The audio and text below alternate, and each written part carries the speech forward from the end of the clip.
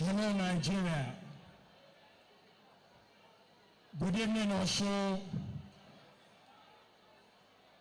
If you are here and you're happy to be here in this hall, let me hear you put your hands together for the State of Osun.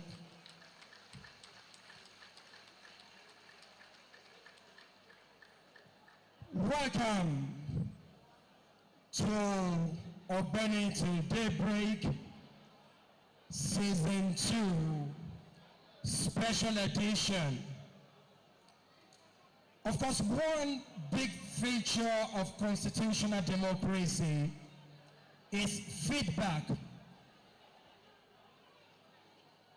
And Ogbeni to Daybreak is fashioned for the people to interact freely with their governor, for them to know how far the administration of Ogbeni Rauf Aregbesola has gone in delivering to the people the dividends of democracy.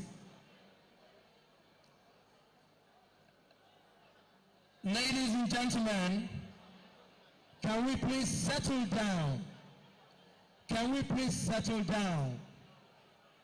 Ladies and gentlemen, Ogbeni Rauf Aregbesola, since November 27, 2010, when his administration was inaugurated, it has been exactly 6 years, 5 months, and 8 days since he came into the saddle. And this translates to 2,351 days. And if we break it down further, Ogbeni Rauf Aregbesola has been in the saddle from November 27, 2010 till date, 5th May 2017, for 3,385,440 minutes of active service. Ladies and gentlemen, please, can we put hands together for Ogbeni Rauf Aregbesola?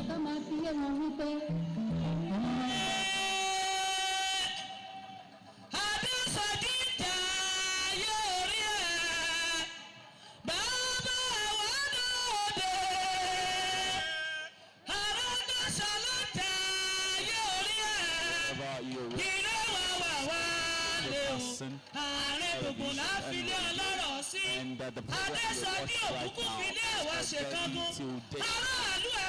Tonight's program with the governor of the state of Osun, Ogbeni Rauf Aregbesola, is going to be giving his night stewardship of what the government in the state of Osun has been in the last 6 years. Ogbeni Aregbesola, you will recall, came in as governor of the state of Osun on November 27, 2010, and up to now is going through his second time in office. And tonight is what we call Ogbeni till daybreak. That's what you're watching on television right now, and also listening on our radio 104.5 FM. And Ogbeni Aregbesola himself is going to be giving account of everything that has been going on as regards governance in the state of Osun. A lot of dignitaries are well seated here today, I must tell you. The Deputy Governor, Tobatitila Etomori, is well seated. The Chairman of the All Progressives Congress in the state of Osun, talking about the chairman himself, Ogbeni Rauf Aregbesola, is also well seated here today. There are a lot of dignitaries, past commissioners, executives, party members, and friends and associates are very much here to see. And of course, citizens of the state of Osun are well seated here as well to ask questions, because there will be opportunity to ask questions today live right on the show. There will be questions going on from the social media angles, our Twitter handles, the Facebook handles, there will be WhatsApp, there will be time to call in, of course, to speak live on the phone and ask questions from the governor of the state of Osun. So that's exactly what has been going on here this evening. The program started just a while ago with national anthem, and of course the state anthem also follows through. And right now, I tell you, it's a very, very massive event here tonight, right? Showboat, we're very much at the Wakif Event Center, Ring Road, West Bypass, here in Showboat tonight. So just sit back here with us. There, of course, I must make mention that some royal fathers are also well seated here tonight. Royal fathers are very much on ground as well, of all of us to ask questions, also to give our support to the government of the state of Osun. So right about now, I'm going to be handing you over to my colleague who will be speaking with us in Yoruba as well, to bring the proceedings of program to us here tonight, right here. My name is Adefila, and I'll be taking things right here, just some commentaries, right here, as far as the program is. The state chairman, APC, very much there. Oyeshiku Adelu, we hand over to him right now to take proceedings of some of the guests that are well seated. Stay with us. We will quickly wish to welcome each and every one of us here tonight. It's going to be a long night, but we're going to make it very, very interesting. We welcome everybody here tonight, and particularly members of the state government, in the immediate past cabinet, incoming members of the cabinet, permanent secretaries, party members, everybody.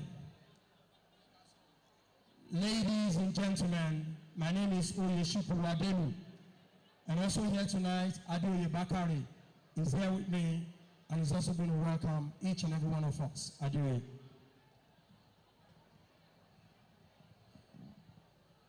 Àkọ́kọ́ dáyé, mo ṣe báyé gún. Ó ṣeun Dèjì Adéfilá Délé Hamusan òní orúkọ tèmi pẹ̀lú Abíọ́lá Adélẹ́kùn orílẹ̀-èdè àjọ wà níbí ní World Gift Center ní ìlú Òṣogbo. Akẹ́yìn wa nílé lóko níbi gbogbo tí ẹ ti ń gbọ́ wa tí ẹ sì ti ń wò wá lórí ètò yìí, èyí tí gómìnà wa ọmọlúwàbí àkọ́kọ́ àti àwọn ará ìlú tíjọ máa ń fi ọ̀rọ̀ jẹ̀wọ̀ nípa kí á béèrè ìbéèrè lọ́wọ́ kan òjọ̀kan kí gómìnà sì fi ìdáhùn sí ìbéèrè náà, àti wípé a tún lè lu gómìnà lọ́gọ̀ọ́ ẹnu lórí àwọn ohun mèremère tí wọ́n ti gbé ṣe fún ìdàgbàsókè ìpínlẹ̀ Ọ̀ṣun àfàìmọ̀ bí gbogbo ẹ ti ṣe lọ bí ṣe kú bí ọ̀bẹ ṣe bẹ́ gbogbo ẹ̀ náà ni ẹ máa gbọ́ láti orí ìkànnì wa yìí gẹ́gẹ́ bí a ti ṣe sọ fún yín wípé OSBC television channel 32 UHF wọ́n ń pè kétékété nílé tí ẹ máa wò bí ìran bẹ́ẹ̀ gẹ́lẹ́ náà ni Orísun FM 89.5 òkè ìtasẹ̀ nílùú Ilé-Ifẹ̀ náà wọ́n ń gbé lọ́wọ́lọ́wọ́ báyìí lórí ẹ̀rọ rédíò yín bẹ́ẹ̀ gẹ́lẹ́ ni 104.5 FM ilé àwí òkè Baálẹ̀ Òṣogbo ẹ̀yin èèyàn wa èmi nìkan kọ́ ni mo wà níbí Abíọ́lá Adélakùn bó o lò ní ṣe rí fún àwọn tó wà nílé kí wọ́n mọ̀ yìí pé elékùtù pẹ̀wẹ́ lónìí ẹni tí ò lè rìn oníkì ó fà ń lọ́wọ́ bá bẹ́rẹ́ bá bọ́ọ̀lẹ̀ kò tiẹ̀ ní ráàyè délẹ̀ẹ́lẹ̀ bí họ́ọ̀lù rọ́bì bó ti ṣe kúnlẹ̀ alẹ́ yìí mọ́júmọ́ náà lélẹ́yìí ẹni ó bá rí gómìnà ó ti gún wà pẹ̀lú àwọn ìgbìmọ̀ aláṣẹ wọn Abíọ́lá tí wọ́n bá ń ṣe àtúntò náà ká tó gbé fún Dèjì. ó ṣeun Délé Àmúṣàn bí o ti rí náà nù ẹ̀yìn èèyàn wa ní ibi tí a wà ní World Gift Center níbí báyìí gómìnà ti wà ní ìkàlẹ̀ àwọn olóko ní ìpínlẹ̀ Ọ̀ṣun wà níbí àwọn ọba àtìjòyè àwọn òṣìṣẹ́ lẹ́lẹ́kàǹkà ní ìpínlẹ̀ yìí àwọn adelé adarí ní àwọn ìjọba ìbílẹ̀ wa gbogbo ẹ má jẹ́ tòyí ojú pé ẹsẹ̀ kò níbi tí a ti ṣe àkànṣe ètò yìí Ọ̀gbẹ́ni akọ̀wé àti àwọn ìjọba ìgbìmọ̀ aláṣẹ ní àwọn ìjọba ìbílẹ̀ wa gbogbo tí a ṣẹ̀ṣẹ̀ yàn lánàá gbogbo pátá òun náà ni wọ́n ti pèsè síbí yìí. ẹ tó wí lẹ́ẹ̀kan sí ẹ̀dá kan. àfi bí Jésù kò jìyà àfi bá kó bá délé adé ẹ̀gbọ́n àfi bí kò bá ṣiṣẹ́ ìgbàlà mi lórí igi àgbélébùú. In front of the governor, they're talking about Adeoye Bakare and Oyeshiko Adelu taking proceedings right from the inside. But as things goes on around here, we will be taking you through situation of things, here tonight. It's Ogbeni till daybreak from now till 5 a.m. Tomorrow morning, and that is how things are going to go. Please just sit back with us and enjoy the program as we go on tonight. Èmi kan sáárà sọ̀nà ọba tí òdòjú àdúrà ti wá o àwa kan sáárà. ẹ wá farabalẹ̀ orí kẹwàá tí mo mú wá lónìí fún gómìnà mo sì mọ̀ pé wọ́n fẹ́ kí n kọ́ ẹ dákun ẹ jẹ́ kí n bí oúnjẹ yín gbà tẹ́ fẹ́ jẹ lánàá mo lẹ ti jẹ nílé yín ni àbí mo lẹ ti jẹ tòní ńkọ́ mo lẹ ti jẹ gómìnà oúnjẹ yín àná ilé ilẹ̀ ti jẹ oúnjẹ yín òní ilé ilẹ̀ ti jẹ oúnjẹ ọ̀la mọ́jẹ̀jẹ́ láti máa lé o oúnjẹ yín ọ̀la mọ́jẹ̀jẹ́ oúnjẹ bá mi tó oúnjẹ yín ọ̀la mọ́jẹ̀jẹ́ láti máa lé o oúnjẹ yín ọ̀la tí ìgbẹ́rin mi ò ní dáadọ́ oúnjẹ yín ọ̀la mọ́jẹ̀jẹ́ láti máa lé o oúnjẹ yín ọ̀la àgógó ogún kò gbọdọ̀ síjú wọ Ọlọ́run ọba. Ìkórà rẹ ò gbọdọ̀ rà bàbà kó wojú Elédùmarè. Ǹjẹ́ tí alákàn bá gbọ́ gìrì ẹsẹ̀ ìṣe ní wọlé tàmọ́dé tàgbà ní tẹríba fábẹ́ ẹ pàtẹ́wọ́ fún gómìnà kí n gbọ́ ná. ẹlẹ́rẹ̀kú àpérò rẹ̀ lọ́la ẹlẹ́rẹ̀kú àpérò rẹ̀ lọ́la. Ètì pọ́ọ̀lá abìfà gbúrúrú. Ìfàálé ìfà oko onítẹ̀rúkọ́lé ẹ pàtẹ́wọ́ bẹ́ẹ̀ fún gómìnà kí n tó gbọ́. Mi ò ní tí ì sọ dáadáa sáyẹn pé ọ̀nà jè mò ń wo aago báyìí odidi wákàtí bíi méje la fi gbádùn ara wa nítorí náà ẹ túra ká ẹ má pariwo púpọ̀ mo fẹ́ kí àwọn ọba àlàyé ẹ bá sọ pé kábíyèsí o. Ẹ ń bínú àwọn ọba ni ẹ pé kábíyèsí o. Ìpín ló ní kí wọ́n péré fún wa lónìí o. A kì í pínran ká má pé tòróòrò. ìrókò ló ní kí wọ́n fi re gbogbo kò á lọ́nà bágbàdo bá lo oko ìhòhò ìgbà aṣọ ní mú wàlé àpèjè ni wọ́n ń ponírú àpèjè ni wọ́n ń poníyọ̀ àpèjè ni kí wọ́n máa pè ẹ bá ń pàdé wọn gómìnà jàre bàbá ọ̀ràngún ti òkè là wọ́n ti wà níjókòó tẹ́lẹ̀.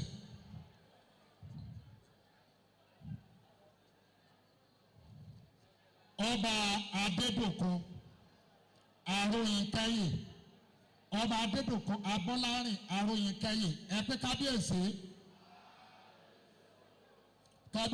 wọ́n wà bí tẹ́lẹ̀ wọ́n ti wà amádà ẹ pé kábíyèsí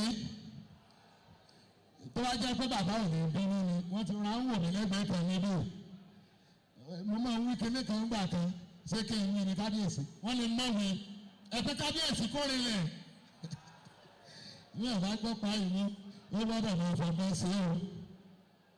Àtàgbà tilẹ̀ Òṣogbo wọn ò sí níbí ṣùgbọ́n ọjọ́mú ti ilẹ̀ Òṣogbo wọ́n wà níbí olóyè ewé layọ̀ ọ̀làlérè àwọn àbádá ìfarahànlé ẹgbẹ́ kára ó lè fún bàbá ọba Michael Táíwò Adédoyin ọlọ́mọdé tí òkú ọmọ nù ẹ̀dá pẹ̀ ìfarahànlé ẹgbẹ́ kábíyèsí ọba Adéjùmọ̀ Ọ̀párìmádé Ọládé àti òun owódé ẹgbẹ́ kábíyèsí fún bàbá.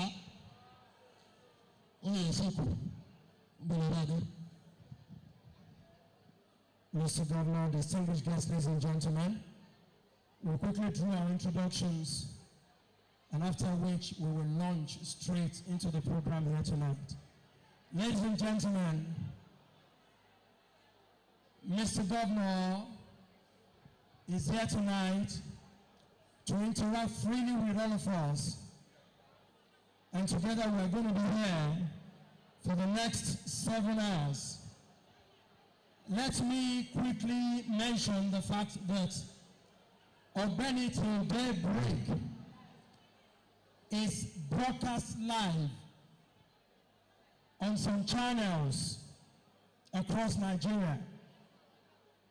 It's on TVC News. It's on all the channels of OSBC. It's on Wave FM. And also, for everyone watching this program across the globe, you can as well join the conversation on Twitter at Rauf Aregbesola and any other platform with hashtag Ogbeni till daybreak. Let me also quickly add that we are on live on Unique FM Elisha, Gold FM Elisha, and Reality Television Service in Ro. And of course, the numbers for WhatsApp is also there. Ladies and gentlemen, quickly, if you are here with us and you know you're happy to be here with us, let me hear you put your hands together for Ogbeni Rauf Aregbesola. Let it resonate, please. Thank you. Ladies and gentlemen, also here tonight, we have the Deputy Governor, Mrs. Grace Titilayo Lauye Tomori. Put your hands together for the Deputy Governor. Now I'm loving this. Ladies and gentlemen, the Honorable Speaker of the State House of Assembly, Right Honorable Najin Folashayo Salam, is here, represented by Honorable Abiodun Awolola. Please, can we put hands together for the Speaker? Thank you, God bless you. Members of the House of Assembly are here in their number. Please, can we rise in unison for recognition? Put your hands together for other members of the House of Assembly. God bless you as you do that. And also here tonight, ladies and gentlemen, it's my pleasure to also announce that we have with us the Chairman, APC, in the State of Osun. If you believe that APC is a very strong party, put your hands together for the Chairman. All right. I can feel it. Ladies and gentlemen, also here tonight, it's my pleasure to welcome here the ever brilliant, focused, forward-marching Chief of Staff to the Governor, Alhaji Boyega Oyetola. Please put your hands together for him. Ladies and gentlemen, the number one civil servants in the state of Osun, the head of service, Mr. Sunday Yinka Oweye. Put your hands together for Mr. Oweye. And ladies and gentlemen, let me quickly also add that we have members of immediate past cabinet in the state. We also have nominee members of the incoming cabinet. For both of them, put your hands together, ladies and gentlemen. Ladies and gentlemen, Osun is moving on. Osun has continued to take giant strides. Let me welcome here tonight executive secretaries of local government and members of the cabinet of all the local governments in the state of Osun. They were inaugurated only yesterday. Please, can we all rise in unison for recognition? Executive secretaries, can we put your hands together for all of them? Wonderful people, we're glad to have you with us. Ladies and gentlemen, we have permanent secretaries in all the ministries. We have directors, we have their deputies, all of them are here tonight. Please, permanent secretaries, please, can you rise in unison for recognition? Permanent secretaries, executive secretaries, general managers, put your hands together for all of them, please. God bless you.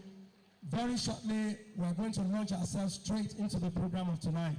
Yes, we've introduced the chairman of APC in the state. Of course, the past chairman of the party is also here. And that's talking about Honorable Nowo Adebiyi Padike. Put your hands together for him, please. Leaders of APC in the state of Osun are here tonight. All the leaders, please, can you all rise in unison for recognition? Put your hands together for all of them. God bless you. Ladies and gentlemen, of course, I won't forget my own constituency, and that's the media. Gentlemen of the press, Mr. Governor, I'm happy to say that all of them are here tonight. No one is going to sleep tonight. Members of the press, please, can we all rise in unison for recognition? Please, can we put our hands together for members of the press? All of them, a great number, you say. Social media, conventional media, traditional media, even man-to-man, one-on-one, interpersonal communicators, they are here tonight. God bless all of you. Now, ladies and gentlemen, this is the way we're going to do it. This is the way we're going to roll. Adoye Bakari. Ẹ pàtẹ́wọ́ fún gómìnà. Mo fẹ́ yára yé kìíní kan fẹ́rẹ́ fún gómìnà. Lẹ́yìn pé kò sẹ́ni tí ó ráàyè tó gbé rárá lónìí níwọ̀nba wákàtí tá a lò ń bí. Àtúnífààyè gba ẹnikẹ́ni gan. Yálà ọ̀pọ̀ ọmọ kékeré ni tàbí nílá láti rọ́nà gbé. Ọgbọ́n wo la wá fẹ́ lò? Kò no dull moment ni. Kò ní sí ààyè fún pé nǹkan ò ní máa lọ gerege. Ẹ jẹ́ ká pàtẹ́wọ́ ẹ̀kọ́ nílẹ̀ fún gómìnà. Ìgbà tí mò ń fi àwọn kábíyèsí hàn. Olúfọ̀n ti fọ́n Òròlú Kingdom. Ọba Almaruf Adékúnlé Mọ́gbàgbéọlá Olúmóyè Rodi second ni wọ́n wà ẹ bá pé kábíyèsí. Ìgbà tí oyè ń ṣe àfihàn ìgbìmọ̀ aláṣẹ ẹgbẹ́ APC àwọn náà wà bí ẹ́dídé ká ẹ farahàn lé.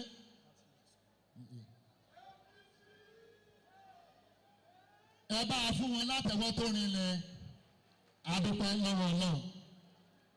Sẹ́rí ẹ̀ ń tẹ́ àbá tí ìdárúkọ rẹ̀ báyìí.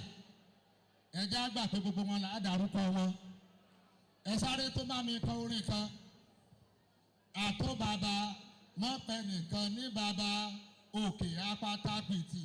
Àtó bàbá mọ́pẹ́ nìkan ní bàbá òkè apáta pìtì. Ẹ máa fọkàn bá mi lọ bí mo bá ti ń ṣe.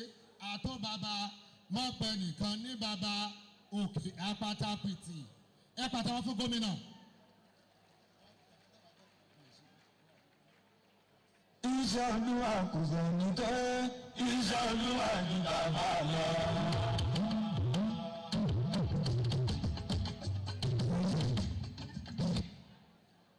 Let me also use this occasion to inform this gathering and everybody either listening to their radio or watching us on television across the world that this program is on live stream on www.ogbenitilldaybreak.net. If you're interested and you're not in here, you can as well join us wherever you are, all over the world. Ladies and gentlemen, we've got business to do here, and it's on this note. We'd like to formally welcome the Chairman, Planning Committee, Ogbeni Till Daybreak, Honorable Koma Akoji, for his introductory remarks. Ladies and gentlemen, Honorable Koma Akoji is Chairman, Interim Management Board, OSBC, and a veteran journalist. Please can we put our hands together for him as I hand over this microphone. Thank you.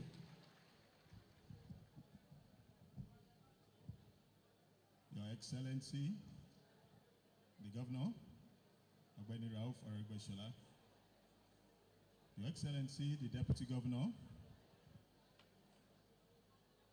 the State Party Chairman,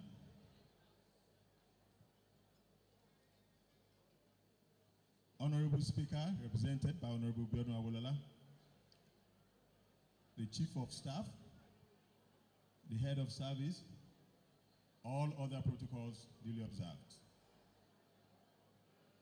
The retreat of a ram is not out of cowardice, but mainly to gather fresh momentum for strength and vigor, to enhance better performance that is a sine qua non for victory. That aptly is the case of Ogbeni Till Daybreak that have been off the air for a while. So many questions would have been agitating the minds of lovers of the program as to its existence. Ogbeni Till Daybreak is not dead, but alive, as it is returning live for your viewing and listening pleasure. However, permit me to say it is now a careful blend of the old and new wine in a completely new bottle. It has been carefully repackaged to add more depth, color, and professional touch to it. On the new Ogbeni Till Daybreak, you meet your governor in his vintage self with candor. As always, the state has nothing to hide, and the governor is again here to throw light on just anything agitating your mind. On behalf of the entire board, management, and staff of OSBC, I wish to express deep appreciation to the governor, Ogbeni Rauf Aregbesola, for the confidence reposed in the media conglomerate, resulting in saddling the corporation with everything having to do with the production and presentation of this program. Franklin D. Roosevelt says, confidence thrives on honesty, on honor, on the sacredness of obligation, and on unselfish performance. These characteristics of confidence enunciated by him will be our guiding principle in the new task you have given unto us. To the citizens of the state of Osun, lovers of the state, as well as listening and viewing publics, we are quite aware that confidence is not optimism or pessimism, and it's not a character attribute. It is the expectation of a positive outcome. That is quoting Roosevelt Moscanta. We promise on our honor to toe the professional line that will certainly meet your expectation. So since honor speaks worth, confidence begets trust, and service brings satisfaction, we appeal for your full and unwavering cooperation on this program. For the crew of Ogbeni till daybreak, we will work as a team for the achievement of a common goal of excellence, which Ogbeni Rauf Aregbesola stands for. After all, when a team outgrows individual performance and lands team confidence, excellence becomes a reality. I thank you all as we start a new journey on Ogbeni till daybreak. Thank you very much, and God bless. Thank you very much, the Chairman, Planning Committee, Mr. Kola Akonji, Mr. Governor, Your Royal Majesty's distinguished guests, ladies and gentlemen. Here tonight in this audience, we have an audience that cuts across. We have the young, we have the old. We have politicians, we have non-politicians. And so this makes me believe that we're going to have a cross-section of ideas here tonight. Mr. Governor, we have students here tonight, great Nigerian students. They're here tonight, and of course, we won't forget to recognize the presence of the National Association of Osun State Students, NAOS, national body, and the president is also here, Comrade Oladejo Bashiru and ESCOs, great Nigerian students. As I said, the audience cuts across. Of course, we have the young beauty queen, newly inaugurated Osun Queen. She's young, she's beautiful, and she's bold. Ladies and gentlemen, please put your hands together for this young lady, the recent Osun Queen. She's also here to be part of the show. You're most welcome. Ladies and gentlemen, it's my pleasure, as I said, it's a cross-section of people, EXCO of APC, Triangular Group of Pensioners, G40, G21, NATA, Okada, Osun Motorcycle Transport Union of Nigeria, Tricycle Owner Association of Nigeria. All of them are here tonight. But I trust Mr. Governor, when it's his time to do his introductions, he's going to recognize all of you. Ladies and gentlemen, we go on straight to the show. Yes, I thought to introduce them. The Iyalojas are here. Iyaloja, President General of Iyaloja, Alaja Awawu Asindemade, ẹ bá mi pàtẹ́wọ́ fún wọn. Gbogbo àwọn Babaloja, they are here tonight. The Babalojas are here, led by the president. Please put your hands together for the Babalojas. All right, we're going to do a lot of introductions, please, but we need to go straight to the program per se. The youth of APC, the women leaders, and particularly Alaja Kudirat, Fako Kunde, you're all recognized. Ladies and gentlemen, we have a business here tonight.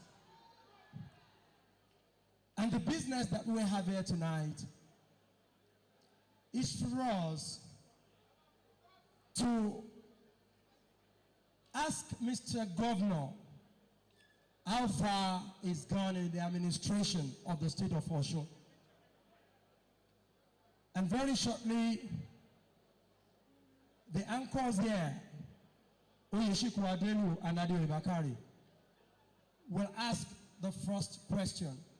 As journalists will say, we unleash the first salvo. And after which, we will like to have the audience ask their questions. But ladies and gentlemen, in asking our questions, as usual, because the state is Ìpínlẹ̀ Ọmọlúàbí, would like us to be civil and ask our questions in a most decorous manner. We don't expect anything less than this. Ladies and gentlemen, on behalf of the Planning Committee, We welcome all of you, and so we'd like to go on straight to the welcoming question. Mr. Governor, sir, congratulations to you, sir. By the 25th of May this year, you will be 60 by the special grace of Almighty God.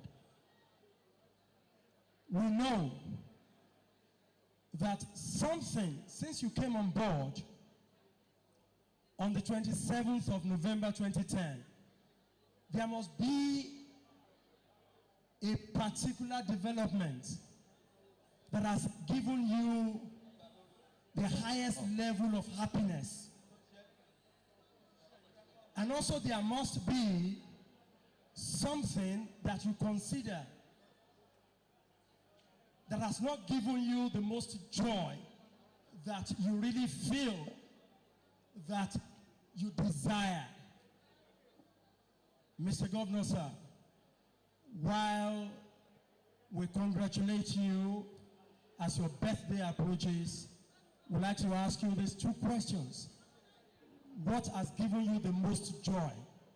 And what has given you the least joy?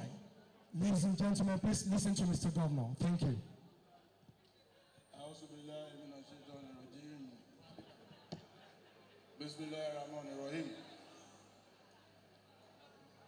I thank the compere as I'm recognizing my deputy chairman of my party,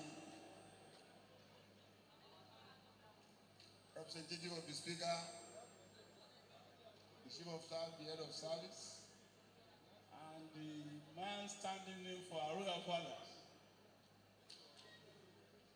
the Honorable Okila. I recognize all those who are here, starting with our bureaucrats, to those who assisted our administration in the first term and are still very much assisting us, party leadership, and elders, the newly sworn in executive secretaries of the local government, markets, men and women, Yaloja particularly, women in their various colors. I like women, not only because I'm married to one and I have one as my mother and one as a daughter. Women are very exciting and interesting.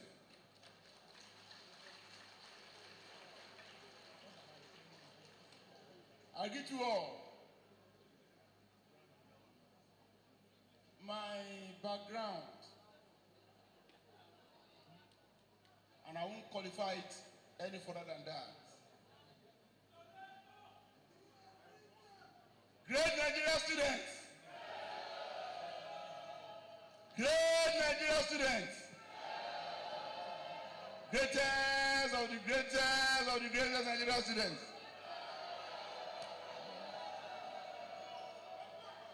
My background really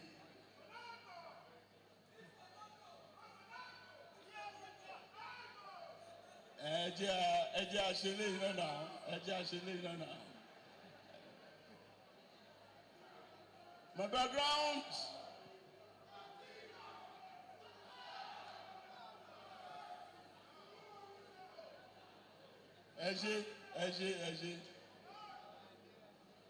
State boys. Okay.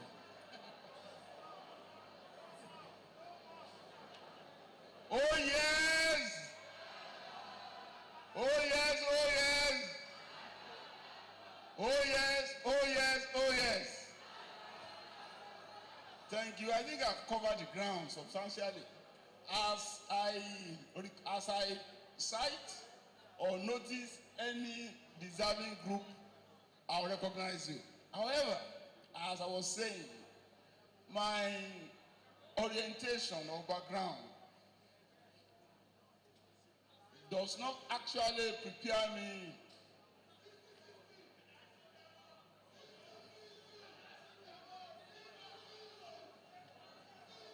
mi ò mọ àwọn ní 50-50. Okay, mo ti pè yín now. State boys. State boys. Mo ti pè yín now.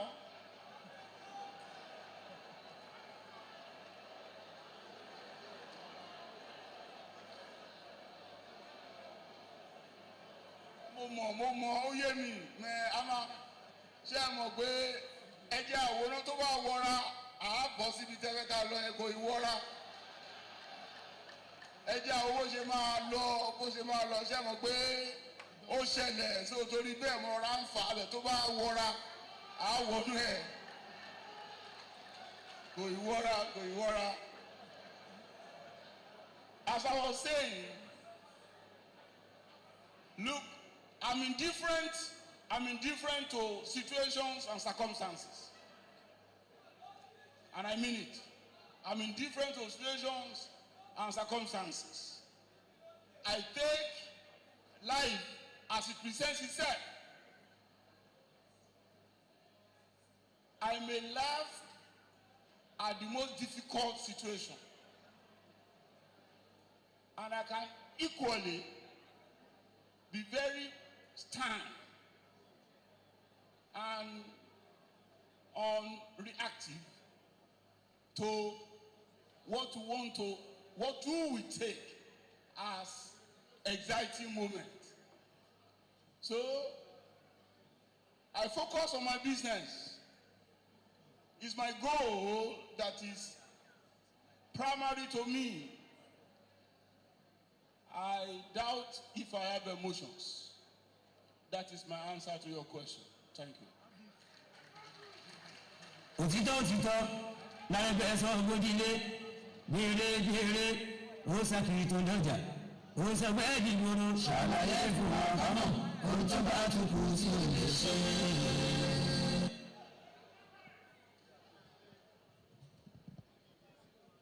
Akí gómìnà ẹ kú ìfìdíbalẹ̀ níbẹ̀ o.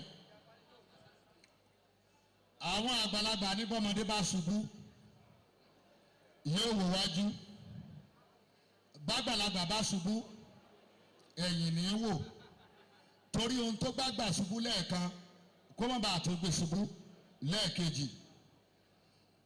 Bó ti wù kó rùn mú tó sánmọ̀ dúdú díẹ̀ yóò wà láti nǹkan ọdún 6 ó lé sẹ́yìn tí ẹ ti gàgà ìṣàkóso ìjọba ìpínlẹ̀ Ọ̀ṣun, tí ẹ bá bojú wẹ̀yìn kí ni àwọn nǹkan ọ̀hún tí ẹ wò pé tó bá jẹ́ ó lọ báyìí ni ìjọba ìbá túbọ̀ pàgẹ́rẹ́ ju bá a ti wà lọ? Ìbéèrè mi kò jù bẹ́ẹ̀ lọ.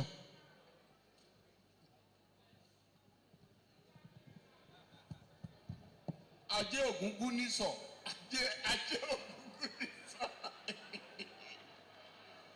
Up national. Mo ti kí national wọ́n ẹ̀ṣẹ̀ dé ni ẹ bá wáyé fún national.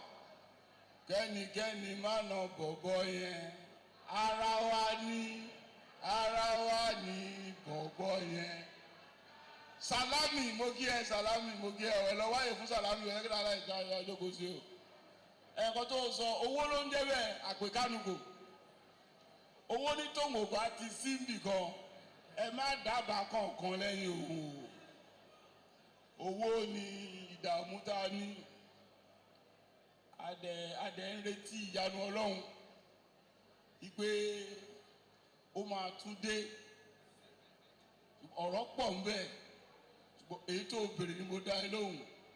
Owó àpèkánukò òun ni ohun tí ó jà lábà àjọba wa púpọ̀ jù lákòókò yìí.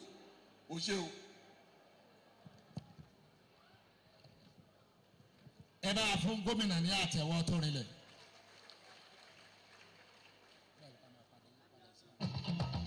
Ọlọ́run ló jẹ̀dá lọ ìbàjẹ́ ọmọ àdàmọ̀ òṣìṣẹ́ ara ló gbé. Thank you. Distinguished guests, ladies and gentlemen, what we are eliciting from Mr. Governor is feedback on the activities of his administration this past 6 years plus. And we have gentlemen of the press here, the journalists are here. My dear colleagues, journalists, are you there? Journalists, are you there? Please, it's now time for you to take on Mr. Governor if you have one question or the other to check it out. Okay, we are going to be very, very gender sensitive. Let me have, I know that is Adaba FM. Am I right? That's Adaba. Okay, what you do when you come out is for you to tell us your name, your medium, and go on straight to your question. It's going to go around. Thank you very much.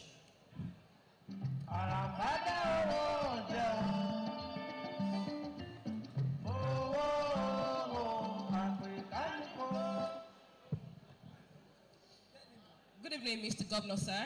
Good evening, everybody. My name is Ogbeni Rauf. I report for Adaba FM in Akure, Ondo State. My question is this, Mr. Governor.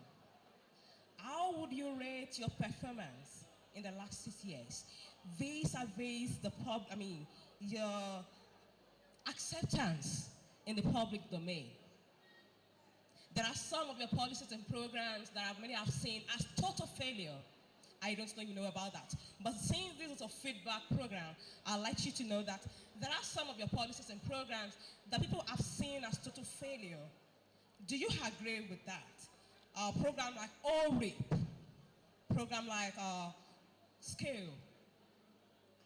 How do you react to that? And of course, the last question is on calisthenics program.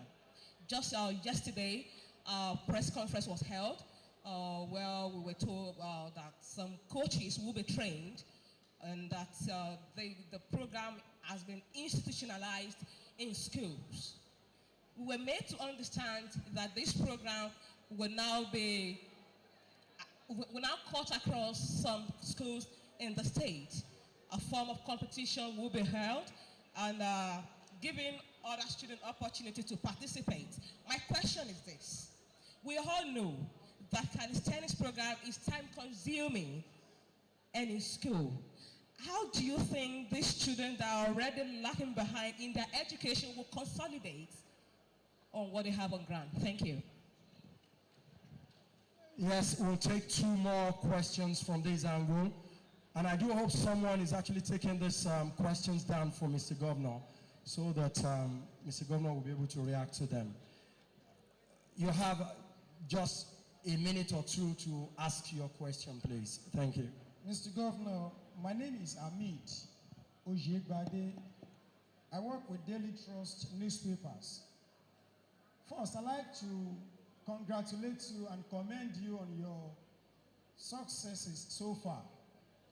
Sir, I want to find out from you, among all the projects that you've succeeded in executing since you became the governor of Osun State, which particular one makes you so happy always? I just need only one. That each time you notice and you look at that particular project, you are happy. And Mr. Governor, I'd like to find out all your actions in the last 6 years that you became the governor of Osun State. Which one will you describe as the greatest mistake of your life? Which you will wish to correct if you have the opportunity to do that? Mr. Governor, those who commend your effort, especially on road construction, still have this feeling that most of these road projects were inflated, the cost, that you inflated them so seriously to the extent that 1/4 of what the amount that could have built that road was what your government is spending on that road, those roads. I'd like to find out this from you. And in specific, could you even tell us how much you are building or you are constructing 1 kilometer of road in Osun State? Mr. Governor, in the last, in about 2 years now, workers in Osun State have been receiving modulated salary. That's the way you like us to call it. Thank God you got Paris Club and you are expecting another one now. Are you still going to pay them the arrears to balance up? Or are you asking them to forfeit the remaining amount of their salary? Thank you very much. Mr. Governor, Chairman. I'm sorry, I have just only one more question. Mr. Governor, sir, I'd like to find out from you. You told us that you will finish all your projects before you will, end this tenure, which will end, I think, in about 2 years now, including the airport. I want to know if you still maintain this stand that you will finish all your projects before the end of your government. Thank you. Thank you very much. Dear colleagues, please, time will not permit us to allow you to ask more than 2 questions. And please, when we ask our questions, don't let's be judgmental. Because when we ask our questions that we've already judged, then what would you expect Mr. Governor to say? Let me have, all right, the Vice Chairman, NUJ Osun State, State of Osun. Thank you. Please, 2 questions in 2 minutes, please. Thank you. I'll be brief. My name is Kehinde Ayotunji from Osun Defender newspaper and the Vice Chairman of Osun Council of NUJ. Mr. Governor, I want to congratulate you that no doubt anybody may not like your face, but you have made that record to be the first governor that constructed overhead bridge in Osun. But whenever I pass all those roads, my heart beats, and I have serious concern as to how the governor will complete this project, most especially the West Bypass road project. That's the first question, Mr. Governor. And the second question, Mr. Governor, in the last 2 years, we don't have State Executive Council, and you said it consistently that it was the economic situation, the paucity of fund. And in January 25, 2016, Mr. Governor, you announced the reduction of ministry from 17 to 12 and included 9 agencies into the governor's office. But Mr. Governor, on April 18, 2017, you announced through the State House of Assembly 39 cabinet members. I know it's conscious and it's deliberate. Some of us were so surprised. I want to know, Mr. Governor, what informed this despite paucity of fund? Thank you. Thank you very much. Okay, we should take one more before we ask Mr. Governor. Yes, who's going to be next? Okay, that's from Prince. Yes, let's have you.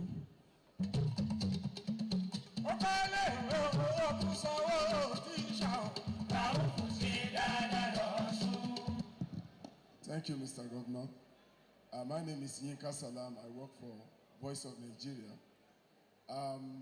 Specifically, what I want to ask the question is part of what the governor said.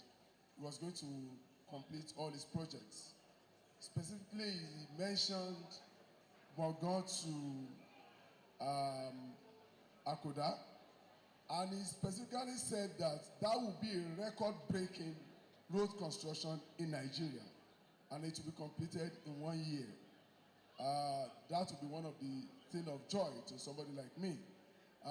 What is the construction? Is the project still on course?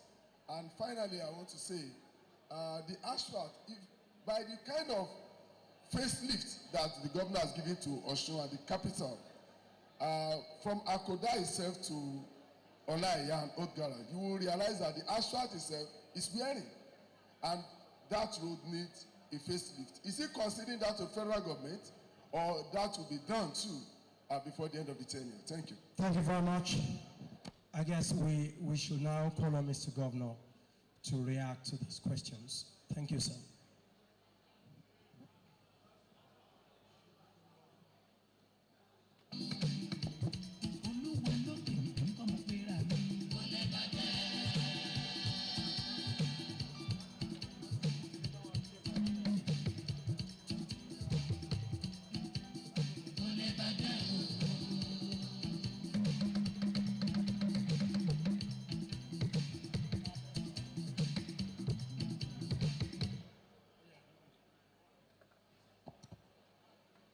Well, from the ladies first, you are free to be judgmental. Only by your own standard has failed. Fine, that's your own standard. It's not my standard. ORIP has not failed. Straight answer. 2, you said by your own standard the Osuomoluabe has failed. No. Osuomoluabe has. Why will it make? What do you think will have made it to fail? We said at the launch of Osuomoluabe that we are bringing the Omoluabe ethos into our commercial activities. It is either you want to accept that how we trade without honesty, without accuracy in what we buy and what we sell is acceptable. If you accept what is going on, quick to us is primitive and must not be encouraged, then you will say it has failed. It's an ongoing process. So, your judgment, it has failed. My own judgment is ongoing and it is promising. We are in Ipinle Omoluabe, the state of the virtuous. We believe that whatever cannot be measured cannot be managed. And that civilization is about you ensuring that you meet up with global standard. Benin Republic, our neighbor, our tiny neighbor. You cannot buy in Benin. You cannot sell in Benin without adequate measurement. Ditto for Togo and virtually nations around our country. So it's a function of your own mindset. As far as I'm concerned, Osuomoluabe is promising, is land breaking, and it has a future. All of us must combine to make it work. It's an attitudinal program. So it hasn't failed.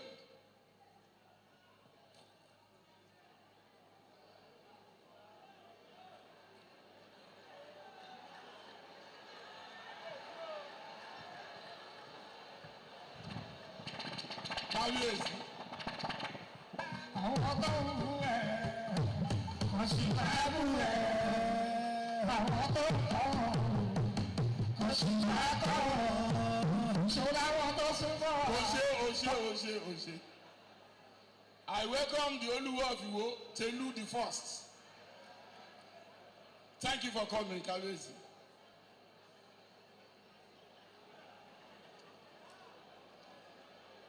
And to your third, hello, I. When we say hello, we say I, to calm the. Now, on your third comment about calisthenics, I must be careful because I don't want to be rude to the press. Though the press itself does not help in matters like this. I feel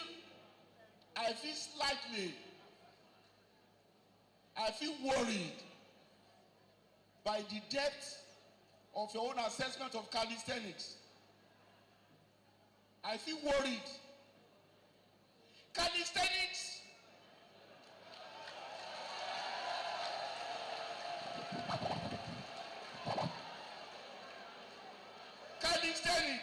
my lady, calisthenics is a program that is meant to totally reorient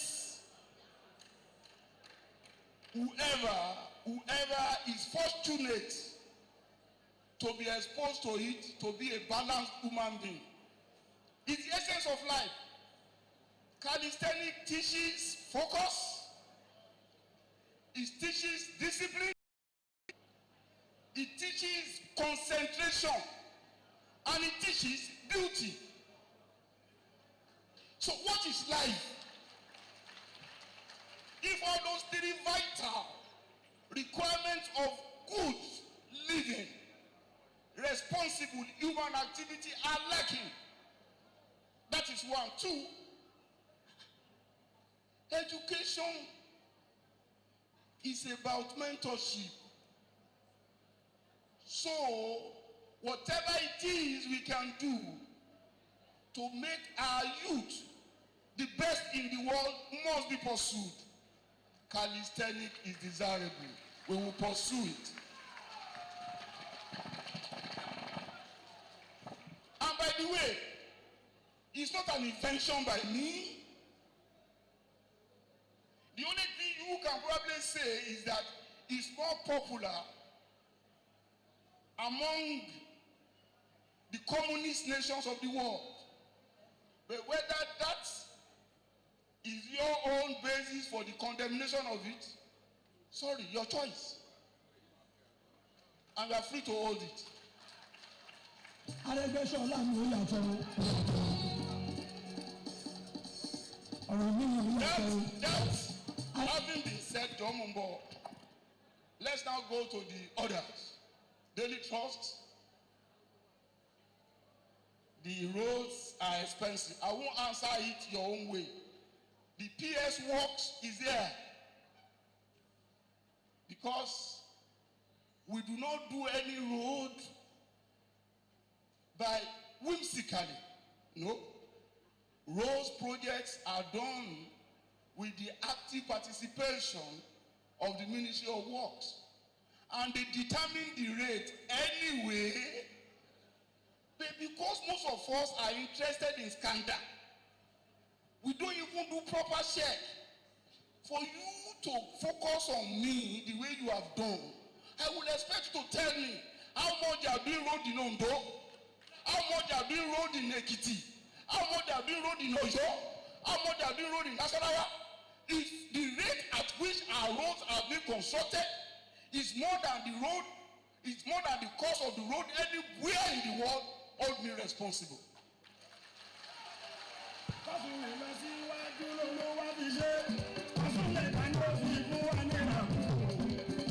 I want to appeal to us, don't just parrot rubbish.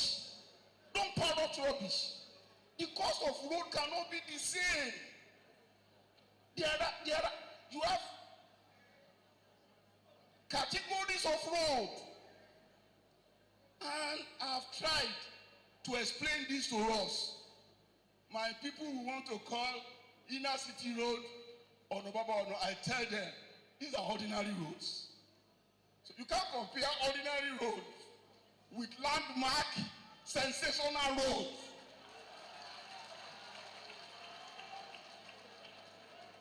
You see, and I laugh when people talk. There is a section of Ogoakoda Road that unless you are a nincompoop, when you get to that section, you know that something else out there is happening here.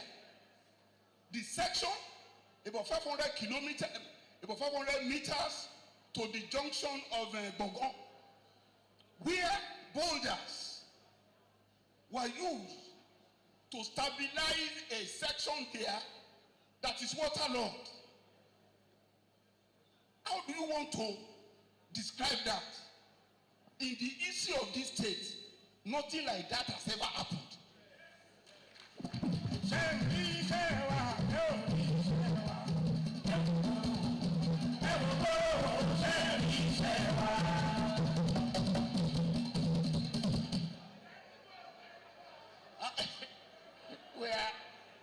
We are talking of roads. Osun, let me tell you something about road that you don't know. That you don't even care to know. And it's unfortunate that you don't care to know. Osun is now called Osun, but the space of Nigeria that is called Osun has been in existence before the birth of Jesus Christ. Do you agree with that? Okay. Modern government came here to about 250 years ago. Since modern government came here, this will shock you, but it's the truth. No administration in the history of this place, which we now call Osun, Ìpínlẹ̀ Ọmọlúwàbí, has had or has constructed the number of bridges, I did not say culverts, that we have constructed in our 6 years, 5 months and 8 days being here. When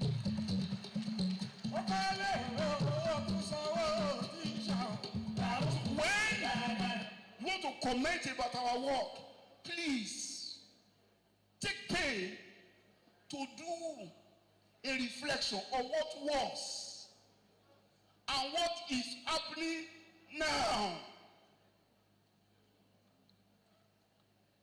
Wọ́n ní òwe Yorùbá kan ní o, wọ́n ní amúnibúni.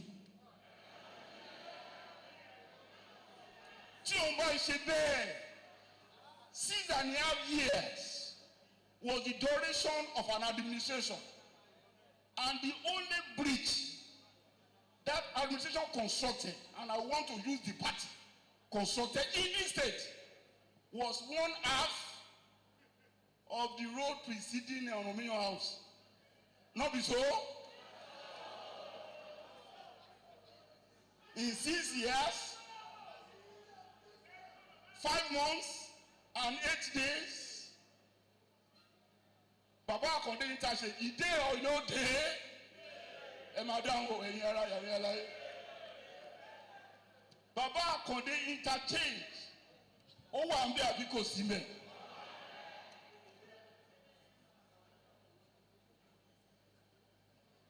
Five judges, because all our bridges have names. Gbogbo bridge wa la sọ lórúkọ torí a fẹ́ kó gbàgbé wọn. Baba Akonde interchange bridge olórúkọ trumpet bridge ayé àdá ó bá mi fàjà sàsì.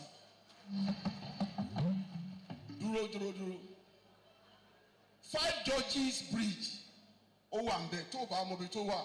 That's the first bridge lórí Ọba Adésọjí Adérẹ̀mí bypass. Next to it, November 26. Ó wà bẹ́ẹ̀ bí kò sílẹ̀. No. You see, gbogbo ẹ̀ ló lórúkọ sẹ́ farabalẹ̀. 5 judges tọ́wẹ́ kí n tú kọ́lẹ̀. Ẹjọ́ tá a fi wọ ẹjọ́ tá a fi wọlé 5 judges ló dájọ́ ẹ̀ la ṣe pè yẹn ní 5 judges.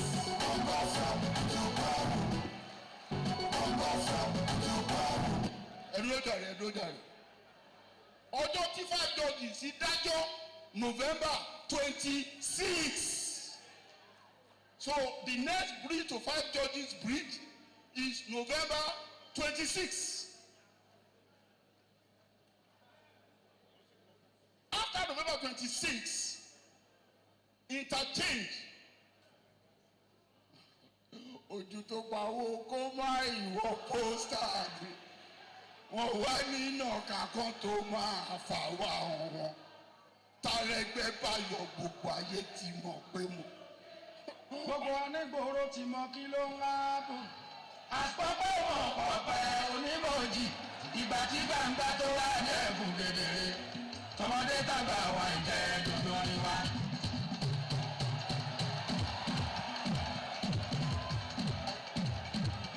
Gbogbo anígboro ti mọ kí ló ń hábù. Àpapọ̀ wọn ọ̀pẹ onímọ̀jì. Ìgbà tí gbangba tó wà ní ẹ̀bùn kedere. Tọmọdé tàgbà wà ń jẹ dúdú ni wá. Sórí November 27, òbá àjọta Arẹ́gbẹ́, òbá àjọrẹ̀ Arẹ́gbẹ́, tó o bá dòṣogbo àfi kó o di ojú ẹ̀ wá rí. Ìṣẹ̀wó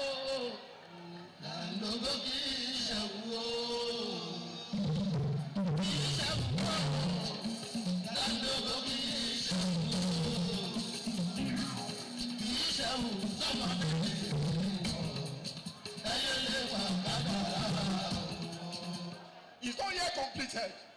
It's unfolding. By the time that interchange is finished, you will know something else already has happened there. And the cost of that road from the beginning to the end is something that nobody can contest anywhere in the world. Still on that stretch of road, there is the Feather Bridge, which is the 5th bridge. I've mentioned 4, Abi. The 5th bridge is August 9. August 9 bridge.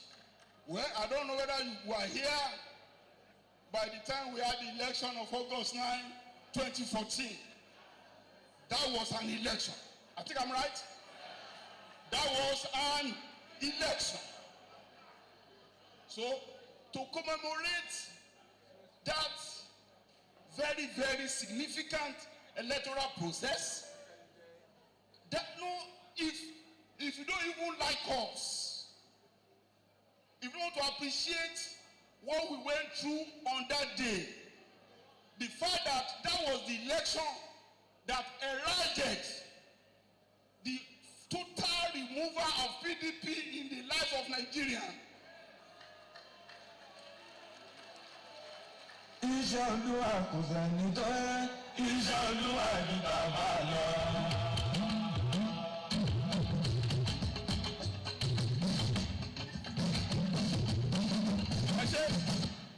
That was the election that told the world that indeed change is possible and change was coming. So to commemorate that landmark achievement that this state had with that election, that bridge bears the insignia of that date. So that's August 9 bridge. So for the first time, Osun River had 2 bridges on it. November 26, August 9. So in all, in 6 years, we broke the record of bridge construction by any administration in the space you call Osun. And when you want to pigeonhole us, I like it. Let it be rigorously done. I will want the permanent Secretary General to elucidate on even the cost of our road. But let me leave you with this.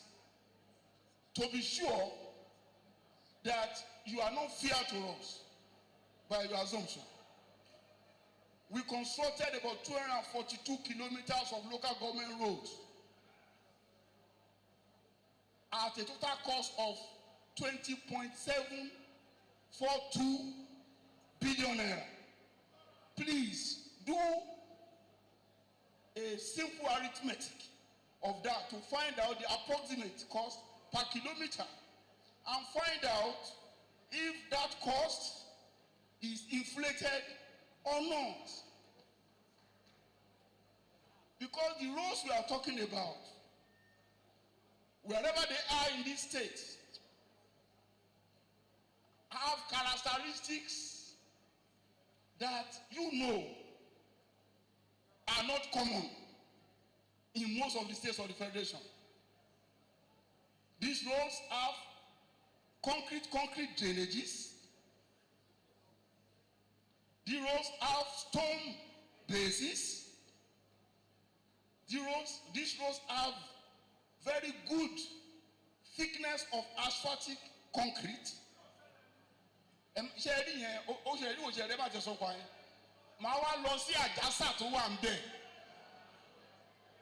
Since this day was created, roads don't have lane marking.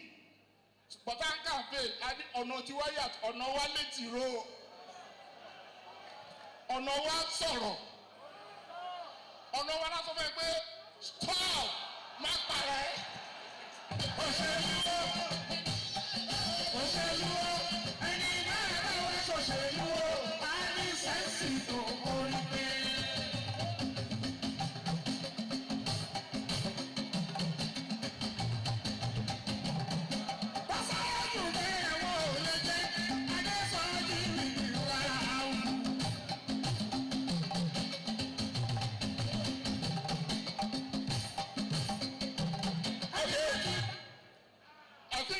I've answered your question in my own way.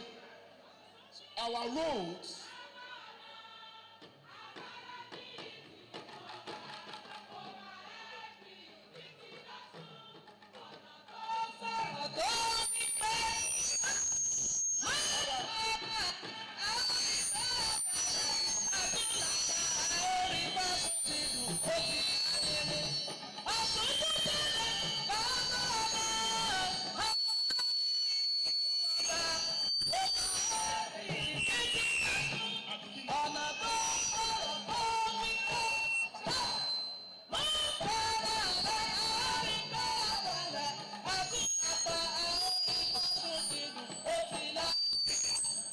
Oshedare, Nurudin Adiago had to solve the loss of it.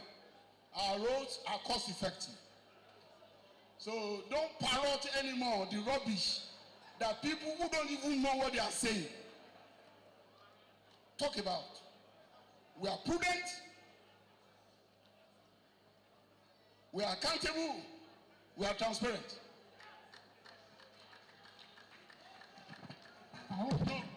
They can solve the third one. Now the final two questions. 39 member cabinet. Ṣé yẹn ò pọ̀ jù? Ó pọ̀ jù. Nǹkan tí mo fi yàtọ̀ náà nìyẹn. Àwọn tó ń mú ẹ̀ kò sì máa mú ẹ̀. Àwọn tó ń tọ̀ kò sì máa tọ̀.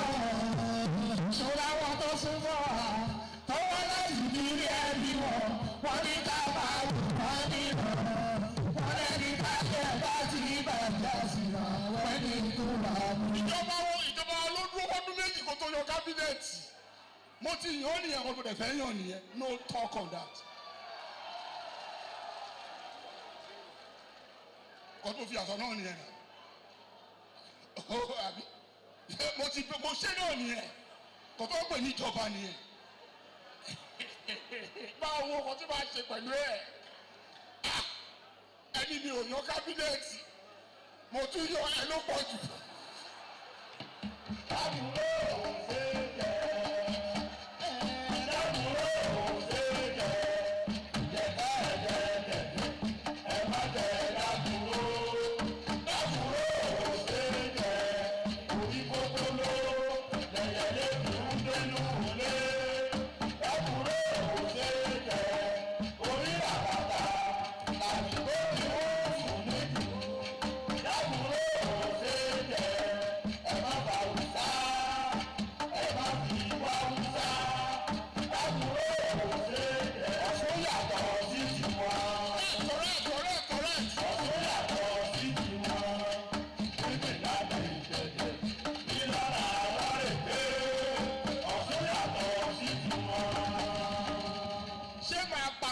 Tí mo bẹ̀rẹ̀ ta ló máa ń ṣépè fúnra ẹ̀ máa parí iṣẹ́ mi ò lágbára Ọlọ́run QED ẹ̀ṣẹ̀.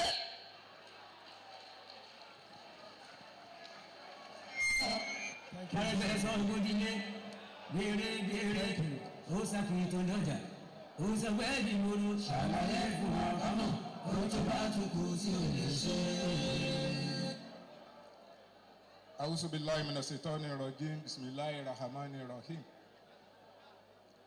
I sincerely appreciate the response of our governor, Ogbeni Rauf Aregbesola, and one would not expect anything more than that, because as an engineer and somebody who was at the helm of affairs at the Ministry of Works in Lagos State for good 8 years.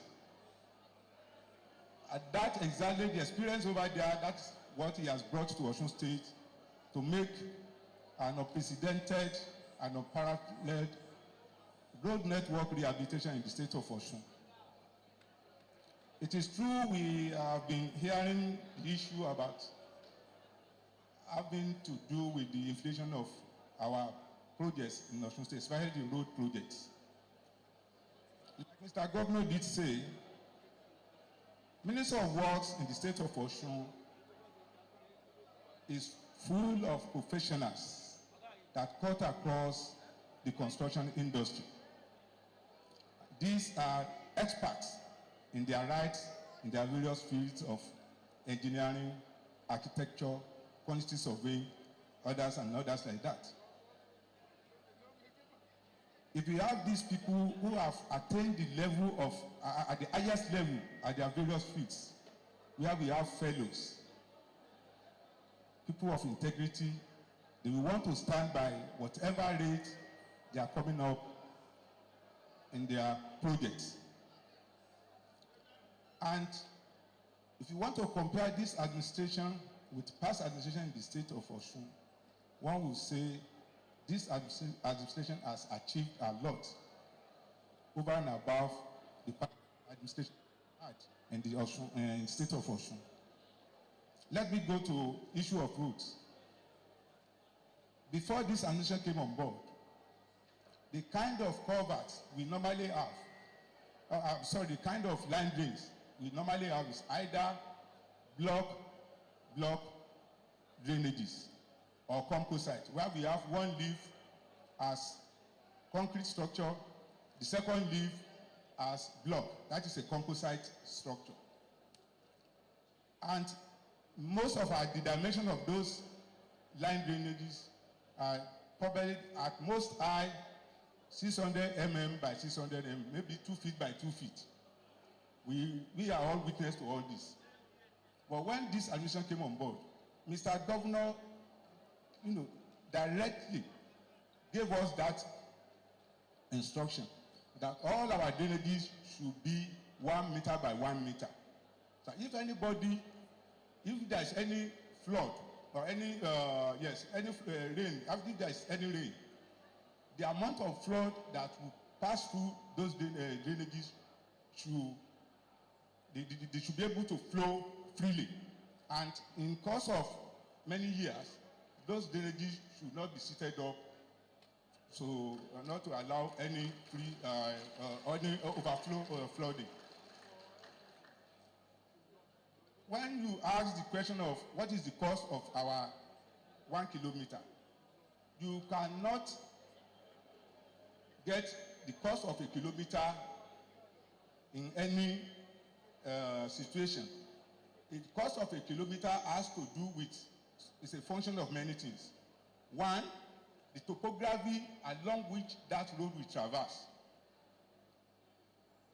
The topography, you cannot say a road that will traverse a swampy area or hilly area, and you will say this will cost the same kilometer with a road that will traverse on a parallel or a plain land.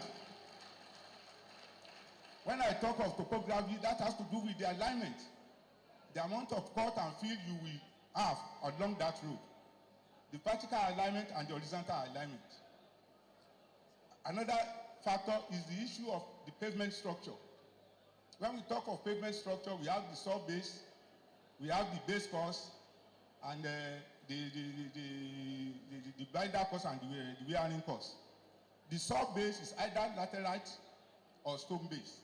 If it is laterite, and it depends on the thickness of the laterite. A road that is lateritic base would not cost as a road that is stone base. When we say stone base, we all know granite, we all know dust. Mixture of granite and dust is what we call stone base.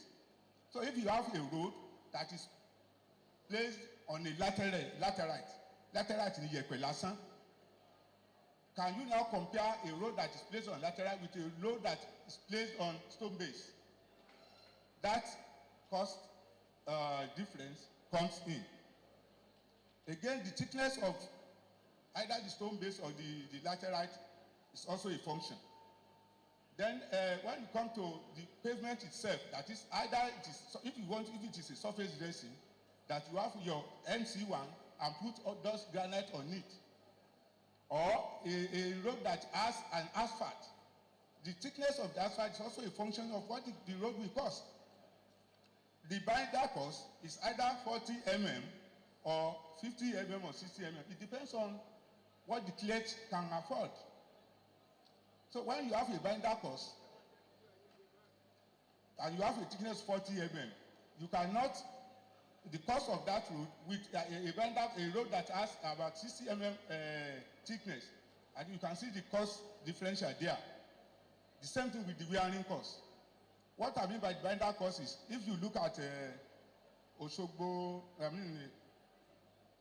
Dugbe Mandela Park here, to Osogbo, to Ikirun, Ilaodo, Kwara Timbandi, between Dugbe to Stadium, you will see that sometimes we had one layer of asphalt. That is the binder cost of thickness of 50 mm. In recent times, we see there is another layer of asphalt that is laid between that Dugbe to Stadium. Am I right? That is the final cost. That is what we call the wearing cost, which is as a thickness of about 40 mm. That's two thickness of layers of asphalt. So if you put all these things together, you cannot say 1 kilometer of a road will cost so much. That is about pavement structure. Now, when we talk of hydraulic structures, the number of culverts that we have along a road, although it depends on the numbers and the cost, and the dimension of those culverts has to do with the cost. That is hydraulic structure, culverts. When we now have bridges, big bridges. Bridges are bigger and more costly than culverts. Like Oba Adesoji Aderebi bypass that Mr. Governor mentioned. We have 4 bridges along that road. 4 big bridges. Bridge 1, which is 5 judges, is across the railway. It's across the railway. That is, we start from Dele Yesa Junction. The second bridge crosses River Osun. That is November 26 bridge. The third bridge is what we have at Atauja. That is November 27 interchange. The fourth one is another one over River Osun again around Okejet. Those are the 4 bridges. That is August 9 bridges. Look at the cost of those bridges and now factor into the cost of the total length of the road. That's about 17.5 kilometer road. Can you now say that the cost of that road per kilometer, you want to say it to be the same thing where we don't have a kilometer of a road where we don't have bridges and the number of culverts are so small. So issue of cost per kilometer is relative. So that is that. Thank you. Well, another one, we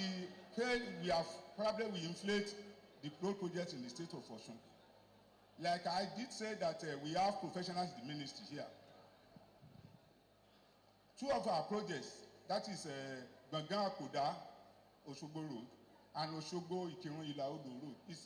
They are federal government roads which the state of Osun is intervening. The professionals from the federal ministry of works have been here to look at our design, to look at the cost, and they have never raised issue of whether we have inflated that road or not. Where do we have the cost of professionals again? It's either in the federal ministry of works or in the state ministry of works. So we have never inflated any project in the state of Osun. Thank you.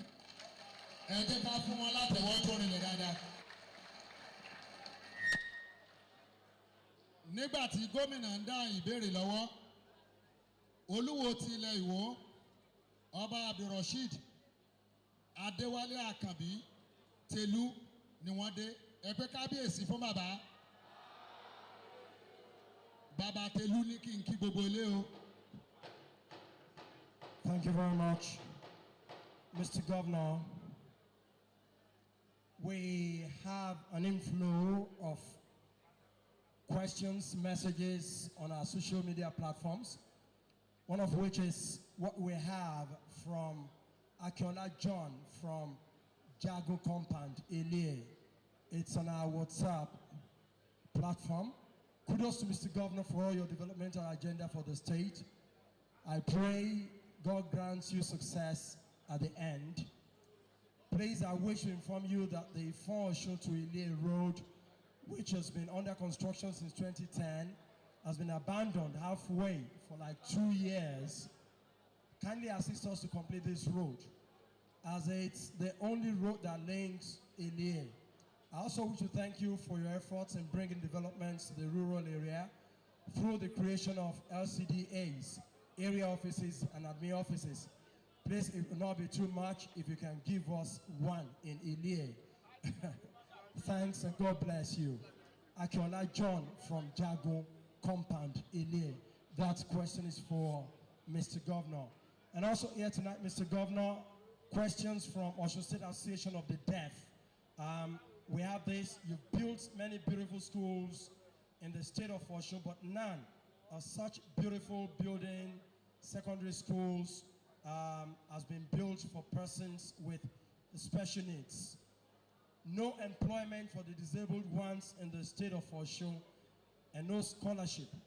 May we ask why this above have not done by you for us as disabled ones in the state of Osun? That's for, I guess they're here. Now, Mr. Governor, sir, we also have another one, I guess, on the WhatsApp platform. I am Adeni Jelili from Ada in Osun State. My question for Ogbeni until daybreak is, on Osun State Emergency Center, we've been, all right, that's gone. We've been trying the number for reports and complaints about 4 months ago, but it's not working again. Please, sir, why? Mr. Governor will answer you wherever you are. Now, let the questions keep on coming. Yes, we'll come back to you, but don't forget the fact that we have some social media platform from which we also hope to get questions from all over the world. Mr. Governor is listening. We have this one, Mr. Governor. Good evening, Mr. Governor. Moshood Abiola from Ede. Please, Ogbeni, a road from Total Junction going to Ogbeni to Ojoro B Primary School, down to Obada Primary School, and a road around Ayo Omoba at the back of Ede City Stadium. Those roads are bad during raining season. It looks like a swimming pool. We want it to be done. Thanks. Mr. Governor, you'd like to react to these questions? Most of the issues raised are no questions. They are complaints. Ilie, Ifon, Orulu. You started, but you cannot go on anymore. We all know why. I can't even pay full salary. If I can't pay full salary, where will I have money to do everything? We are looking into it, my brother Jelili. May God provide resources. When resources are there, we continue. But to manage your apprehension, we are committed to completing all the projects we initiated, and we are praying that God will support us. On the road from Ede,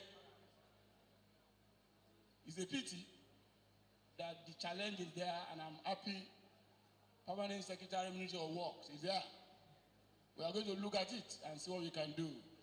But one thing I want us to bear in mind is that iṣẹ́ pọ̀ bẹ́ẹ̀ bó ṣe sọ alágbàṣe ni ò tó bá yẹ kó ṣe láti ṣe gbogbo ọ̀nà tó wà ní Ọ̀ṣun ni gbogbo ẹ̀ la bá ṣe o. Èkó gan tó ń pa 30 billion naira a month.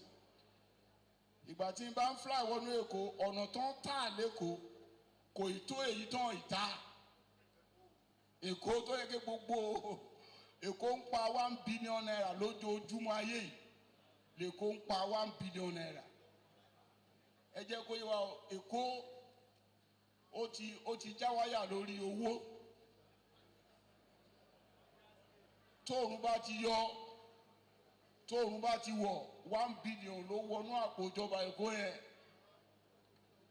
gbogbo owó táwa ń pa lóṣù ń bí pẹ̀lú làágùn àti wàhálà 700 million naira lóṣù kì í ṣe lójúmọ́ o àìpalọ́gbọ̀n ọjọ́ oye tó kò ń pa lójúmọ́ kan Èkó ò rí gbogbo ọ̀nà ṣe o so tá a bá rò pé àìrí gbogbo ọ̀nà ṣe lórí owó tá à ń pa àtèyí tá à ń gbà à ń tanra wa jẹ ni gẹ́gẹ́ bí ìjọba a máa gbìyànjú láti rí wípé ojúṣe wa fún aráàlú níwọ̀nba tí agbára wa mọ à ṣe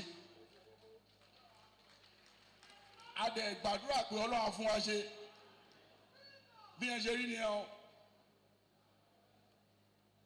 ní ti emergency center ngbà tí n kà á mo ní olùbámidámọ̀ràn nípa ètò ẹ̀ṣọ́ yes àti ìdáàbòbò ìlú mo pè é pé àwẹ̀ wa ó ti lọ òun kò mọ̀kàn tó bá sọ mo ní kí ló ń ṣe emergency àti òun ṣiṣẹ́ ó ló máa ń dákú ó ń dájí so àti gbọ́ àwọn nǹkan tá a máa ṣe sí gbogbo ẹ̀ náà kọ́ ló la lè rí ṣe tọ́lẹ̀ nǹkan àti gbọ́ àmọ́ àwọn nǹkan tá a máa ṣe sí inú mi dùn pé ẹ jẹ́ ká mọ̀ mo pe ẹni tó yẹ kó fún wa ní ṣé o lè sọ̀rọ̀ nípa ẹ̀ tọ́pẹ́ torí ìwọ ló wà ní ọ̀rọ̀ ètò ààbò ẹ jẹ́ a gbọ́ kí ló fà wọ́n ní ibi tá a ti máa ń dáhùn ìpè pàjáwìrì wọ́n ní kò ṣiṣẹ́ mọ́ kí ló fà.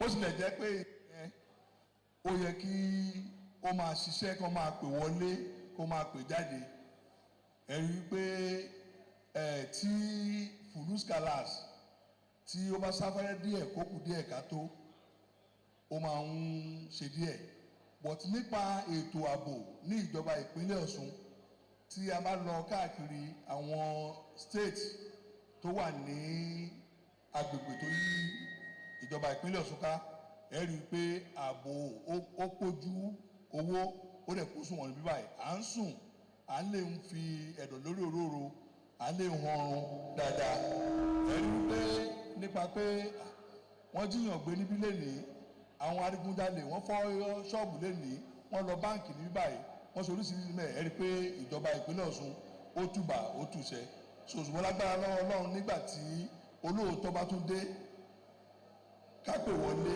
kápè jáde a tún máa tẹ̀síwájú lágbára lọ́wọ́ Ọlọ́run ẹ ṣé. finally wọ́n ní odi kan ó kọ̀wé ránṣẹ́ wípé a níléèwé tuntun ló sọ kò láà níléèwé fún àwọn tó ní ìpèníjà kò sọ pé àní ó láà ìkọ́léèwé tuntun fún àwọn ọmọ wa tó ní ìpèníjà mi ò fẹ́ pè wọ́n lábírun ni o òótọ́ ni ó wà lára nǹkan tá a fẹ́ ṣe kí Ọlọ́run ràn wá lọ́wọ́ bet màá fẹ́ kẹ́ ẹ rántí nǹkan kan o àwa níjọba àkọ́kọ́ lórílẹ̀‐èdè Nàìjíríà tí ó ní an office dedicated to special needs àgbọ́dọ̀ fojú fo yẹn o ní gbogbo Nàìjíríà kò síjọba náà tó gbà yí pé ó yẹ ká ní department ẹ̀kọ́ la ní office la ní fún an office is a ministry bẹ̀ torí pé àpè ní ministry ó ní permanent secretary tiẹ̀ ó ní gbogbo ẹ̀ àwa níjọba àkọ́kọ́ tó sọ pé ilé iṣẹ́ ìjọba tó máa mójútó àwọn tí ó ní ìpèníjà lọ́nà kọ́nà so arákùnrin tó sọ nǹkan tó sọ yẹn òótọ́ ló sọ o ó tún wá jẹ́ ká mọ̀ sí i pé ó ti pọn dandan ká tún fi kún nǹkan tá a ṣe ní ẹ̀yà abẹ́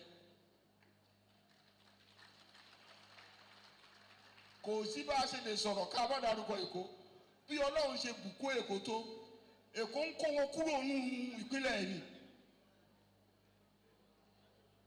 àwa ń tọ́jú wọn ní ìjọba wo ló lè fọwọ́ sọ̀yà wípé òun ò jẹ́ kí wèrè ó máa ṣe wèrè lọ àwa nìkan la ṣe gbogbo ẹ̀tọ́ Ọlọ́run ọpọlọ tá a bá rí a kì í fi wọ́n lẹ̀ màá sọ̀kan fún ẹ tó bà mí lẹ́rù láyé December last year wọ́n ṣe ìwúde ńlẹ́ṣà mo wá ń lọ lé ilé tí máa ń dé sí màá tún sọ ẹ̀ tó pé ọgbọ́n sí o wọ́n inflate contract mi ò nílé sílùú mi ẹni tó inflate contract ò nílé sílẹ̀ ọ̀rẹ́ mi kan ní máa ń dé sílẹ̀ mo wá lọ sílẹ̀ ọ̀rẹ́ mi yẹn Arẹ́gbẹ́ tó ń inflate contract yẹn kò nílé sílùú bàbá ẹ̀ mo ṣe kọ̀míṣánná lẹ́kọ̀ọ́ fọ́dún 8 mi ò nànà kùnà ìwọ̀nba ni mo ń wo obìnrin mọ́.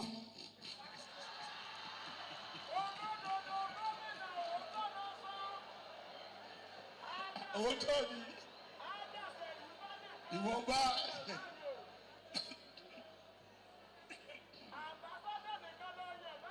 mi ò ní mi ò ń wò rárá o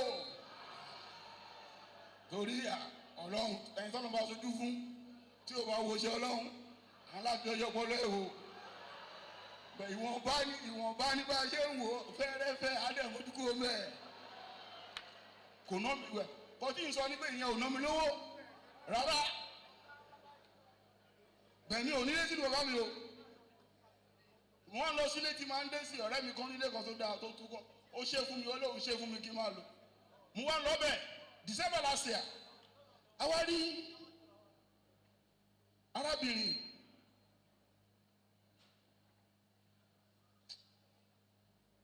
ẹni tó bá róbìnrin náà lọ́jọ́ yẹn àánú Ọlọ́run àṣẹ mo wá dúró mẹ́ mo wá pé kọ́mọdé Ọdúnládé pé wá o iṣẹ́ ti wà fún ẹ bíbá yìí ó dẹ̀ wá ẹgbọ́ ó dẹ̀ dé láàrin 20 ìṣẹ́jú ó dé wọ́n gbé obìnrin yẹn kúrò ńbẹ̀ lẹ́yìn oṣù 3 obìnrin ẹni tó máa sọ fún yín pé òun náà rí lọ́jọ́ yẹn ẹni rọlù ó ti padà sí ìpínlẹ̀ Ondo ló ti wá I think I'm right ẹ má jà dárúkọ ìlú ẹ̀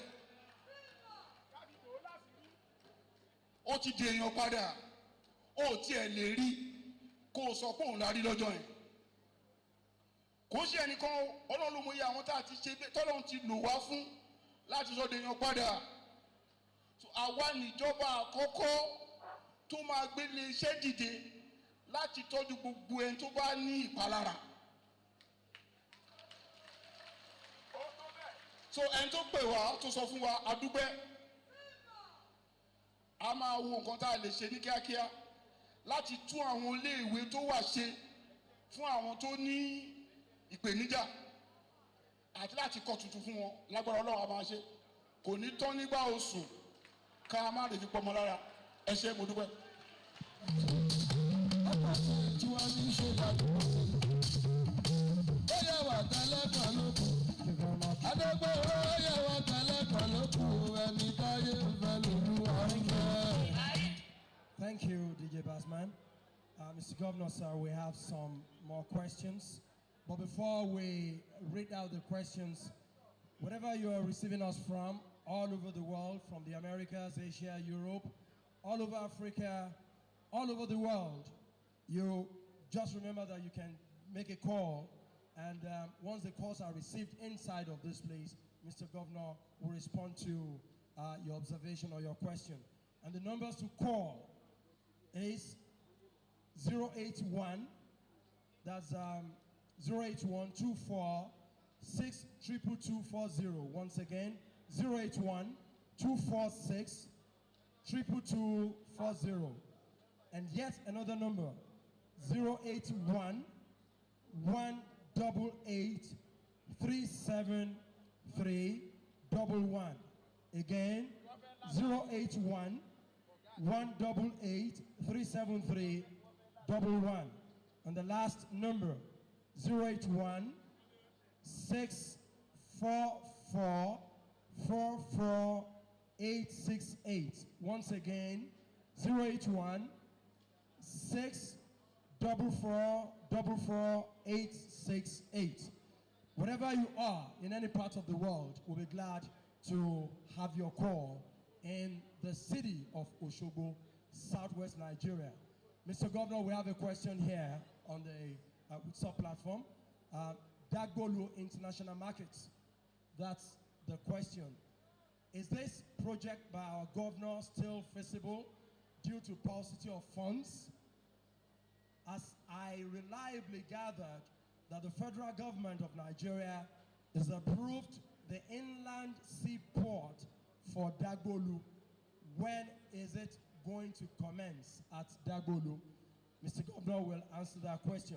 And also, before we go back to Mr. Governor, we received this from Kasali Wasiu, and it goes, Sir, when will your government help us rehabilitate Lameko Junction to Ilobu to Osun boundary? Please help us, sir. Lameko in Osogbo to Ilobu to Ogbomoso access. Those are the two questions. Before, we'll come back to the audience shortly. Let Mr. Governor handle these questions. Thank you.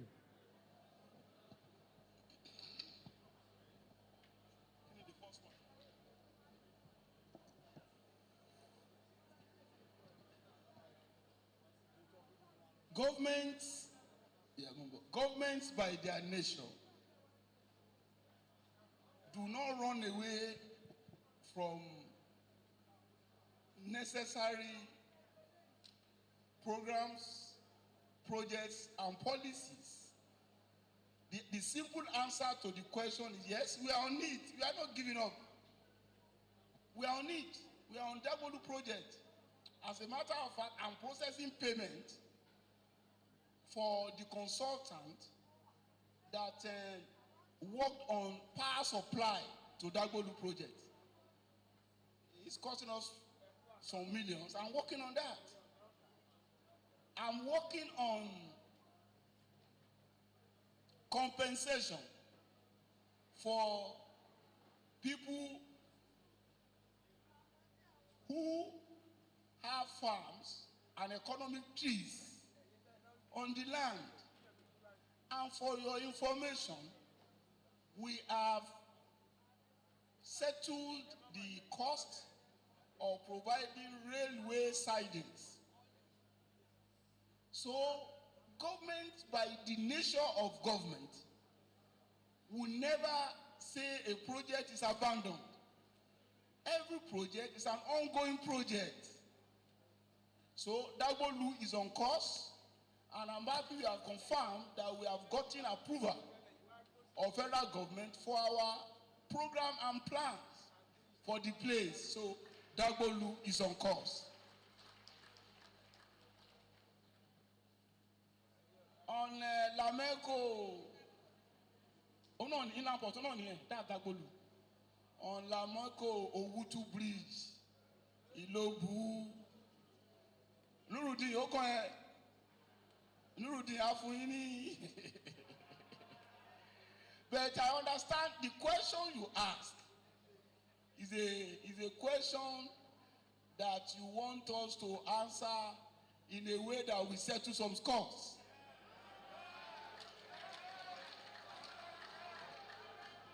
But I'm not interested in settling any score.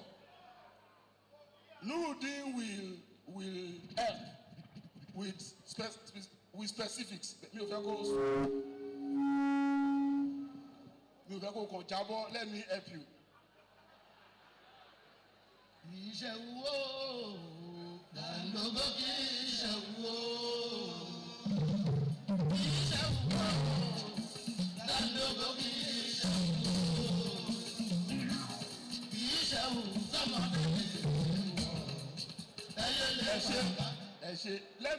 I will answer it in this way. You see, the nature of government is very interesting, but we must educate ourselves on how government works. Let's pick our state, for example. There is nothing the executive can do without the appropriation of budget by the parliament, the House of Assembly, and without, when I say appropriation of budget, most people might not understand that, without the outright approval of the House of Assembly. So, what do I tell Assembly members? I tell them, Assembly members, go and claim any project we undertake in your constituency as your project. Because they are not executives. So, because of the fact that we are just growing into democratic rule, it is not impossible for people to assume that they are not in any way affecting their lives. So the only way they can demonstrate the fact that we are in government is to claim every program that the executive arm of government carries out in their constituency. We must note that it is the right of all parliamentarians at the council level, at the state level, at the federal level, to claim any project that is being executed by the executive arm in their constituency. It's their right, and they can so do. Of course, it's part of their responsibility to bring to the notice of the executive arm of government whatever they believe their constituency requires. That is true. But that does not stop executives from collaborating and requesting for similar things. So rather than struggle for ownership of what is happening anywhere, the joy we must have is this. The government at the center is our collective product. It's a product of our collective effort. So, as the honorable representing that constituency can lay claim to the execution of such project, so could the executives do. After all, if you care to know, we have been on that project since we assumed office in 2010. And I must tell you that that project was even on before our assumption. The process is slow, yes, but it's ongoing. So I will want to put paid to the controversy on who is doing what. APC rules Osun. APC rules federal. Change is permanent. Change is forever. Nuruddin, over to you. Thank you once again, Mr. Governor. If you want to go by the passion of Mr. Governor to develop the state of Osun, hardly would we have any road that would not have touched the nooks and crannies of the state. And we all know the effort of Mr. Governor in the intervention we have been on 2 federal roads in the state. Any opportunity Mr. Governor has with his friend, the Minister for Works, he will always mention other federal roads in the state of Osun. But in the last 3 weeks, specifically between April 22 to 28, the minister had to inspect all the federal roads in the southwest. It got to the turn of the state of Osun on 23rd of April. The minister left Oyo State, and we had to meet him at Igbo, Ifetedo area. So, and he started inspecting all the federal routes. He stopped at Began Akuda, and also inspected Began Iwo and other federal routes. So he had to pay a courtesy call to Mr. Governor. Before that, late last year, Mr. Governor received letters from DSS, police, on the accidents that normally occur on some of our federal roads, especially Ilesha, Akure Road.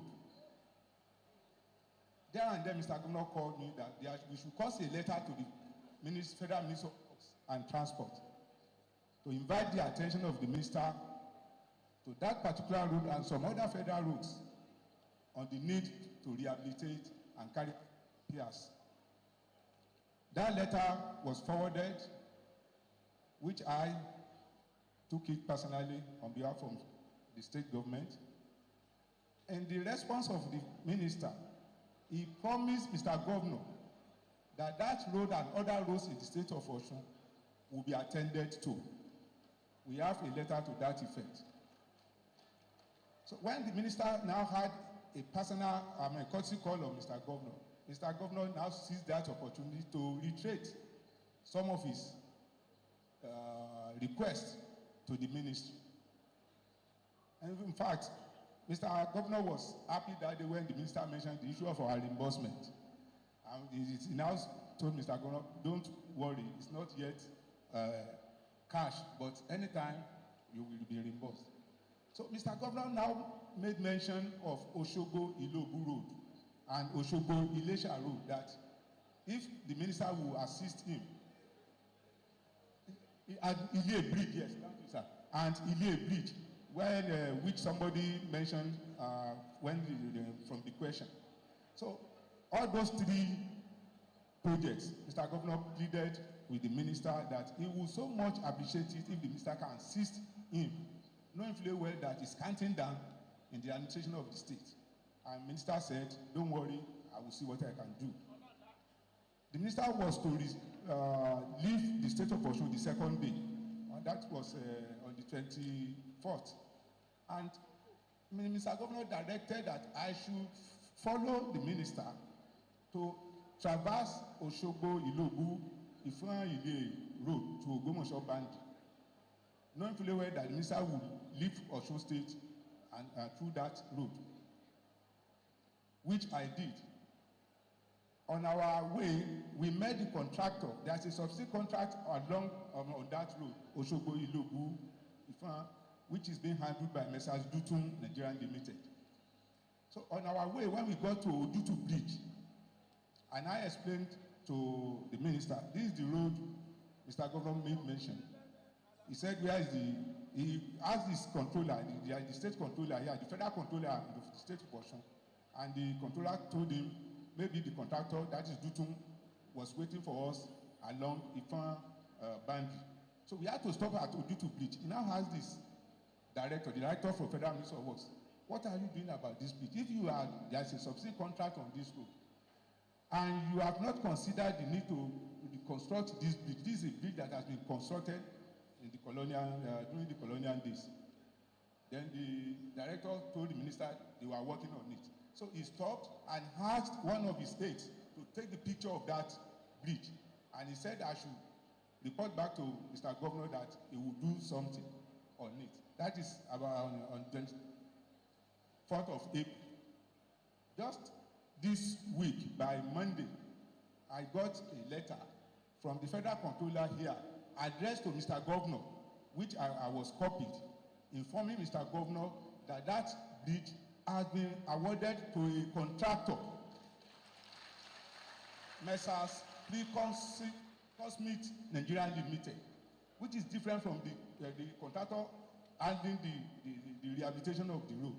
So I will see that as a follow-up, as a response to the request of Mr. Governor for Minister to assist him in ensuring that road and that bridge is completed. So as of today, the rehabilitation of that road is ongoing by Messrs. Dutum Nigeria Limited, while the reconstruction of that bridge, Ojutu Bridge, will commence anytime from now and to take a period of 12 months. Thank you, Mr. Governor.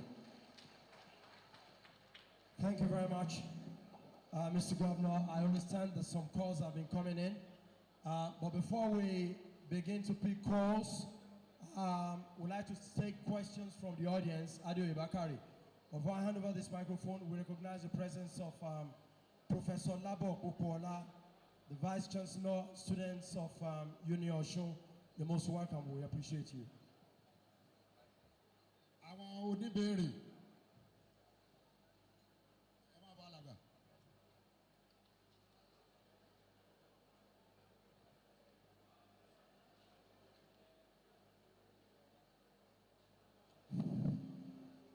Gómìnà mi.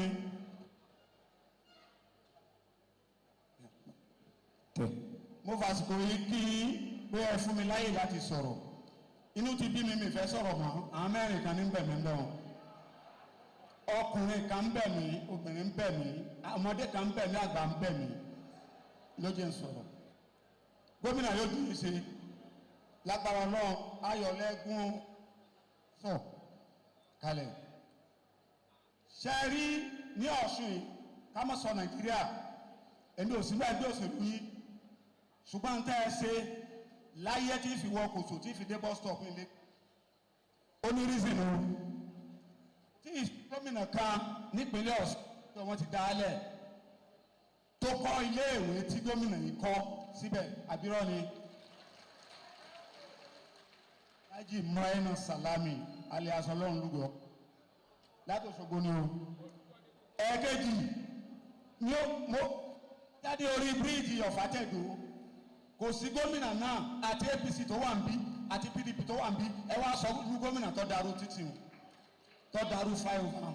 Ẹ bá jà máa tanra wa, àṣeyọrí lẹ́sìn lógo Ọlọ́run. Ṣùgbọ́n kankan kú pẹ̀lú ìjọba yín tí ó jẹ́ ọgbẹ́ ọkàn fún mi, mo sì fẹ́ kẹ́ ẹ ṣe kẹ́ ẹ tó lọ.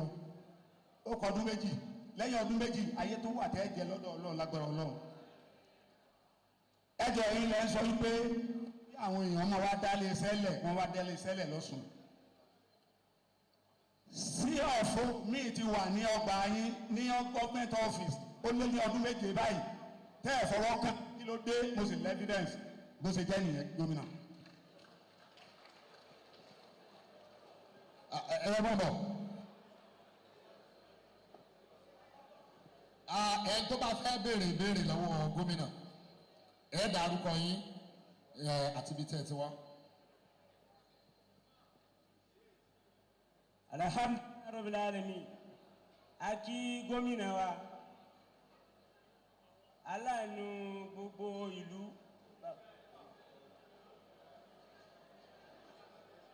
A kí kí Ọlọ́run bọ́ bá lè kí ọlá kó bá lọ rẹ̀ mí. Àkọ́kọ́ mo ní question méjì.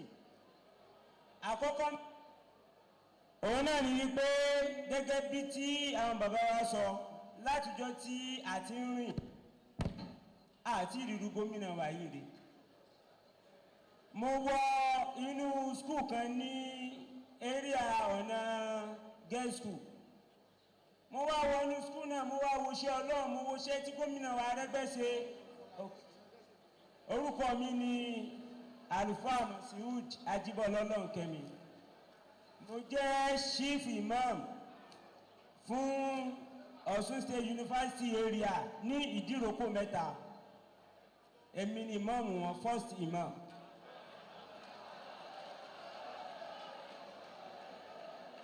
So mo wá wọnú school náà, mo wá wò bí ìgbà wípé bóyá mo ti kú, mo ti wà lálìjẹ́ náà ni.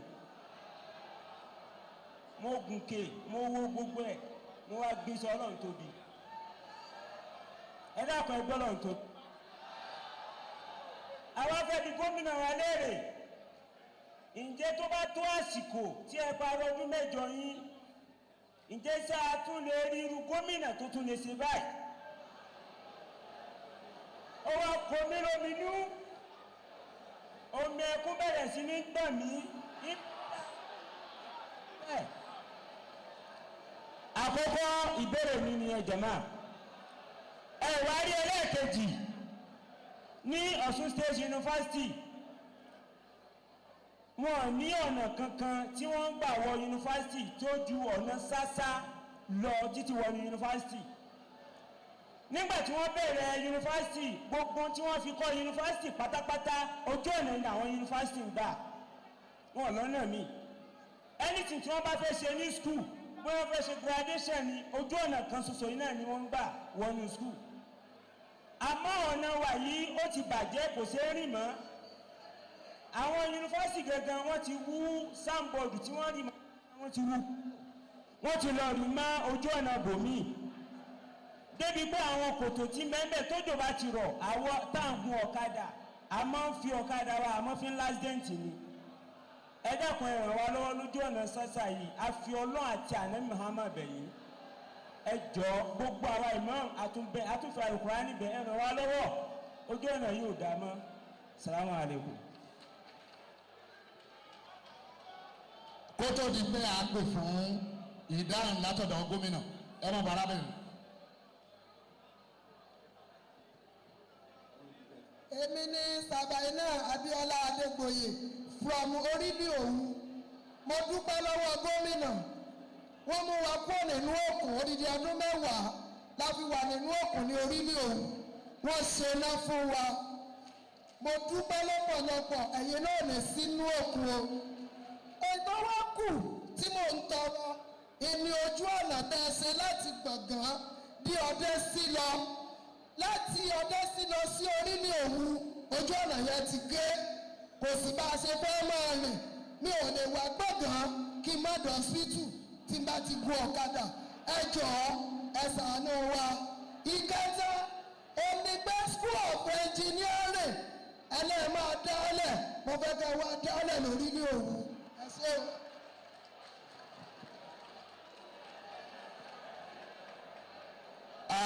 Kó tó di pa máa tẹ̀síwájú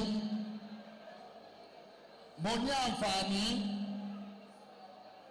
láti pe Lady Evangelist Gbàdàmọ́sí Táíwò Oyè compound Ẹdẹ South Local Government lẹ́tà àwọn wà ní kò sí ẹni tó máa ń wàyàn bí ẹni tó gbé pọ̀pá ẹ̀ dání ẹni tó mú omele dání ló máa tó ń fomele sọ màmá yìí kọ lẹ́tà ó sì tún wá fúnra rẹ̀ ẹ̀kẹ́ kúkú wá fẹ́ nára wọn kà á.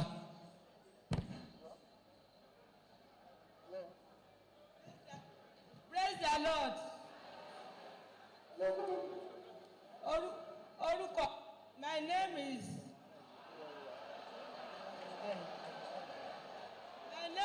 my name is Evangelist Gbàdàmọ́sí Táíwò from Oyè compound and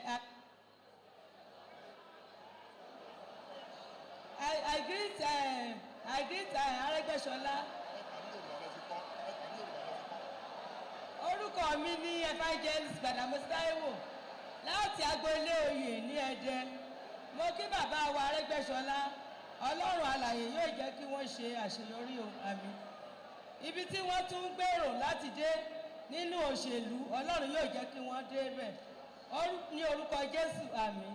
Pàtàkì lẹ́tà yìí ni wípé ilé tí wọ́n kọ́ fún mi pẹ̀lú church ní Ẹdẹ di méjì ní Ẹdẹ àwọn 419 àti àwọn ará àdúgbò ibẹ̀ ti lé wa ní ibẹ̀ wọ́n ní kí a kò gbọ́dọ̀ lò ó ní ìgbà Christmas ni a kó lọ sí ibẹ̀ tí wọ́n sì gbọ́ aago ìgbàlà ní ibẹ̀ wọ́n ní a kò gbọ́dọ̀ lò ó ní ìgbà Christmas nígbà tí wọ́n gbọ́ aago ìgbàlà ní ibẹ̀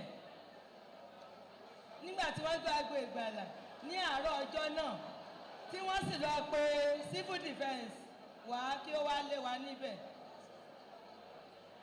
ẹ jọ̀wọ́ ẹ bá wa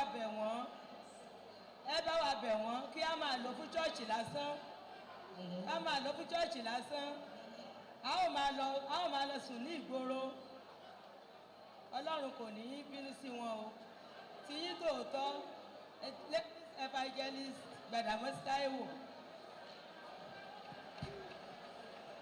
ẹ ṣe màmá ẹ má tí ì lọ jìnnà láì wọnú lẹ́tà yín kí ni ìbéèrè tẹ́ fẹ́ béèrè láì wọnú lẹ́tà kẹsàn lẹ́nu lásán ìbéèrè tẹ́ fẹ́ béèrè torí kò yanjú ẹ ti sọ ní ṣókí.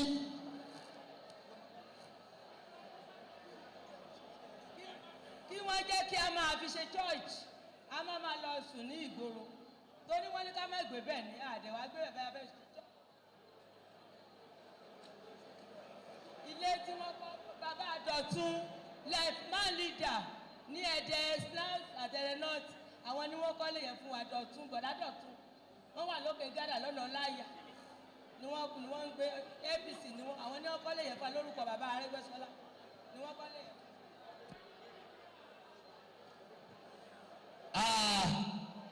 adúpẹ́ lọ́wọ́ màmá níwọ̀n bá bí Ọlọ́run ti sọ pé kí wọ́n gbé kalẹ̀ á padà sọ́dọ̀ gómìnà.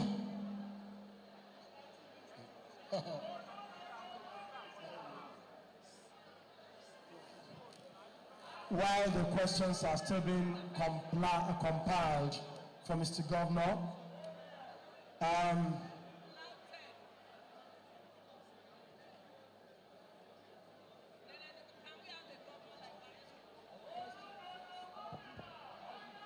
a dúpẹ́ lọ́wọ́ àwọn tí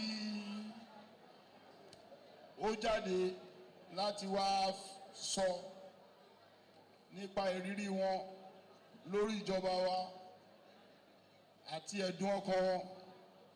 Ńgbà táwọn méjì tó ń sọ̀rọ̀ yẹn sọ̀rọ̀ ọkàn mi lọ sí ọ̀dọ̀ àwọn oníwèé ìròyìn ìpè ṣáwọn náà tiẹ̀ ń gbọ́ nǹkan táwọn èèyàn ń sọ yìí. Ọkọ̀ jáde lára wọn sọ pé báwo ni mo ṣe lè máàkì mélòó mo lè fún ara mi lórí ìṣèjọba. Ńgbà tó ń sọ mo ń bèèrè ara mi pé ṣé nípínlẹ̀ Ọ̀ṣun ni àbí níbòmí tó bá jẹ́ ìpínlẹ̀ Ọ̀ṣun ní A1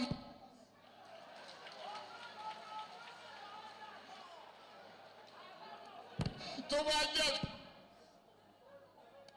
dúró dè mí ò sí bẹ́ẹ̀ tó bá jẹ́ ti káṣèlú ni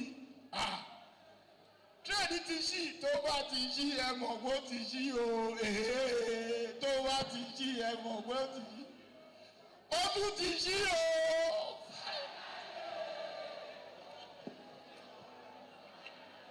Nígbà tó béèrè mo ń wojú ara mi bí àsọ̀bù mi ò lọ́sùn òṣèlú o ẹni máa bá wa ṣòṣèlú o àníṣẹ́sì dùpẹ́ òṣèlú o ẹni máa bá wa ṣòṣèlú o àníṣẹ́sì dùpẹ́. Kí ló ń ṣe ẹ̀yin onílù èmi ẹ̀ ń sùn ni. Orí pé.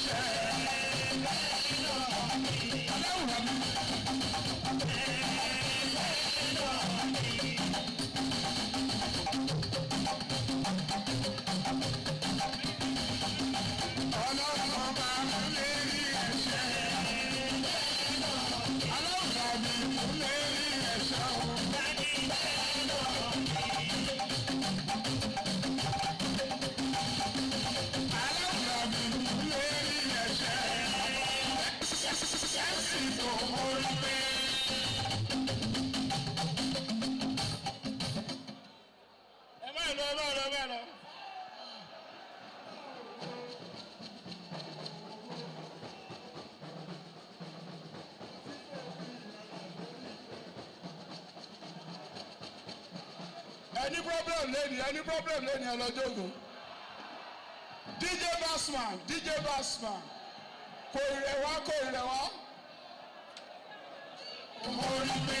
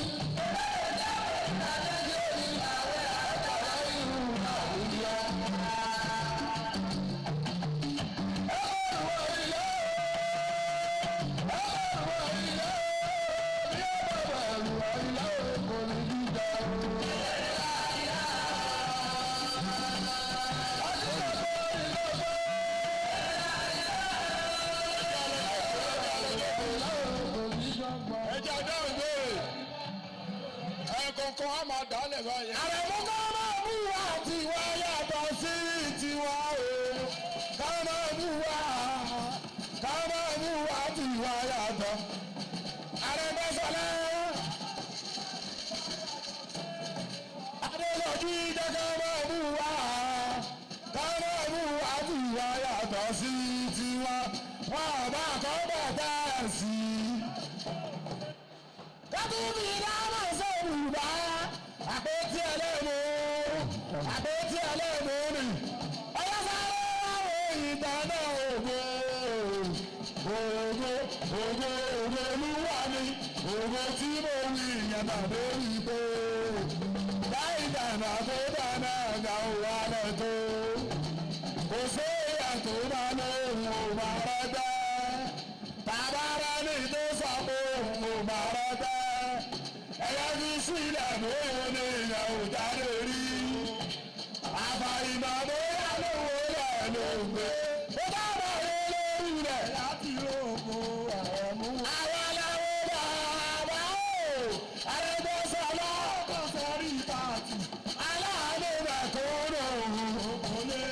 Adéṣọ́jú gbogbo ló ń kí ẹ. Gbogbo ló ń kí ẹ. Títí tọ́lọ̀ rí oníkí òkí ẹ̀ dáadáa gan. Gbogbo ló ń kí ẹ.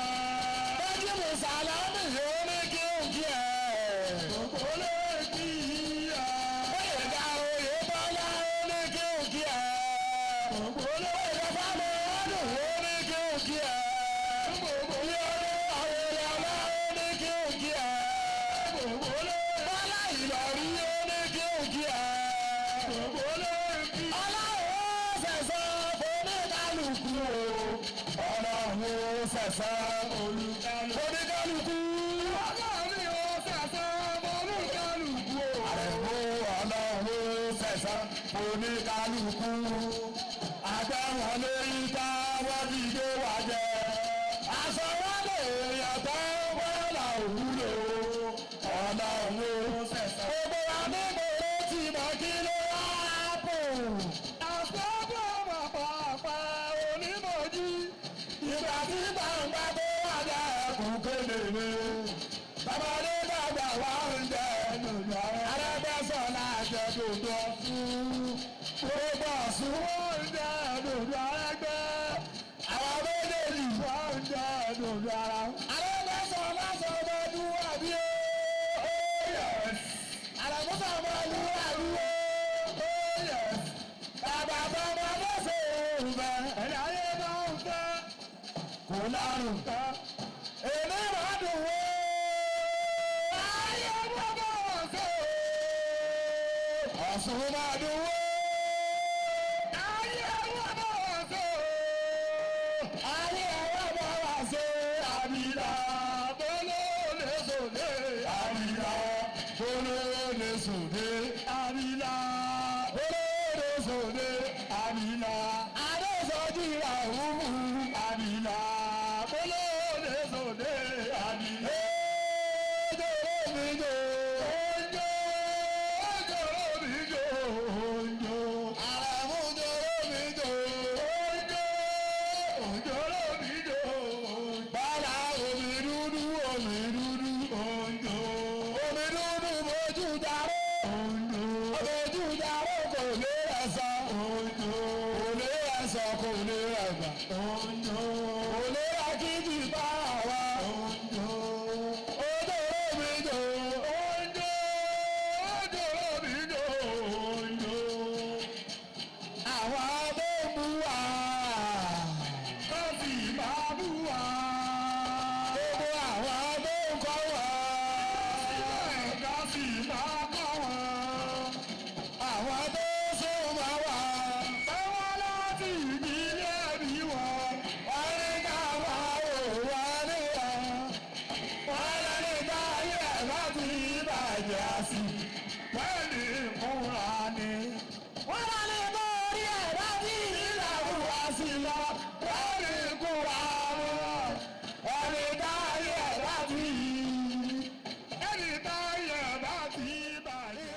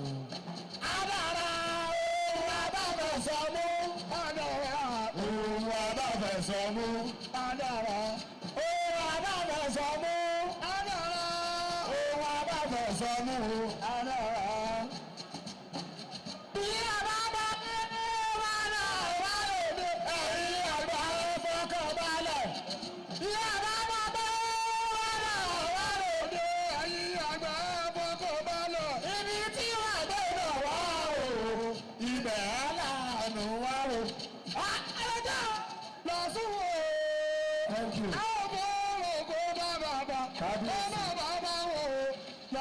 Thank you very much. Kábíyèsí, easy does it, sir. Thank you very much. Àti gbọ́run dànù àbí òun lọ díẹ̀díẹ̀ náà ni ẹ. State boys, bèjì bá dé ẹ̀jẹ̀jì ó dé ṣe bá wà lóòlà ẹ̀yin ò bá wà lóòlà orí ọ̀rọ̀ kò sí o. Ìbá wà lóòlà sọ̀wọ́, àwa kì í ṣẹgbẹ́ àrẹ́jọ sá o, ẹ wò wá ẹ̀tún wá wò. Àwa kì í ṣẹgbẹ́ àrẹ́jọ sá, ìbá wà lóòlà.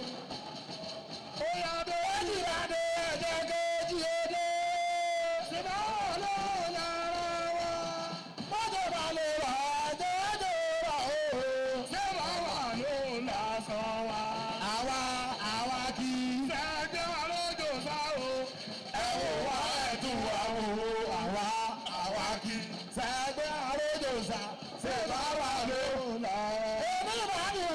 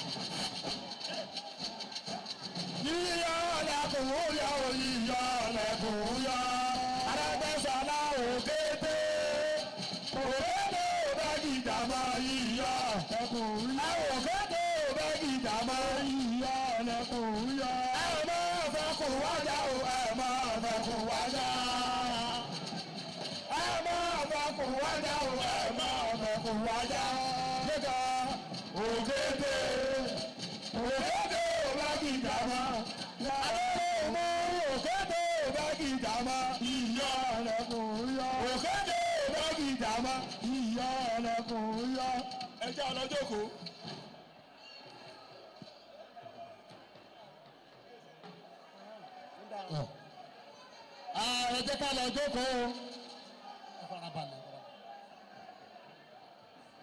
Ẹ jẹ́ kí gbogbo wa lọ jókòó. Kólúkálukú padà sí àyè rẹ̀. Láti ibi tí ẹ bá ti jókòó láwa ti máa pe ẹni tó bá nawọ́ ẹ má wulẹ̀ wá síwájú ń bì ẹ jọ̀ọ́ nítorí Ọlọ́run. Ní báyìí à á pe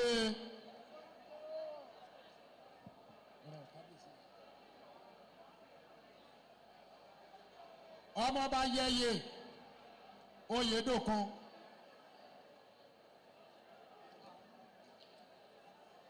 pẹ̀lú Chief Tolúlàṣẹ from Republic of Benin. Ọmọọba Yẹyẹ Oyèdòkun.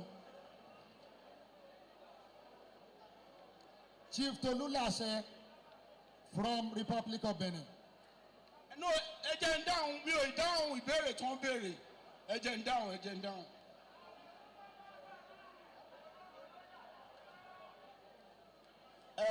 Àwọn méjì jáde wọ́n yìn wá ṣùgbọ́n àwọn méjèèjì náà ló ní nǹkan tó ń fẹ́ kí a bá wọn dá sí. Àkọ́kọ́ lẹ́yìn tó kí wa tán ó ní alálébù kan o alálébù yẹn ni pé à ń fúnyàn ní certificate of occupancy ìwé ilé ó ní kí n jáde bọ̀rọ̀ òótọ́ lẹ sọ àwa náà ti mọ̀ a dẹ̀ ti ń dá sí ó máa tó yí padà ẹ ṣe tẹ pàkíyèsí wa sí. Ẹ̀kejì lẹ́yìn tó ń kí wa tán rẹpẹtẹ tó tiẹ̀ tó ó wá fi àdúrà lé ìmáàmù nìyẹn tiẹ̀ ní ọ̀nà ṣàṣà ó ní méjì ní tòun o. Ó lákọ̀ọ́kọ́ kí ni èròǹgbà wa lórí àwọn lórí ẹni tó máa gbaṣẹ́ lọ́wọ́ wa. Ẹ̀kejì ó sọ̀rọ̀ ọ̀nà. Ṣé eléyìí tí ẹ sọ tẹ́ kọ́kọ́ sọ yẹn tó bá ti bèrè lọ́wọ́ mi tó wáyé pé kọ̀rọ̀ ti bèrè lọ́wọ́ mi máa porí tọ̀hún sí ẹgbẹ́ màá níwá. Èèyàn lèmi náà mi ò sọ Ọlọ́run ló mọ bọ́ọ̀lù àṣẹ máa rí. Ọlọ́run láwá darí ọkàn àwọn èèyàn sí nǹkan tó ń fẹ́. Kọ́lọ́run jẹ́ kí púpọ̀ náà wá ọmọ ìpínlẹ̀ Ọ̀ṣun àti ará ìpínlẹ̀ Ọ̀ṣun ká gbà yí pé ẹni tó dáa jù mí lọ la gbọ́dọ̀ fi bẹ̀. Àdúrà tèmi náà ń gbà ní pé kọ́lọ́run jẹ́ kí ẹni tó máa dáa jù mí lọ tó máa ṣe ju èyí táwa ṣe yìí kọ́lọ́run jẹ́ ó bọ́ bẹ̀. Ṣùgbọ́n ẹgbẹ́ wa ti kìlọ̀ fún wa fún gbogbo apápátá látòrí kánsílọ̀ ẹni tó fẹ́ du kánsílọ̀ títí dórí ẹni tó fẹ́ dupò ààrẹ ìpè nípínlẹ̀ yìí o ẹ jẹ́ akọjú mọ́ iṣẹ́ tá à ń ṣe àti àwọn ìpèníjà tá a ní ká má ìgbé apẹpẹ awuyewuye pé à ń wápò àrípò ká ìgbé yẹn pamọ́ torí yẹn bàbá imam ẹ bá fisádùá àtúbọ̀tán tó dáa àti àrólé tó ṣe é fọkàn tán tó máa ṣe jù ètò àṣẹ lọ Ọlọ́run àdẹ́gbà fún wa. Nípa ọ̀nà yìí mo rò pé yẹn gan ló kárí lára ẹ̀kàn fi yẹn ẹ̀kàn tí yẹn síwájú ni. Ohun tí màá sọ fún yín rèé àkọ́kọ́ ẹ rí i pé yunifásitì ti ń ṣọ̀nà tiẹ̀ ẹ̀yin ẹ̀ sọ yẹn mọ́ yunifásitì ti ń ṣe ọ̀nà tiẹ̀ tí ò ní kankan ṣe pẹ̀lú ọ̀nà tí ṣe rí bẹ́ẹ̀ abẹ́ rí bẹ́ẹ̀ ibẹ̀ náà gbé àkọlé wọn lọ tẹ̀ ń sọ yẹn ṣùgbọ́n ẹ̀ka ìjọba kan tó ń pè ní Rural Access Mobility Program RAMP ó ti mú ọ̀nà yín ó máa wá ṣe ju ibi tó wà tẹ́lẹ̀ lọ ọ̀nà yẹn ń sìn tó máa ti parí ẹ̀ ó máa jáde sí Coca Village á lè jáde sí Ìláṣẹ wọ́n ti ń ṣe bíríìjì ẹ̀ lọ́wọ́ níwájú lọ ẹ fọkàn balẹ̀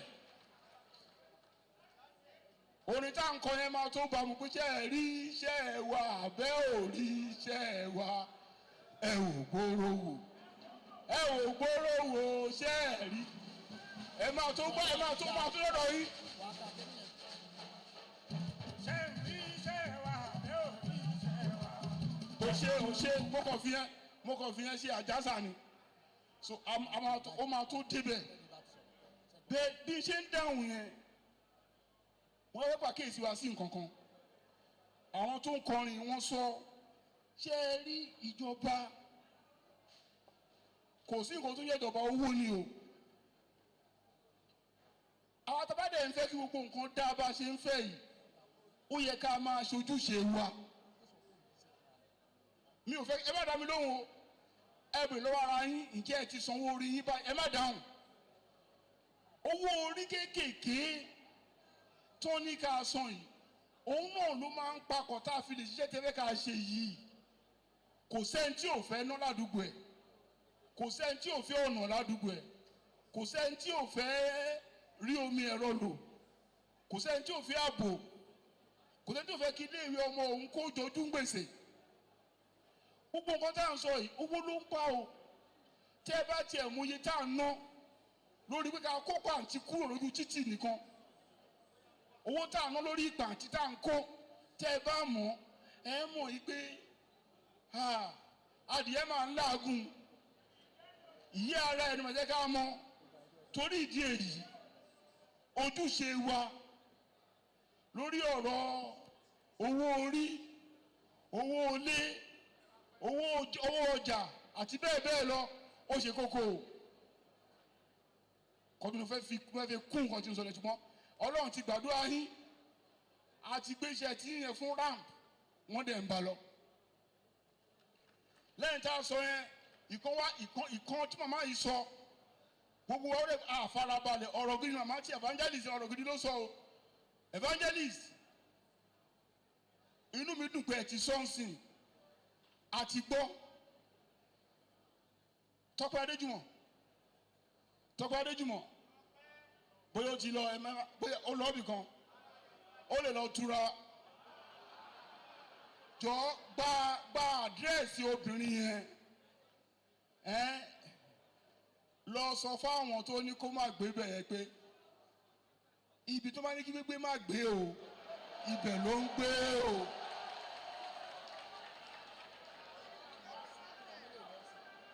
ibi tó bá ní kí bàbá má gbà ibẹ̀ ló ń gbà wá ibẹ̀ kọ́ ni. ní orílẹ̀-èdè Nàìjíríà tí ò bá kí n ṣe rí pé obìnrin yẹn lu òfin kò sí ẹni náà tó lè ní kí ọmọ orílẹ̀-èdè yìí tàbí ẹnikẹ́ni kó má gbébì kan àbí evangelist Ọlọ́run ti gbàdúrà yín ẹ ti padà sí ẹ lọ jókòó yín ẹ má wọrí ẹ kàn ẹ lọ rí ẹ lọ nǹkan tó bá wù yín kẹ́ ẹ ṣe ń bẹ̀ ẹ má ṣe bàjẹ́ o tí o bá ti ṣe bàjẹ́ lè ń ṣe ń bẹ̀ ẹ free ẹ má wọrí torí yín la ṣe níjọba àbí bẹ́ẹ̀ kọ́ ni torí yín la ṣe níjọba ẹ lọ jókòó ọmọ wa bá yín ẹ ti gba léyìn padà nìyẹn. kí ló tún kù? ẹdúró yes ẹnìkan kí wa lórí orílẹ̀ òwú ọlọ́nà orílẹ̀ òwú yes ọ̀nà orílẹ̀ òwú àgbàgbé ẹ àwà lẹ́nu ẹ á ṣe dára rọ̀ mí ẹ gbàdé Ìjẹ̀bú gbó lágbára Ọlọ́run pátá fẹ́ ṣe ń bẹ̀ ni ẹ. ìkọ́wé àbíbáyé tó ń wò mí tán ìpè kò dẹ̀ ní dáa kí n sọ pé mi ò rí èmi ni máa kà á kò ń ṣe àwọn tó ń tọ́ wa sọ́nà ló máa kà á eléyìí ní I am Ọláwálé from Òṣogbo. I want Mr. Governor to speak more about Ladoke Akintola University of Technology because ASU Academic Staff Union of Nigerian Universities has vowed to embark on strike. I will be glad if you can tell more about the institution. Our people are very civilized. He does not want to abuse me, and he wants to know more about the institution, not about the potential crisis in the school. I will talk about all. The truth is this. We are in a special and interestingly,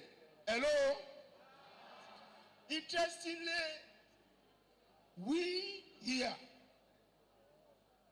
were the people that alerted Nigeria to the financial challenges that will happen.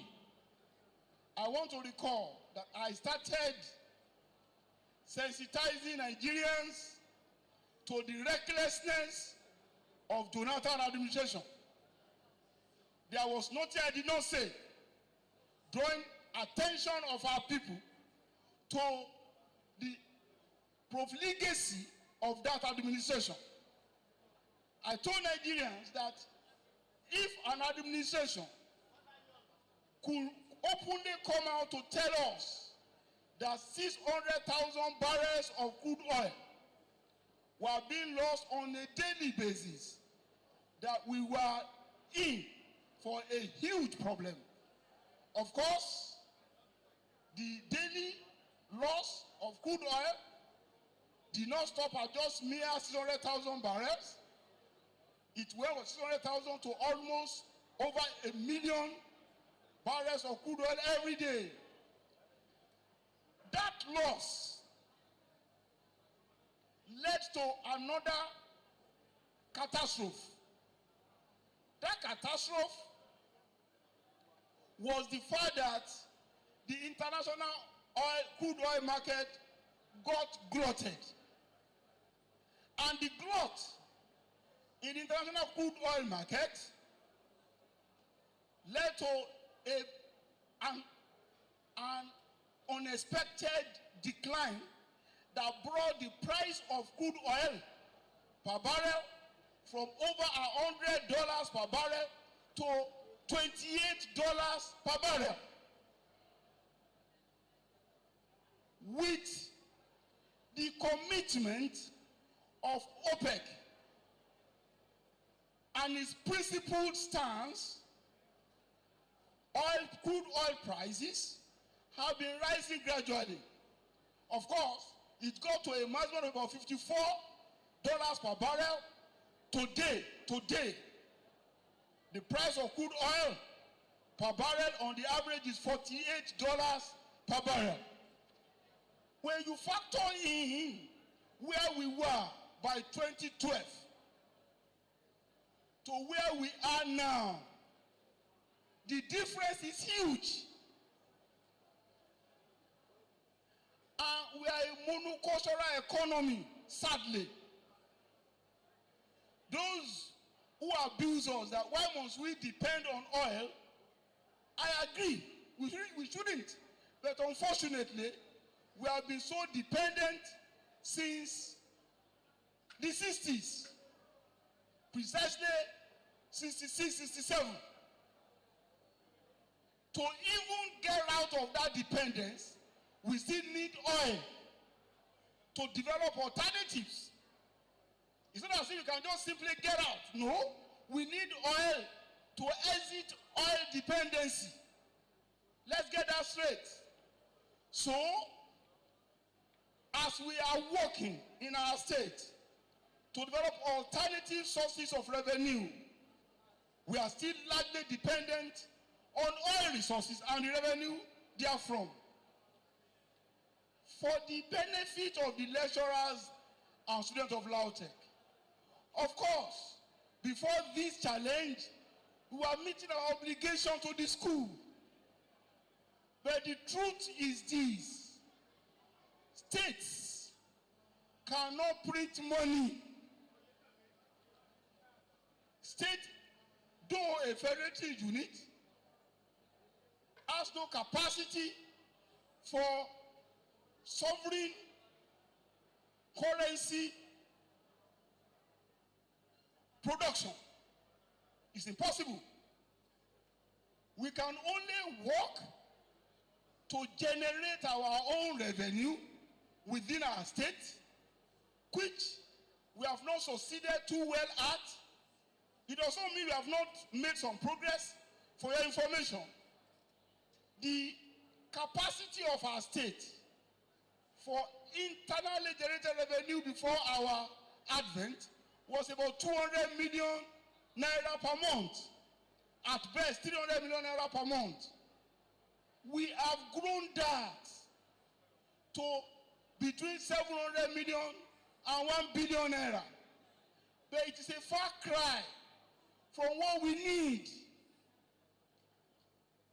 A far cry from what we need. That is number one. Number two, on assumption of office, we based our projections on projects, on programs, on policies, on the then existing paradigm of revenue. Unfortunately, that paradigm changed in 2013 July so badly that that projection could no longer hold. We are therefore struggling to keep one, expenditure on personnel costs, on recurrent, that is overhead costs, and other associated expenditure, as well as capital development we are embarked upon. So it is difficult to fund LAUTECH as well as our other tertiary institutions desirably. Interestingly, however, in our meetings, because LAUTECH is jointly owned by our state and our senior brother state, Oyo. At our meetings, with the management of the university, as well as officials of government. We put a visitation panel. The panel has completed its work, but we found out that something is missing. That is, we want to know why Lautech could not operate from within its own resource base. After all, University of Osun here, Osun State University, is operating absolutely on its own steam. That is, from revenue it gets from within its service and its operation. Underline my word, absolutely.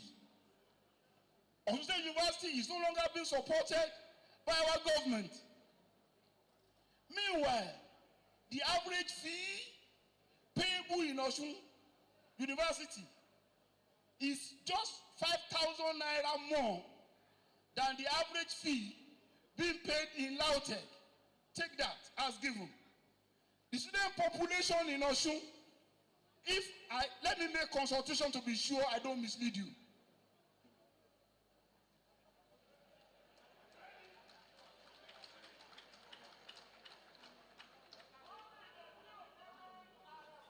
Listen, let me go back. Whereas the average fee payable in Osun University is 5,000 naira more than the average fee paid in Lautech. The student population in Osun University is maximally 12,000. And the student population in Lautech is 30,000 about. It's more than that. I've inflated the student population in Osun University and I've reduced the population of Lautech. Lautech population is about 30,000. That of Osun is 12,000. So if with 12,000 student capacity and an average difference of 5,000 naira, Junior Osun could manage his affair. We believe that Lautech, with about 30,000 student population, a huge postgraduate block out of that number, and a fee regime that is just less by 5,000, that university should be able to fend for itself. It's not as if we would have preferred that option, but we are helpless. That's number two. So to be sure that we are actually right in our assumption, we have appointed a firm of auditor. I think it's a KPMG, international auditor, to help us with human audit, that is staff audit, as well as financial audit of the school, to be sure that what the institution is making and the little contribution we are putting in are sufficient to either run the place or not. And then we will decide on what to do. We are paid by the fact that the school is challenged. As government, and I'm speaking on behalf of Oyo now, we will find a solution. My appeal to the management, to the academia and students is that exercise some patience. We will soon get out of the challenge we have with Lautech. That is what I can say. Yes, we are quite conscious of the difficulties facing our children, but help is on the way. When we are through with what we are doing, we come up with a solution that will suffice to keep the institution going. I thank you.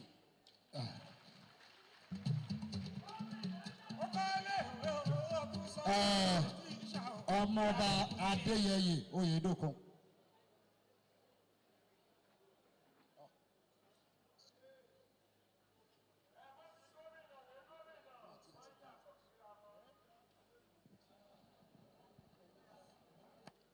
I'd like to commend you, Ogbeni, for what you have been doing in the state of Osun.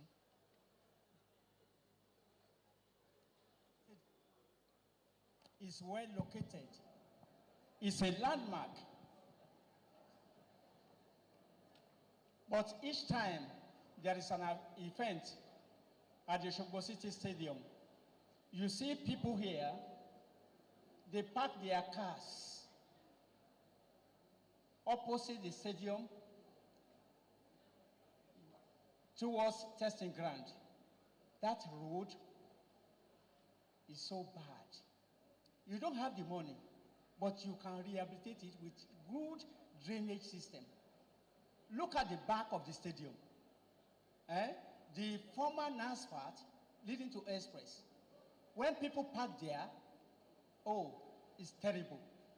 You can just help rehabilitate that road with good drainage system. It will beautify the stadium. While the people along the testing ground will start to hail you, the people at the back will be praising you. Thank you.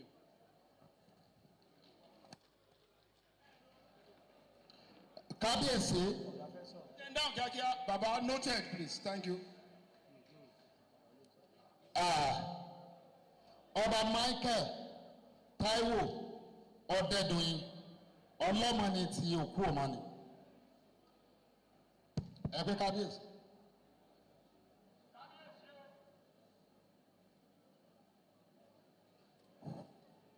Mo fi àsìkò kí gọ́fúnà wa Ogbeni Rauf Aregbesola iwájú lọ́wọ́ yóò máa lọ.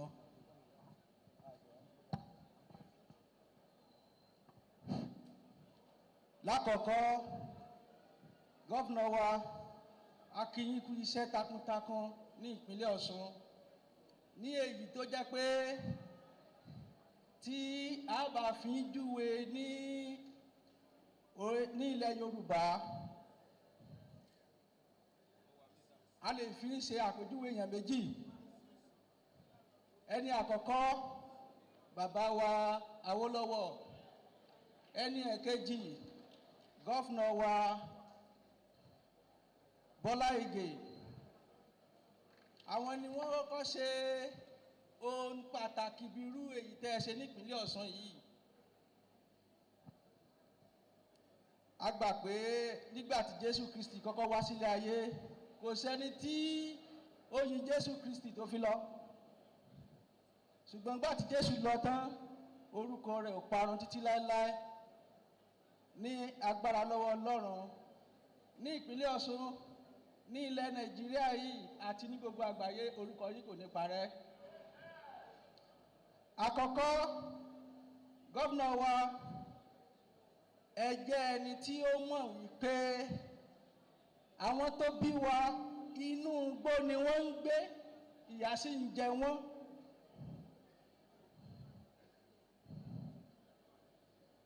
Gbogbo àwọn bàbá yìí gbogbo àdúrà tí wọ́n ti ń ṣe látọjọ́ tó ti pẹ́ àkókò ìgbà tí ń lọ́lọ́run tó fàṣẹ sí.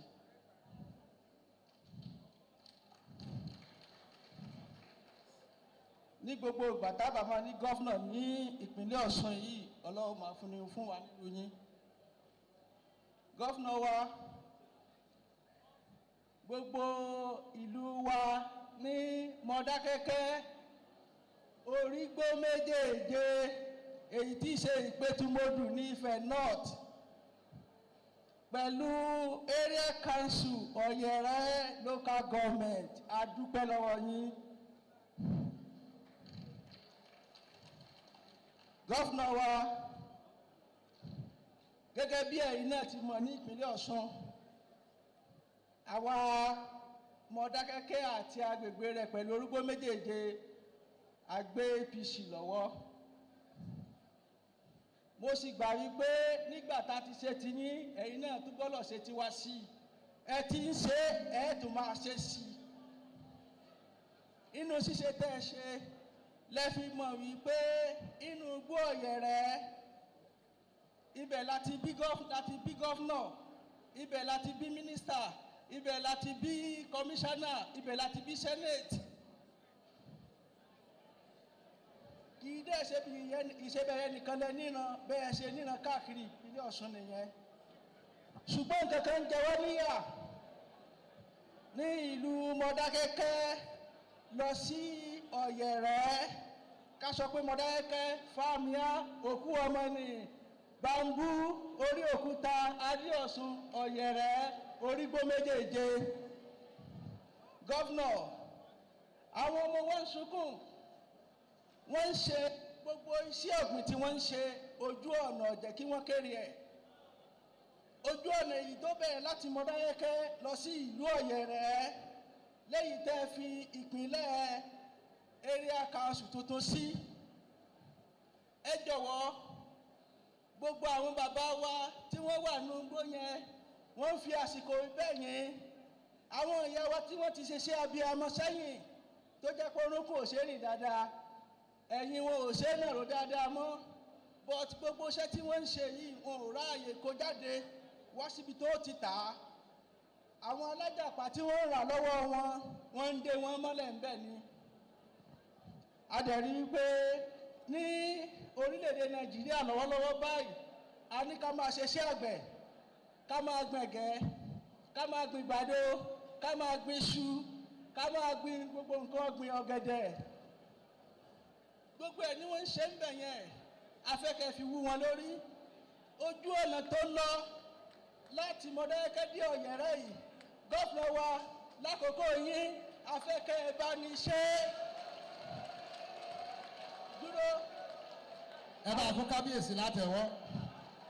ẹ má ti fún àwọn orí adé tá a wá sí bíbá yìí adé oorun mọ́jú ni ìfẹ́ gọ́fúnà wa la ní a sì nífẹ̀ẹ́ ìpínlẹ̀ Ọ̀ṣun gọ́fúnà wa ọjọ́ tẹ ẹ wá sọ́dọ̀ mi ẹ rí i pé òpónà lásán lẹ rí a rí i pé bó ṣe ń ṣe láti bẹ̀rẹ̀ nìyẹn ṣùgbọ́n àkókò tí yín ẹ̀yin lólórí rẹ̀ ẹ̀yin lọ́lọ́ fi rán ẹ bá ní tan náà yẹn méjèèjì yẹn afẹ́kẹ́ ṣàlàyé fún wa Ọlọ́run máa ràn yín ṣe.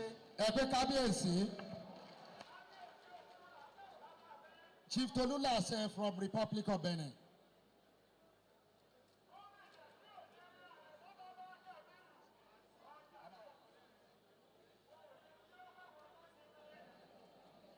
Your Excellency Ogbeni Rauf Aregbesola akin Yàwá Títílayọ̀ Tọ́mọrí akin gbogbo ẹ̀yin bàbá wa lórí orílẹ̀-èdè akin orúkọ mi ni olóyè Tolúlàṣẹ láti ìlú Àjàṣẹ ilé ní Port Novo.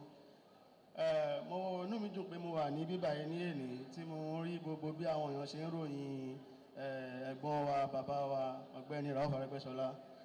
Èmi rò báyà lọ́dọ̀ wa lọ́hùn tẹ́lẹ̀ àwa rò báyà báwa ṣe ń rí wọn àárín wọn gẹ́gẹ́ bí òjíṣẹ́ Ọlọ́run bá tọ́lọ́run bá rán wá sílẹ̀ Yorùbá inú táwa máa ń pè wọ́n ní ẹlọ́run yẹn àmọ́ gbà tí mo ti wá débílẹ̀ ní tí mo ti wá ń gbọ́ àwọn tí mo ń gbọ́ ẹ̀ ó jẹ́ kórìí mi máa wú ìbéèrè tí èmi fẹ́ béèrè àwọn bàbá wa lọ́ní pé kí n béèrè lẹ́yìn yẹn mo ní kí n sọ akitiyan tí wọ́n ṣe tó mú orí wa ń wú lọ́hùn tá mọ̀ pé a ní ilé ní àìmọye àwọn ìgbà la máa rò bóyá wọn ò dá wa mọ̀ ní Nàìjíríà àmọ́ tí gbàtà ṣe súnmọ́ bàbá wa yìí tí wọ́n ti pe àwọn bàbá wa sí Odùduwà World Children Day tí Honorable Tóògùn tán tó rán wọn wá sọ́dọ̀ wa tí a wá síbi orí wa wú bàtẹ́ ìyá wa Títílayọ̀ yìí wọ́n ti bá wa sọ̀rọ̀ ní ìlà orí wa wú gidi gan inú wa dùn pé a mọ ilé a sì bá bàbá ní ilé nígbà tí àwọn bàbá wa ṣe meeting pẹ̀lú Mayor Port Novo tẹ́ bá ń gbọ́ Port Novo tẹ́ ń gbọ́ yẹn ilẹ̀ Yorùbá ló ń jẹ́ bẹ́ẹ̀ o orúkọ tó ń jẹ́ ní Àjàṣẹ ilé àwọn òyìnbó náà sọ ní Port Novo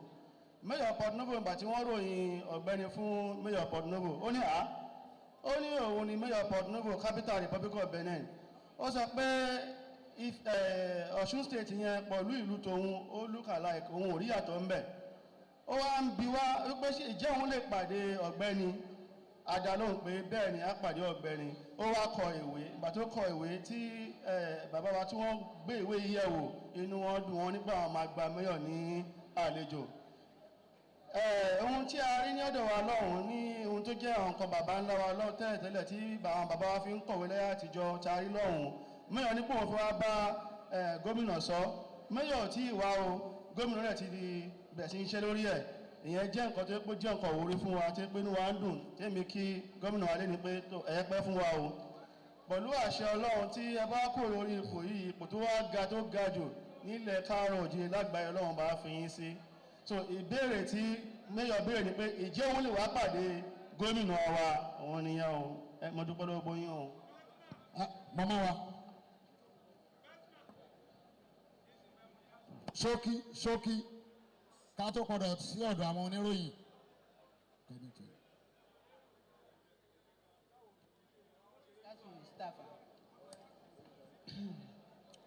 gómìnà wa Rísíkátù Mustapha látòkè baálẹ̀ lọ́sọ̀gbọ̀ gómìnà wa Adésọjí ti dòṣùpá ó ti lé téńté ọmọ wa ti dòṣùpá ó ti lé té Alárẹ̀mú ti dòṣùpá ó ti lé ìwọ ló lé tẹ́tẹ́nu gbogbo gómìnà Nàìjíríà torí kò síbi tó dé ó sì mú nǹkan tọ́dá wọ́sùn yìí ọlọ́run wà ní mẹ́rì rẹ fún bó ṣe bá ṣe Òṣogbo yìí tó gbà lọ́wọ́ ọ̀kà ọlọ́run omi ẹkún ń gbọ̀n mí bó ń ṣe ń lọ yìí tọ́ra wọn tí wọ́n ń ká bàbá wọn sáàkì wọ́n ti ń wá ọ̀nà ká láìsí sí tí wọ́n ṣe àmọ́ lọ́wọ́ wà jẹ́ kó ọ̀rẹ́ nìkan fàyọ tó fi ṣe ilé lọ́wọ́ tí ọ̀bọ̀ gbẹ́sẹ̀ yọ tí ò ní mẹ́rì rẹ̀ lágbára lọ́ọ̀lọ́hún ọlọ́run nìkan ọmọrí fàásì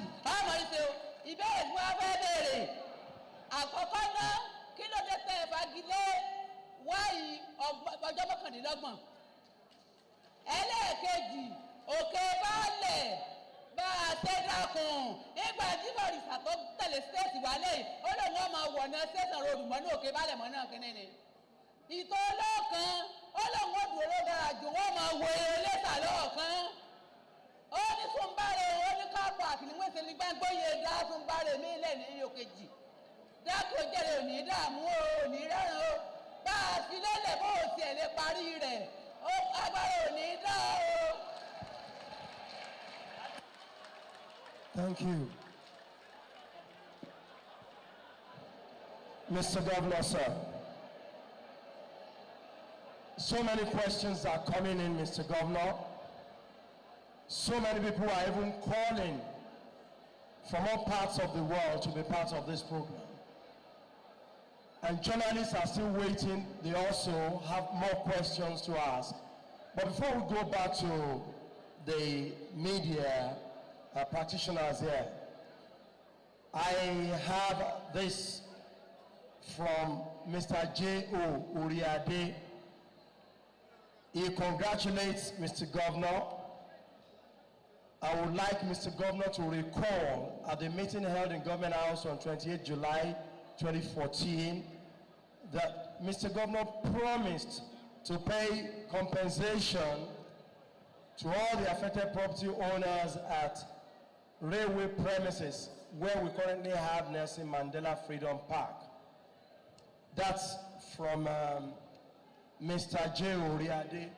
And I think we have a similar question from Oladejo Mao. And the question goes thus. It's not even a question. I think it's a reminder, sort of. He has written, "Sir, we are pleading for payment of compensation for people affected by Ayetoro Igbono and Ajegunle Landlord Association."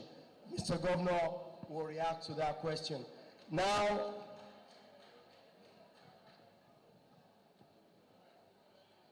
Mr. Governor, sir, we also have some other,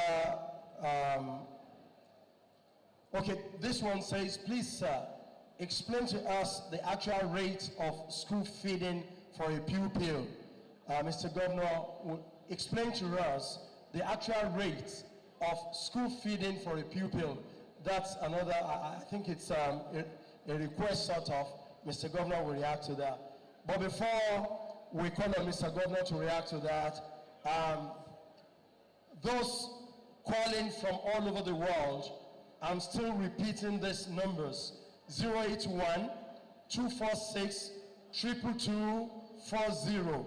I repeat this again: 081-246-22240, 081-188-37311, 081-188-37311.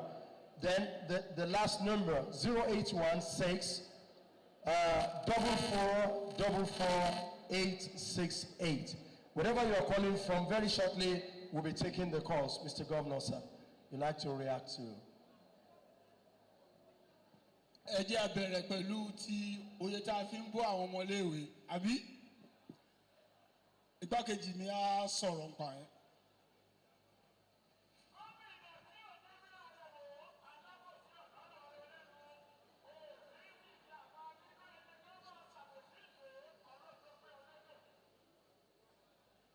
When we rebranded the school feeding in 2012, the cost was 50 naira per pupil. But last year, we reviewed the price because cost of products went up. Cost of eggs, fish, and chicken went up. The suppliers requested for a review. We then reviewed the school feeding to 65 naira per pupil.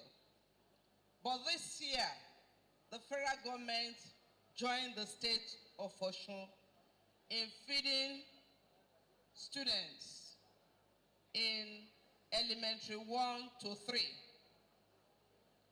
And federal government started paying 70 naira to the school vendors. Of course, immediately, the suppliers of the protein, that is the suppliers of eggs, fish, and chicken, called for a review. And we all know that the price of these products have skyrocketed in the market because of the fall in Naira versus dollar. So the governor again reviewed the school feeding to 70 naira per pupil, in line with what the federal government pays. So presently, we feed a child in each of our schools in the elementary school with 70 naira.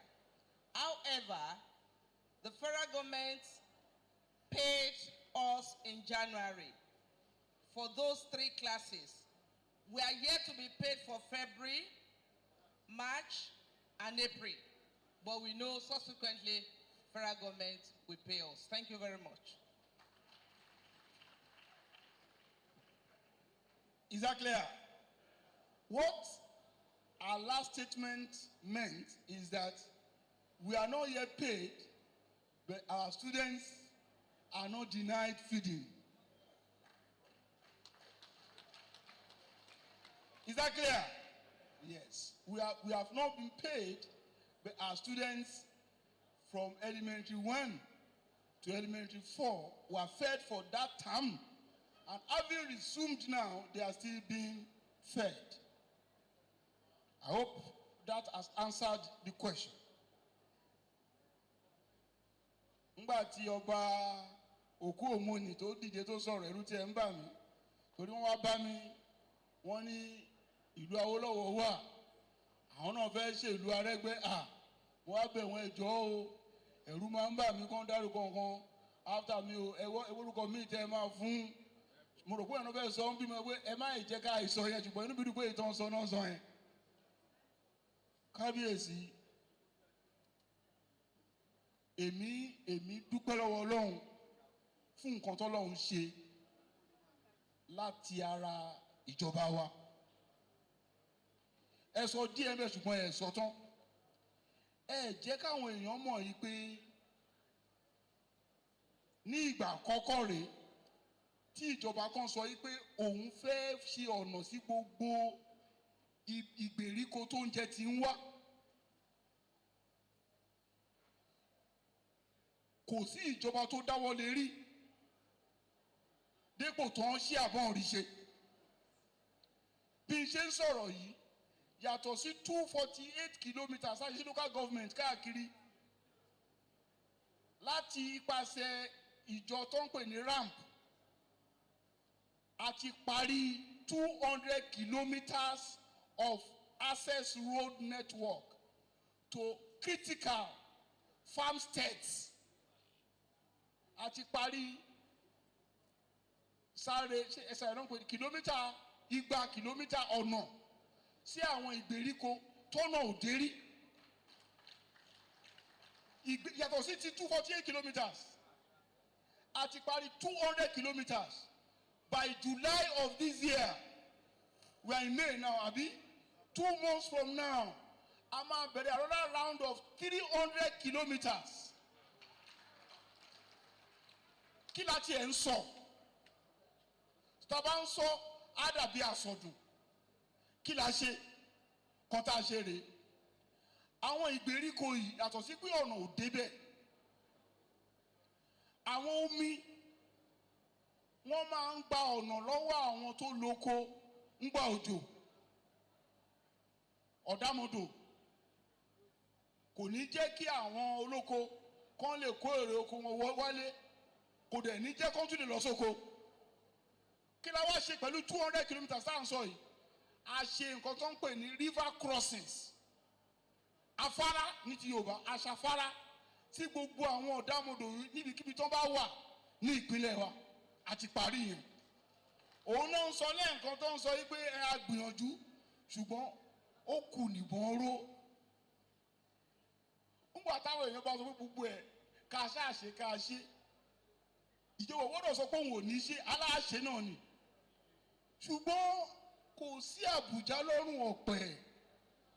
Owó ní tòun ò bá sílé ẹ má dábàá kọ̀ọ̀kan lẹ́yìn o. Láti jẹ́ kí ni yín dùn, nǹkan méjì ni màá sọ. Ẹ mọ̀ yí pé àwa ti bẹ̀rẹ̀ sí ń ṣe iṣẹ́ ti Mọdákẹ́kẹ́ sí Fámíyá. Ó kàn dúró díẹ̀ ni. Ok. Àwọn owó tó ń sọ Arẹ́gbẹ́ dàìváàtì, Arẹ́gbẹ́ ò dàìváàtì. Tó bá ti ń sọ màdẹ̀ máa rẹ́ ni. Ẹni tó bá dàìváàtì owó ẹ̀ẹ́rì lára ẹ̀. Èmi ń rù ní náà. Ẹ jọ ń tún Ọlọ́run yẹ̀yẹ́ kọ́. Gómìnà olórí bí mo ṣe rí. Ẹ jọ mi ò sick. Tí bá sick mi ò ní máa jó bí mo ṣe ń jó yìí náà. Gómìnà wo lójú ẹ rí jàgàjàgà bí eléyìí?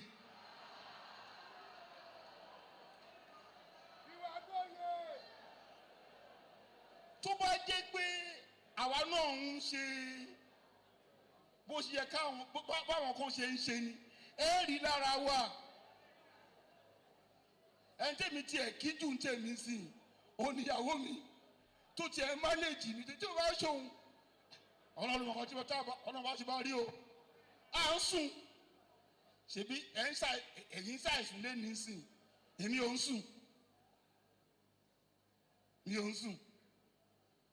Bí tọrọ bá a ṣe lè fi ṣe iṣẹ́ sísì là á máa ń wá káàkiri.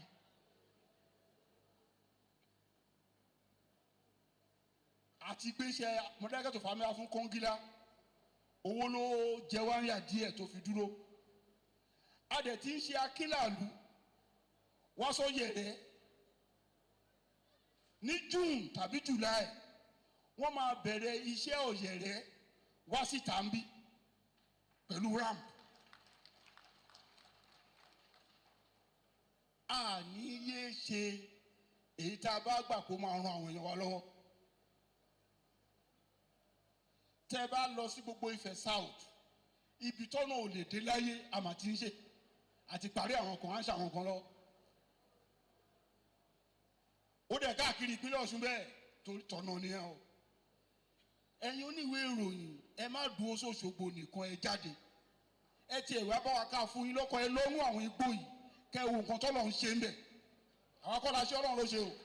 Torí mo rí wípé ẹ ti kúndùn kó kẹ́kọ̀ọ́ máa gbọ́ nǹkan táwọn tí ò lè ṣe tó dẹ̀ ní jẹ́ kẹ́ni tó fẹ́ ṣe kó ṣe. Ẹ ti kúndùn àti máa pọ́n wọn léjù. Ẹ jáde ẹ wòlú. Ṣé bẹ́ẹ̀ wọ́n lu ìtẹ́lẹ̀? Ṣé bí Òṣogbo ṣe rí ká tó dé ló ṣe rí ìsìn? Kò tẹ́ ń sọ̀rọ̀ ọ̀nà kọ́ ni mo tẹ́ ń sọ. Ọ̀nà ti sọ̀rọ̀ ẹ̀ ọ̀rọ̀ ti sọ̀rọ̀ ẹ̀ lórí ọ̀nà. Ẹ wo bí ìmọ́tótó ètò ìmọ́tótó ṣe rí ní l'Óṣogbo. ṣòṣogbo rí báyìí tẹ́lẹ̀ lórí ọ̀rọ̀ ìmọ́tótó. Obìnrin kan jáde ó ní orí ìpù fail, orí torí ìpù bá fail a lè máa bọ́ àwọn ọmọ tá à ń bọ́ bá ṣe ń bọ́ wọn. Kí ló dé tí gbogbo ìpínlẹ̀ Nàìjíríà àrí ìpínlẹ̀ kan tó lè bọ́ àwọn ọmọ? Àwa tá à rówó gbà rárá la dẹ̀ sí ń bọ́ ọmọ. Ẹ tiẹ̀ jẹ́ ká fi làákàyè gbé kínní yìí. Àwa nìkan all over Nigeria since 30 April 2012 we have been feeding 250,000 puppies. By December of 2016 we had served 2 million plates of oatmeal to our students. I challenge anybody in Nigeria to dare that and compete with us. It's a record. It's a record for a government to say that 2 million plates of oatmeal have been served here by December of 2016. Let any government come up with that statistics. Gbogbo ẹ̀ náà kò dáa ni kò dáa tó bá fi wá dáa ńkọ́ kó tiẹ̀ kọ́pì àwa náà. 2 million plates of the best meal possible, bó ṣe ń serve ẹ̀ ní Òṣogbo no serve ẹ̀ ní the remotest village kò fẹ́ ibi kankan rí. And we all want to pretend that these things don't exist, and yet they exist. Kò dẹ̀ sí example rẹ̀ rí tábà ní pé example tá a rí rèé bó ti ń ṣe. We remain the first and only state that has kept faith with that social intervention program that is remarkable to the extent that the World Bank used us in its publication to tell the whole world that nothing is impossible where there is a will and commitment.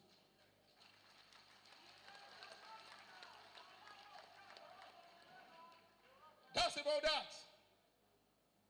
So we are feeding our puppies, and we are feeding them with the best of milk. And interestingly, the commodities with which we are feeding these puppies are locally produced and purchased from our market. People have forgotten that we're not just feeding them anything. Every day, puppies in elementary school in Osun eat fruit in season. Fruit in season. Every day. That is a news item because it's the truth. There are homes in which fruit is not even part of their menu.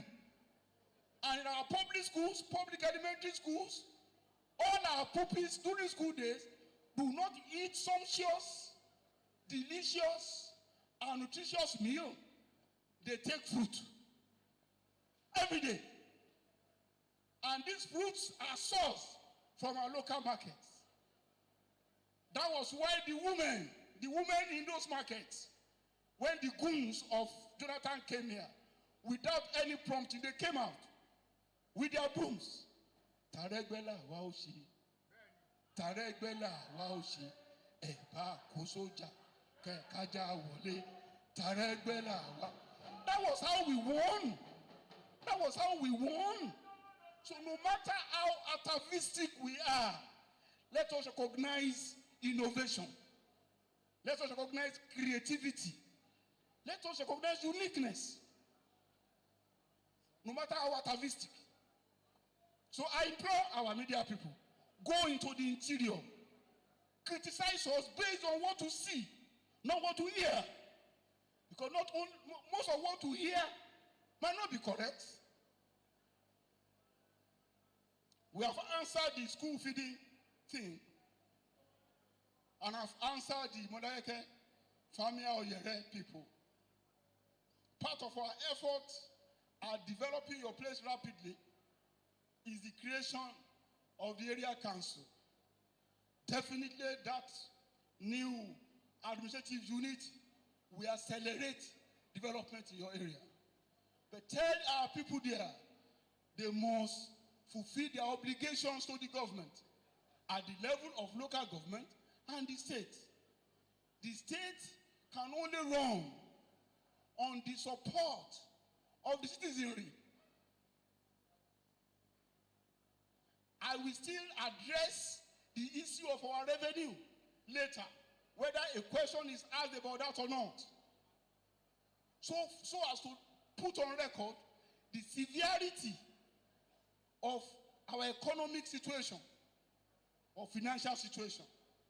But please, let us all know that as it is with your bed, it is how you lay it that you are going to lie on it.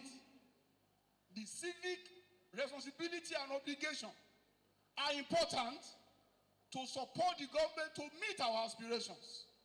Without people paying their taxes, their levies, and expected fees, it is usually difficult for government to meet aspirations.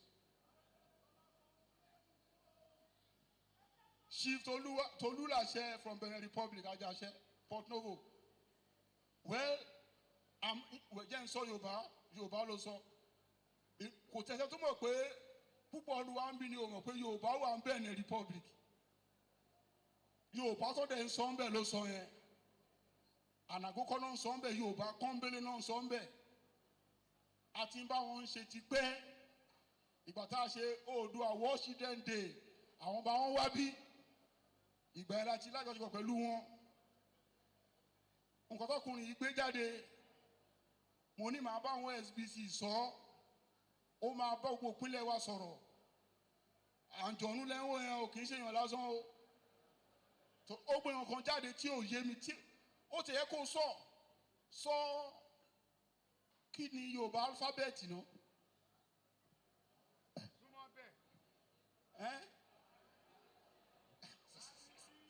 Wàhálà máa pọ̀ báyìí o. Alifábẹ́ẹ̀tì ọkùnrin yìí, àwọn alálẹ̀ ti fi bá a ṣe lè kọ Yorùbá lọ́nà tiwa hàn. Àwọn alálẹ̀ wọ́n ti fi bá a ṣe lè kọ Yorùbá lédè tiwa hàn ọkùnrin.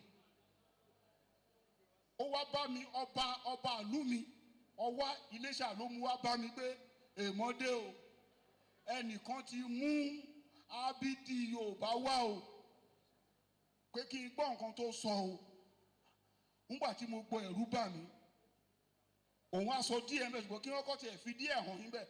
Ó ní ábídì tán ní káwa máa lò nígbà wáṣẹ̀. Ó ní òun nìkan ni ábídì tó ń sọ̀rọ̀. Ọ̀nà tó ń sọ̀rọ̀ kọ́ la ń sọ ń sìn yìí o, ọ̀nà tó ń sọ̀rọ̀ ti kọjá. Ábídì tó ń sọ̀rọ̀ ó sọ fún mi. Ó dẹ̀ ti ṣe gbogbo ẹ̀, ó ti fi ṣèwé. Mo wá ní màá bá OSBC sọ̀rọ̀ kó tiẹ̀ bá àwọn ọmọ ìpínlẹ̀ wa sọ̀rọ̀ ká gbọ́ nǹkan tó ń sọ. Ó yá sọ díẹ̀ kí n dá ẹ lóhùn náà. Mayor olórí ìjọba Àjàṣe ilé tó bá ti ń bọ̀ kó pẹ́ dání.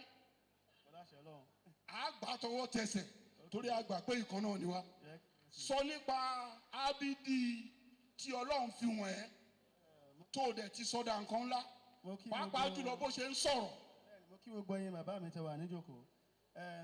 Kíkọ́lẹ̀ ohun Odùduwà là wá ń pè, à pè ní ábídì, à ń pè ní kíkọ́lẹ̀ ohun Odùduwà. Bí a ṣe ń pè ní àyébájì ògbè ní orúkọ ẹ̀. Tá bá nípa afẹ́lọ́kọ́ ábídì lágbà bá ń sọ yẹn. Tá bá fẹ́ lọ kọ́ ilé ìyá máa nípa afẹ́lọ́kọ́ àyébájì ògbè.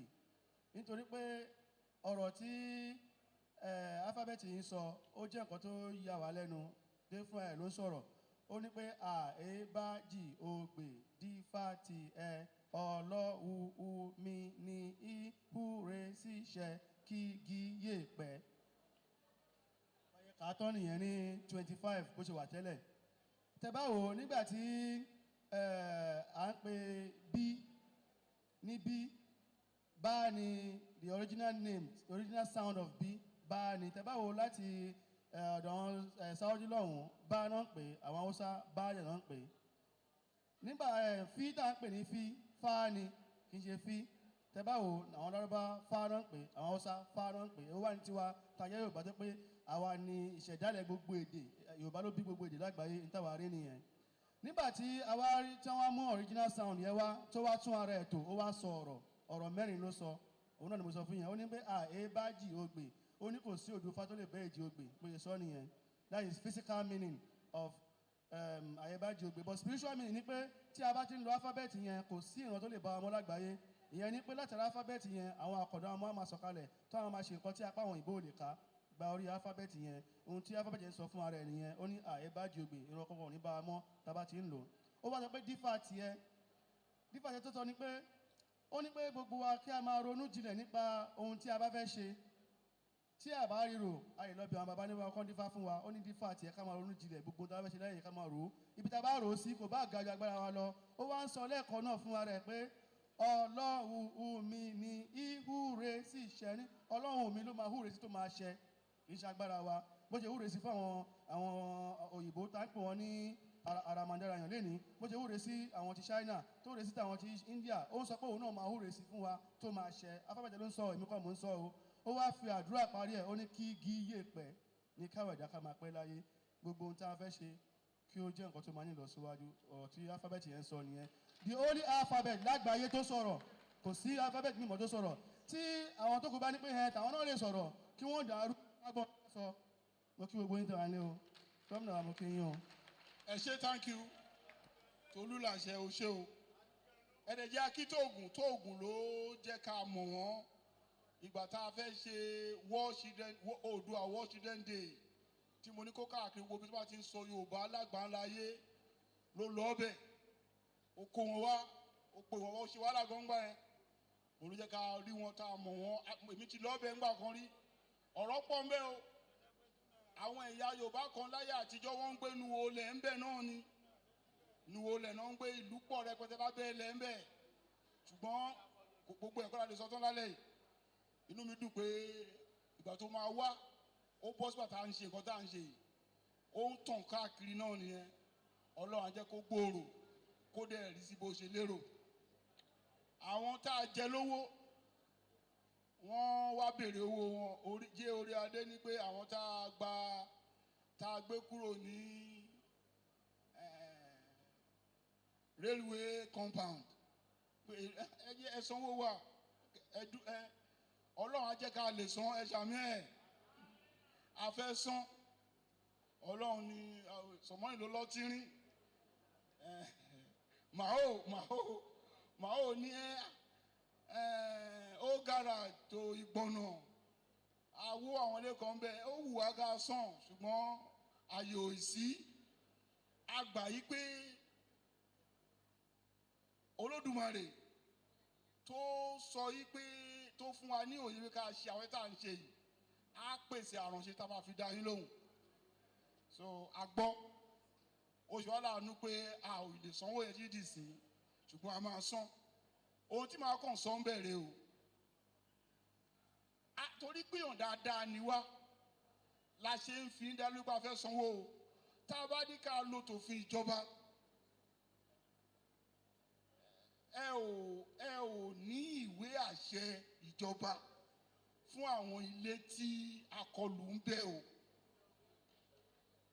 torí kakọ́ làkóyè wa náà Ọlọ́run kàn dá wa pẹ̀lú ẹ̀mí wípé ká ṣe dáadáa àwọn tí a gbà wípé ó yẹ ká sanwó fún àti sanwó fún wọn torí gbogbo àwọn tí wọ́n fi léyìí rẹ́ǹtì fún tí wọ́n wà ń bẹ̀ gẹ́gẹ́ bí ayálégbé tí ọ̀nà tá a ṣe tàbí ibi tá a tún ṣe tó pa lára gbogbo wọn láti fún lówó tá a lè fún wọn o ṣùgbọ́n ẹ̀yin tẹ́ ẹ wá ní ṣùgbọ́n tẹ́ ẹ ní ìwé ìjọba la wá sọ yìí pé ìbátọ́lọ́run bá ní ká lè san fún yín à á san fún yín à ń gbàdúrà ó dẹ̀ wá nú èrò wa àti ìfọkànsí wa láti san owó gbà má bínú fún yín Ọlọ́run á jẹ́ ká lè ṣe o ẹ ṣé.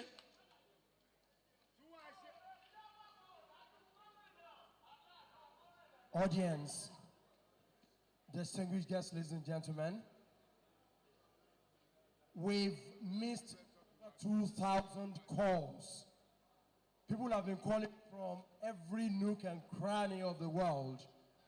And I think it's high time we went to them to also encourage them as part of this particular event.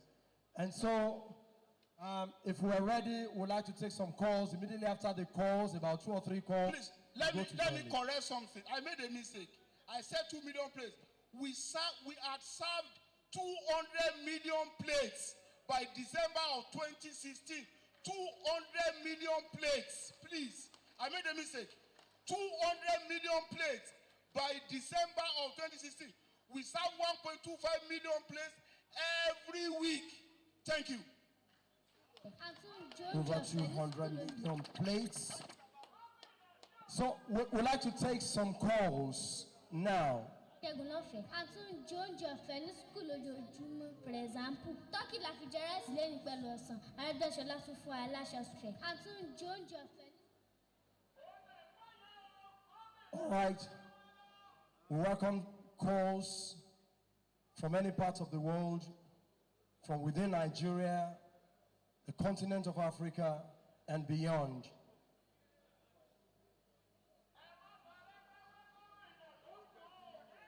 Okay, while waiting for the calls, I guess we can as well shift to the journalists here. Okay, let's quickly have you.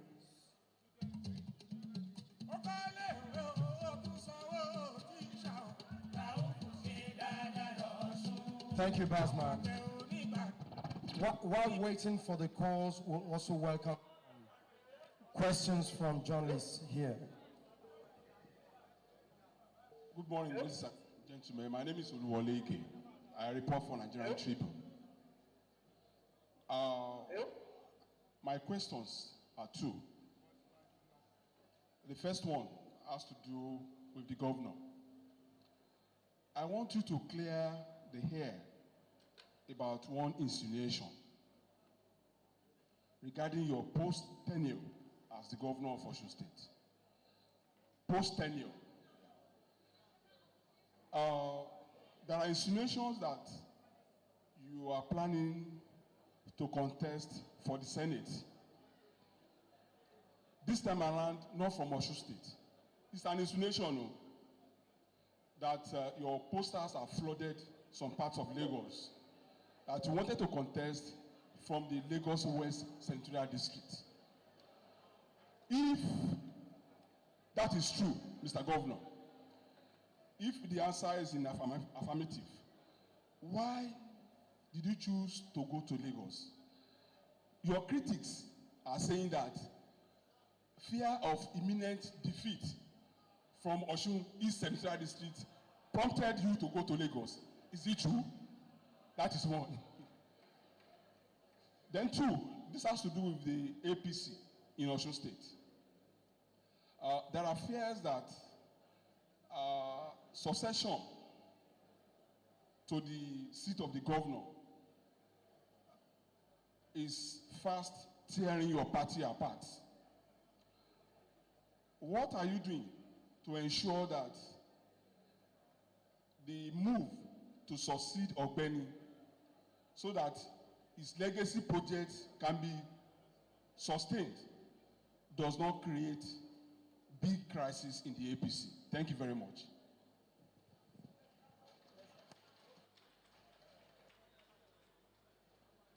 If I allow that question to be modeled up, or your question to be modeled up, I may not be able to answer very effectively. In the first instance, politics is about, essentially, resolution of conflict. That is the general or simplest definition of politics. And I recall there was a day I had a banter with Kayesi Orogo of Okela, where we both agreed on one thing, that let it be said, whichever you look at it, what matters most is ensuring that the good of the people is focused and addressed most effectively. That is, regardless of the method you use, what is important is that you solve the problem of society. So, I call myself a politician. If you ask me, I just say I'm a politician. After all, listen to this and look at my face. I'm looking at your face. Oluwale, you asked the question. When I told my relation in 2004 that I was coming to rescue with the incumbent then for the gubernatorial position here. My relation, not outsider. The lady looked at me and said, Raufu, if you were not to told, more you are more seun to law. That was in the The meaning of that, Rauf, is enough that you are a commissioner in Lagos. Please, don't embark on a suicide mission. But at least from what we know now, that suicidal mission is not just a mission impossible, it's a realized mission. Abi, 2004, my relation could not even believe that it was possible. When she said, a lady, when she said, I just smiled,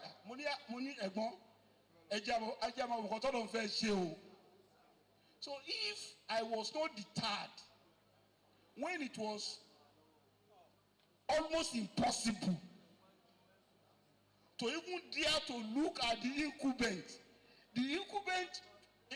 too said then that was an irritant. The incumbent said that I was an irritant. That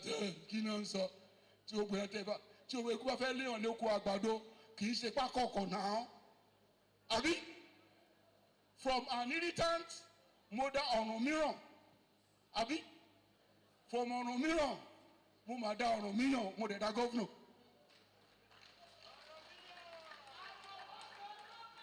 Do you understand my logic? However, I have in this, I should have here some of our members from Lagos. Are the members of mandate in Shomolu, are they still around or have they left? They must have gone to sleep. You see, I tell you this. I'm as large in Osun as I am large in Lagos.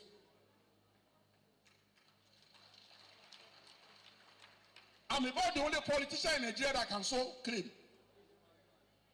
Not very many politicians can say that they are as large in one state as they are large in the other. I am large in Lagos. And as I'm saying this, Lagos is watching me because this is being beamed live on TVC. I'm as large in Lagos as I am large here.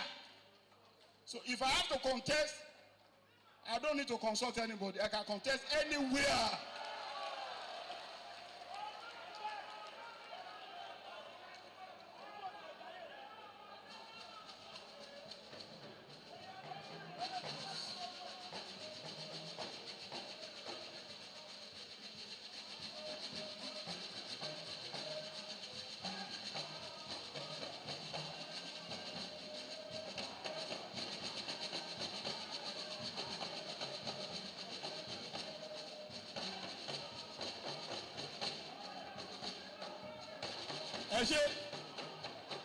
I must not end without giving the glory to God.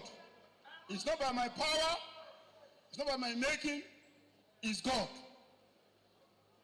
It's God in his infinite awesomeness and Aṣíwájú Bọ́lá Ahmed Tinubu. And the people of the two states, namely Osun and Lagos.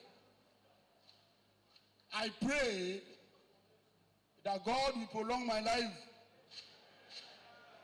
to prove to the world that politics is a noble calling and a good profession.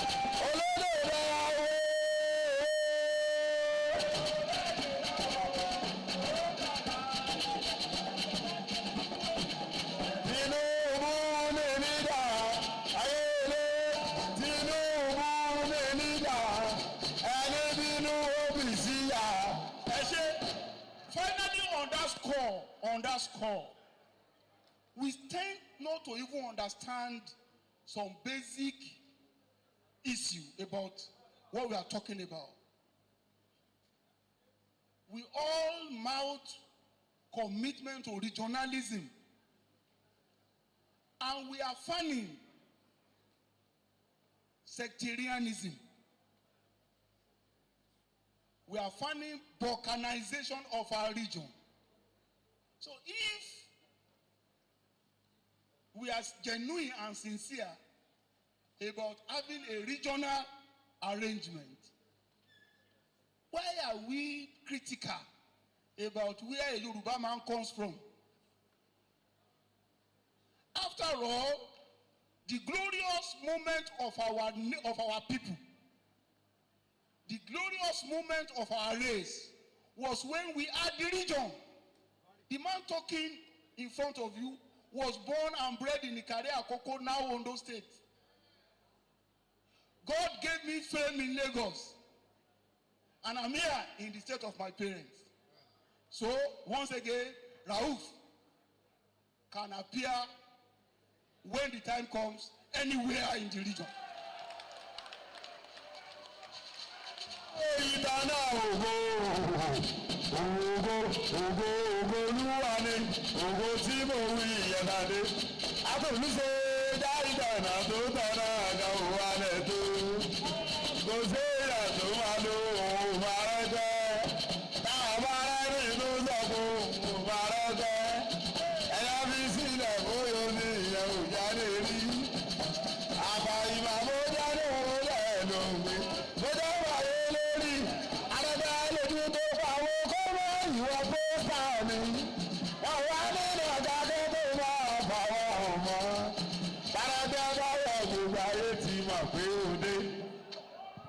I think you are answered, but don't let me hide from this. There is no such decision yet. No. There is no such decision yet. When the time, gbogbo yẹn ti gbàgbé pé tí n bá ṣe tán ní Tuesday, ọjọ́ tí màá kú omi lágbára Ọlọ́run, Tuesday ló bọ́ sí ọjọ́ Ìṣẹ́gun. By 12 midnight of that day, 27th November 2018, by the grace of God, we will still have 6 clear months to any election. So don't waste your time thinking about it. We have enough time to make up our mind on where to emerge.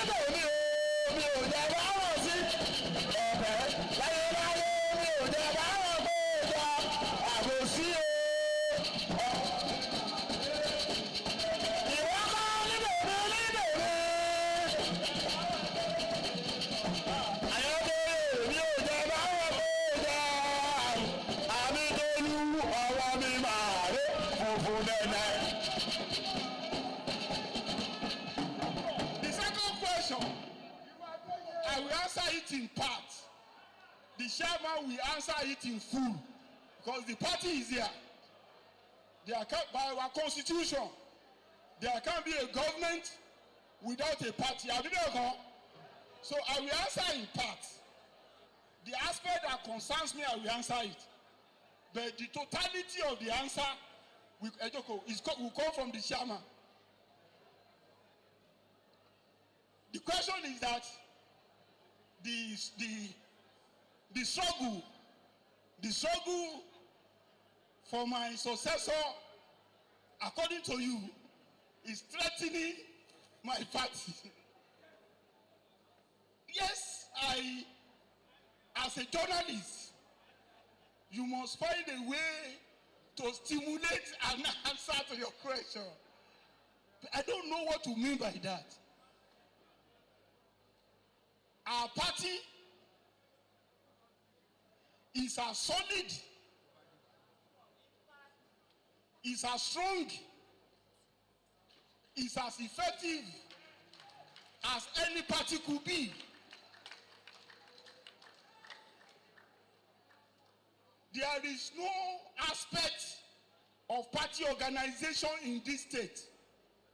There is no aspect of party organization, administration, and management that has suffered in any form here in the Osun APC.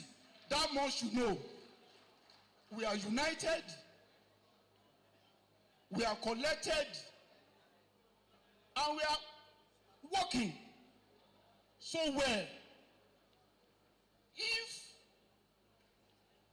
an incumbent party, a party in government for over 6 years, is as cohesive as we are, and the opposition, the only serious opposition party here, La ilaha illallah Muhammadur Rasulullah sallallahu alaihi wasallam, is as scattered, dismembered, uncoordinated. No, very, very diversified as our main opponent is. Where is your fear? Where is your fear? Where is it? A normal activity. If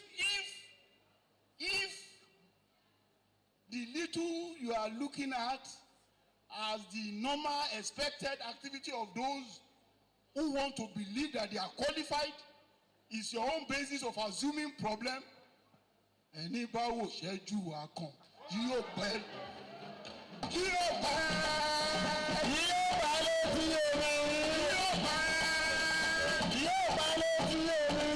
ti dúró mọ́ gàgà ìyọ́nẹ́ni àti bẹ̀rẹ̀ mọ́ mi gàgà o. Aregbesola àgùntò fẹ̀yìn rẹ̀ lọ. Ó lọ wá bára wá ní kòsà. Àgùntò fẹ̀yìn rẹ̀ lọ. Ó lọ wá bára wá ní kòsà. Àgùntàn tí yóò wá ọ̀rọ̀ tó fún. Ó fojú ìwò àgbo ìmú rẹ̀ àrùbẹ́. Aregbesola Kabiru lọ́jọ́ ọjọ́ kìíní ọ̀nà àwọn tẹ́lẹ̀ wà ní abínú ẹ̀mí wọ́n bọ̀ wọ́n kọ̀kọ̀ wọ́n bọ̀ wọ́n bàbá àgbàrá tí gbẹ̀yàn rìn lọ àwọn tí bínú wa wọ́n ti dọ̀rẹ́ wa Aregbesola kí lọ́ọ̀bẹ̀ lọ́wọ́ wọn.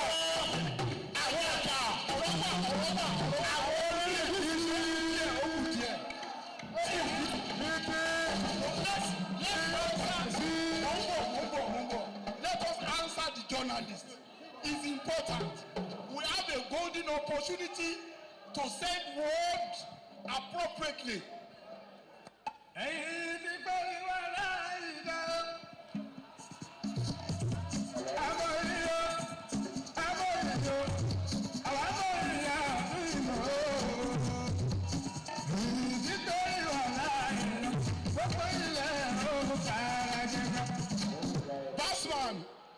ẹjẹ ń dá orí ìròyìn lóhùn àjò aago mẹ́ta ìlú àṣẹ̀ṣẹ̀ wọnú ẹ̀ ní àṣẹ̀ṣẹ̀ wọnú ẹ̀ ní. ẹ dúró now Olúwọlé phone call okay. Yes, Mr. Governor, where are you calling from? Mr. Governor is ready. We're listening. Good morning. Good morning. My name is Gabriel Godfrey. I'm calling from Ogbeni. Okay. Your Excellency, Ọlọ́run ló ń jẹ́ Excellency àwa ọ̀gbẹ́ni làwa. Ogbeni Rauf Aregbesola, I want to congratulate you for the giant stride you've recorded in the state of Osun, particularly on road construction. You've done very well in the state of Osun. You've indeed driven the bar in this state that we, the people, will not allow a political imbecile or neolithic take over from you. Because you've done very well in this state. You indeed appreciate you. For the very first time in the history of this state, we are seeing a government which can back all the local government in this state. Your presence is being felt in all the local governments. We did appreciate you. You've done so well. All Ambla, all me, and all of that things. However, Your Excellency, sir, I have a question on agriculture and education. My question on agriculture is this, sir. When you were campaigning, you told us that there is a 2 billion market in Lagos, that we are going to tap into, taking into cognizance that we are an agrarian state here. But I know the paucity of funds in that a lot of developmental projects you want to do. But I want to ask that, looking at economic situation in our country, this project is visible as far as the project is concerned. That is one of my questions. The second question is on education. All the beautiful edifices you do, no doubt they are second to none. In the history of Nigeria, we've now added so good in terms of infrastructure in this state. But sir, what to do the fate of our young people in the rural area who don't have this edifice built in their community, which will trigger rural urban migration? We know that it's scarcity of funds, sir. But I want you, sir, to consider our young people in the rural areas in terms of infrastructure on education. On a lighter note, sir, I want to congratulate you on your birthday, and I wish you happy birthday, and allow Subhanahu wa Ta'ala to increase you in age, to grant you good health, and more prosperity on the planet. Thank you, sir. Thank you. I will go to that. I thank him. And you know the Oba was clapping when he mentioned rural areas. Our Oba is from the remotest portion of our state. He will recall that we had discussion along that direction, and I will speak about it. Now back to you. Too many things happen here that we tend to even forget them. Look, before I even talk, we have reached a junction where something extraordinary must be done. One of us, a leader among us, a friend, an associate, a zestful, flamboyant, ebullient personality passed on less than 2 weeks ago. Let's rise up in his memory for 1 minute. Let's pray for the repose of his soul. I'm about to eat that aspect. It's exactly 3 a.m. now. Pray that God will forgive him. 1 minute.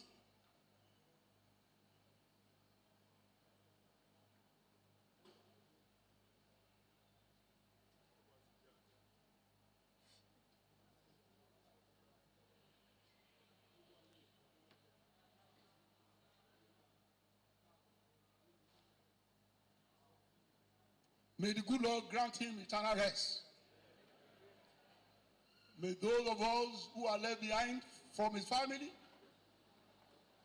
natural family, biological family, to those who are politically connected to him, to those who are communally connected to him, may we have a very, very long and peaceful life. Shami? The point I'm about to say here is this. Even before his passage,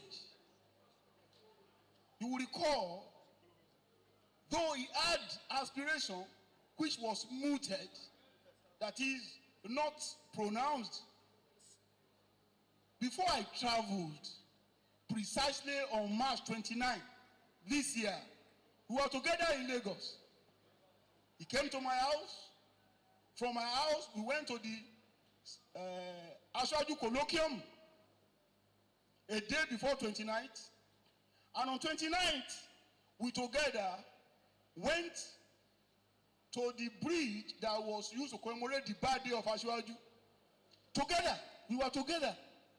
And from that event, we went to the evening bash, that is evening dinner, organized by the government of Lagos in honor of Ashwaju.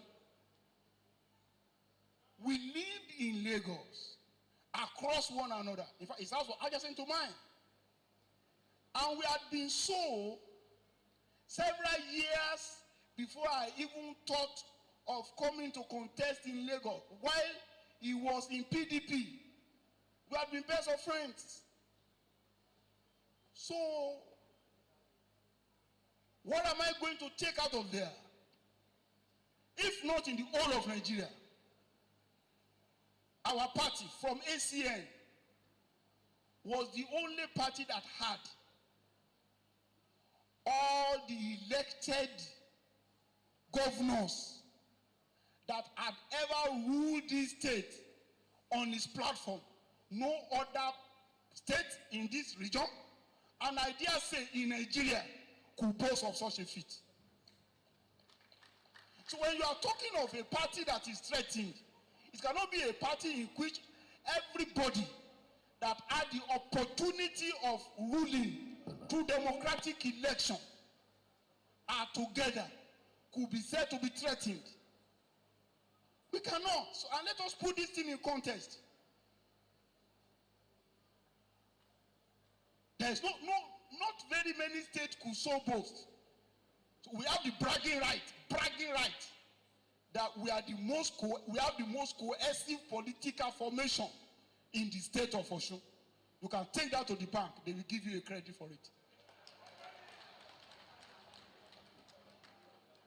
That said, I've answered your question on that, but my party chairman will speak more because he is the one that is in charge. He will tell you how he's managing it. It's to his credit. But let me quickly respond to, I hope I've answered the question my own way. Let me respond to the caller. The caller again expressed the general feeling about our people, and I thank him most generously. He raised two issues. He raised the issue of failure to effectively demonstrate what we promised on meeting the huge food need of Lagos, as well as effecting or affecting the educational needs of our rural dwellers. And I will start with that. Yes, it is true that we are not as heavily present in the rural areas as we are present in the urban centers. We are not. But people must not forget that our state is the most urbanized state in Nigeria. When you hear that, you want to say, Rauf today, NUT Podu, most. Yes, I didn't say most cosmopolitan. I said most urbanized state in Nigeria. And I'm correct. This is the state where you have towns that had been towns for well over one. Sorry, let me put it this way. This is the state where you have the highest number of towns that have been towns for the past 1,000 years. In Nigeria, no state can so claim. So, if urbanization means space where you have agglomeration of people, you will not be doing justice to that conurbation if you live where the highest need is and face where most of those who are there to periodically come to the center for whatever. In our own Yoruba attitude to life, there is nobody on the farm that is not present in the town. I hope you know that. Okay. So what we have done so far is to meet the acute need of people where they are.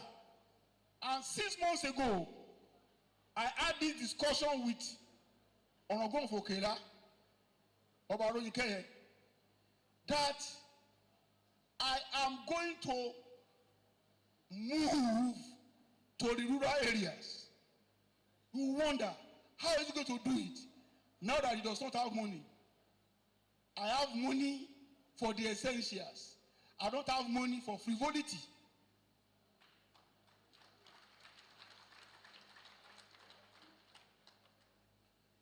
I'm starting from Ife South. Ife South is quite rural. We are experimenting something there. We want to rehabilitate. We are not building big schools because the communities are not big. Small farming communities. We are rehabilitating all their elementary schools within the next 3 months. Write it down and take it to the bank. It's going to give you a credit because I have the money already stored. I'm not looking for the money. I have the money.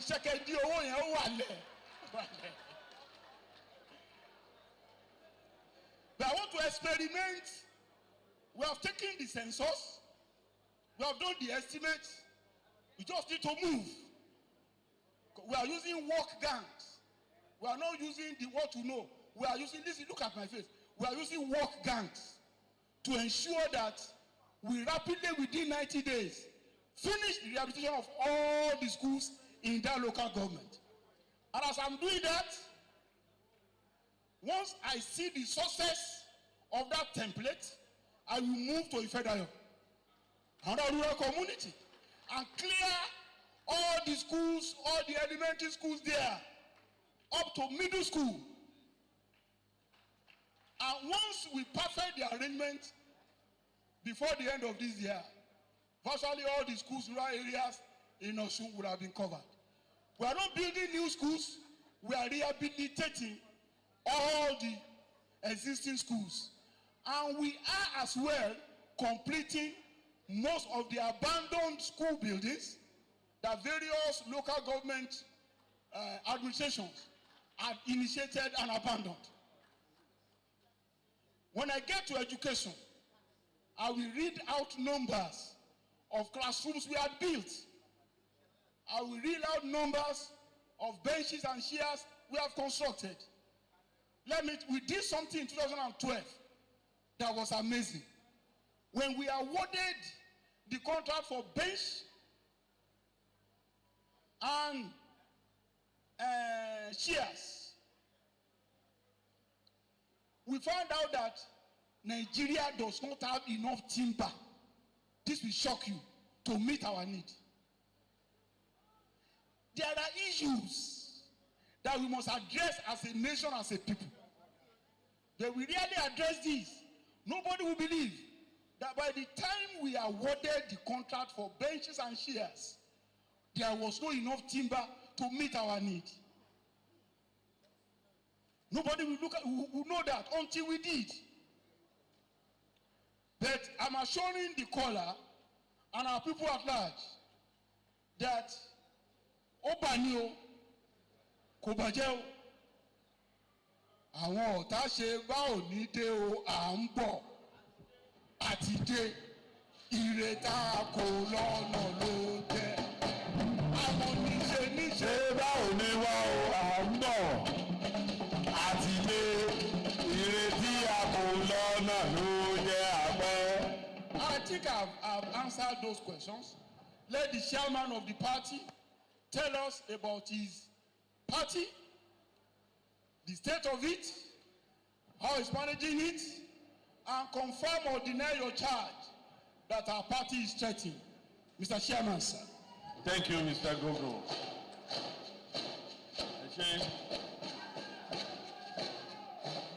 Well, thank you, Mr. Governor. Added to what the governor has just said about the position of the party and whether the party has been threatened by the ambition of some aspirants, to let you know, there had been, as far as the party is concerned, there's no governorship aspirant in this party, as far as I know.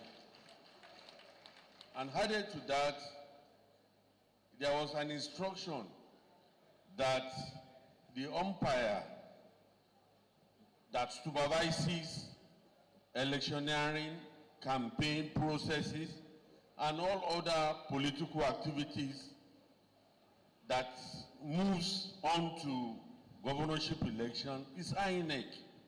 And there's always a timetable set by them that must be followed.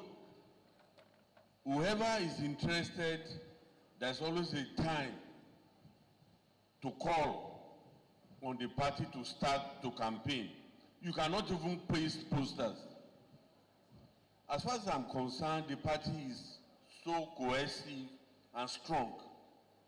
A party that is under threat of any governorship ambition or any other ambition will not transform from 30 local government and one area office to 64 successfully. If a party is any under threat, you'll have been seeing so many stories in the media orchestrated by you journalists that this is happening today, that is that, other than maybe few individuals who are virtually over-ambitious. But I want to let you know, insubordination on the part of very few will not mean a crack in the party.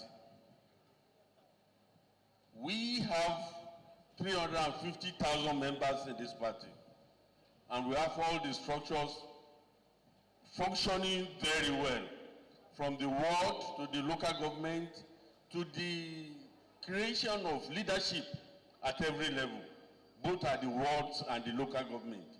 It is not very possible for a party that is under threat to have all these structures in place, including the elder caucus that we call Igbimo Agba. We are responsible and we feed ourselves from the bottom to the top. So as far as I'm concerned, maybe you have never seen a situation. I mean, just compare us with the opposition. What can you say about who is going to threaten us? Is PDP really a party in this state or in Nigeria? Or can we threaten ourselves? So we are in charge, and there's no element of threat by any form. The governor has explained And I want to let you know that as far as politics in this state is concerned, we dictate the pace. If you want it to be very fast, we know what to do. If you want to slow it down, we know what to do. But because maybe you wanted to be ahead of us in planning, wait for us. Let's start our thing, and then you now follow us. Don't be too fast. Just follow us. We won't follow you. That's just the simple analogy of what is going in the party. Thank you.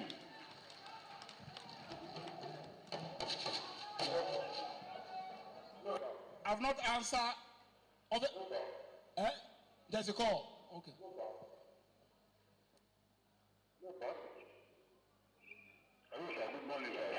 Hello, caller. What are you calling from? What's your name? Where are you calling from?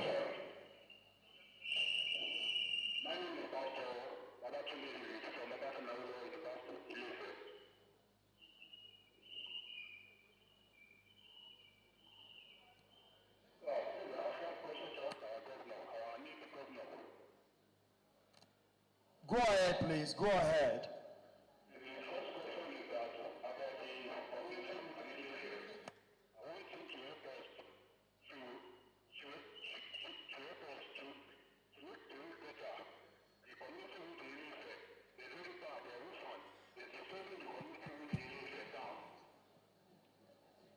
Hello.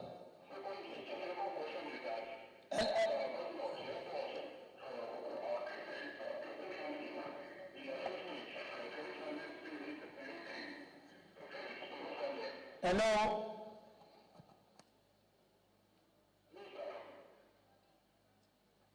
We are listening.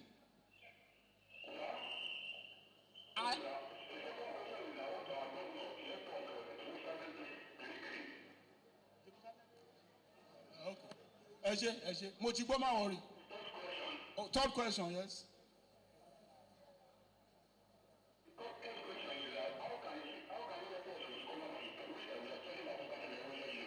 Okay. So ti tọ́ àbóṣìkù.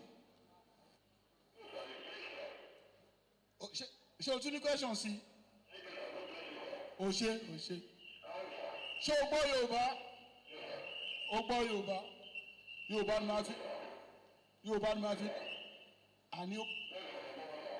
Okay, thank you. Jẹ́ ń dá ẹ lóhùn. Ti Jerusalem tó o bá ṣe lọ fún rárá ẹ má lọ o. Òótọ́ ni. Mẹ́kà, Jerusalem, ẹni tí ò bá ti lè lọ kó jókòó.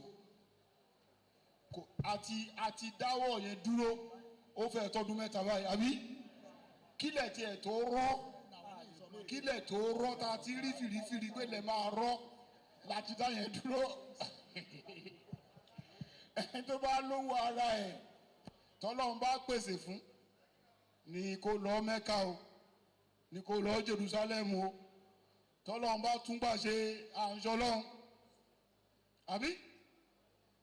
Àtún lè padà ṣùgbọ́n ń sìn Ọlọ́run ní ká má ṣe jùlọ wa lọ, nǹkan tó sọ fún wa nìyẹn ní gbogbo òwe tó ní ká fi sìn, àbí? Ó sọ bẹ́ẹ̀ nínú Ifá, ó sọ bẹ́ẹ̀ nínú Àlùkùránì, ó sọ bẹ́ẹ̀ nínú Báíbù pé ìwọ ẹ̀dá tó ń dá sílẹ̀ ayé yìí má ṣe kí ni o, má ṣe jùra ẹ lọ.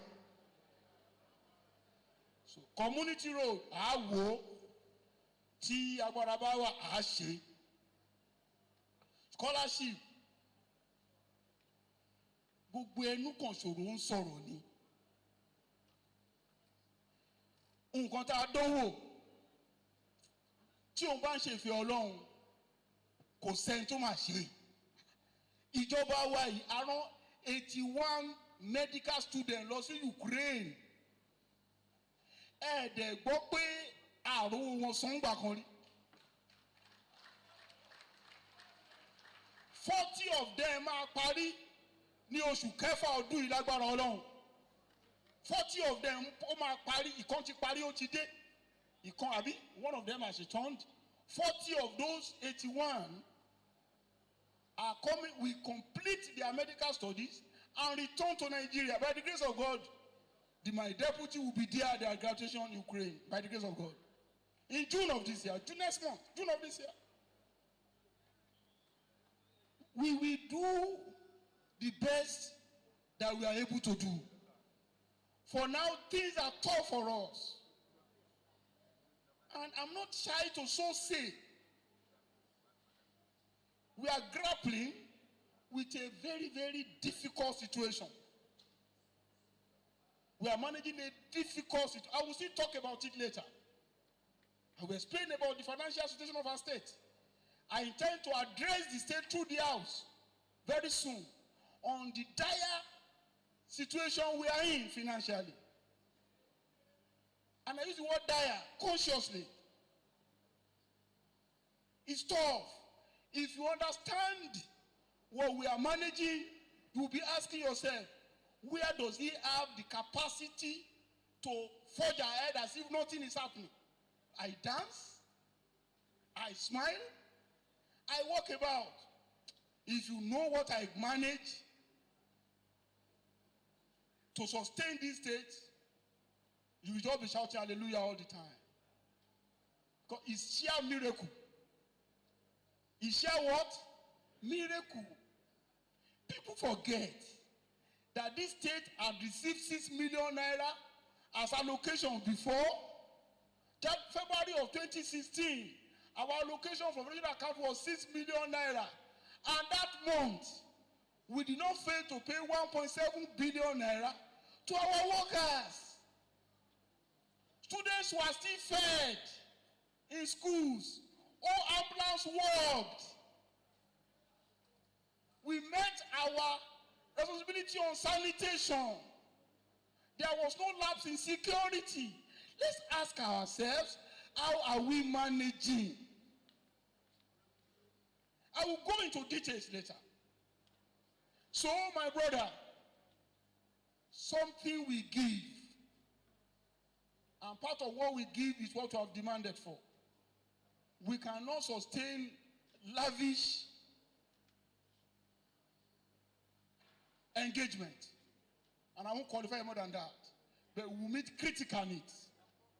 We will meet, what do I say? Critical needs. That's about what he asked for. As for your road, of course, we will find a way to do as many more roads as are possible. That's what now back to the one I never answered. Agric. Please, we are in a market economy. We did not say we will be cutting these goods to Lagos by ourselves. But farmers in Osun will tell you that they get more returns on their agricultural produce than they had ever gotten before. From crop production to animal husbandry, we are making progress and we are documenting. Probably the PS of Agric should come and elucidate on this. We have made progress in agriculture far beyond what you assume. Statistics is what we have not shown out. I want you to come and speak to us how far and where we have done in that regard. We are not collecting from the farmers and transporting by ourselves. But more food production had occurred and they are being taken to Lagos. However, I'm planning something that's an innovation. I expect it to hit the market space by latest August. What is it? We want to create an electronic platform where our farmers will register their produce for global appreciation and patronage. An electronic platform where farmers will register their capacity in commodity production for whoever in the world is interested, and through that platform, those who want to patronize them can patronize them. OSICOL will be the anchor, and we are going to market it, and it will yield results. Finally, what we promised that we have not done is this. and I'm still working hard at it. We promised during our campaign that we will create Osun food market in Lagos. I promise that. I am yet to do that. But believing in God, before I go, we shall have Osun dedicated food market in Lagos. I thank you. Thank you very much. Please. Thank you. Mr. Governor has tackled this.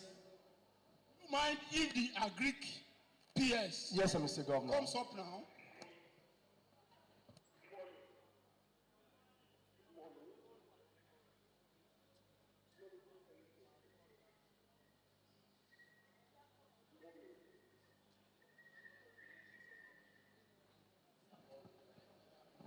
Okay, hello caller, please can you move away from your TV or radio set so that we have you quickly before we call on the PS Agriculture to react. All right, tell us your name, where are you calling from?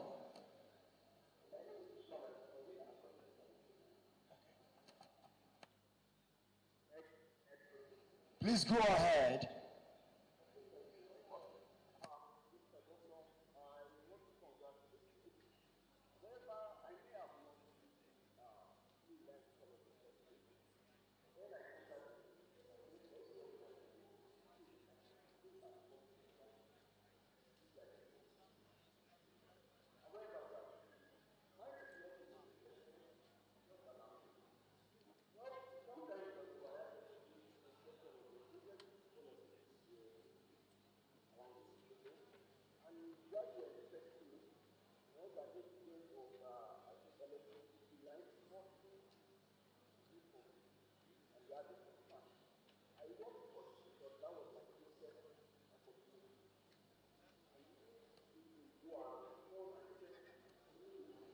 Hello, caller.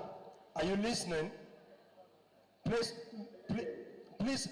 you need to call back. We don't seem to grab what you're saying. Please call back shortly. We'll come back to you. Thank you very much. Please, PS Agriculture.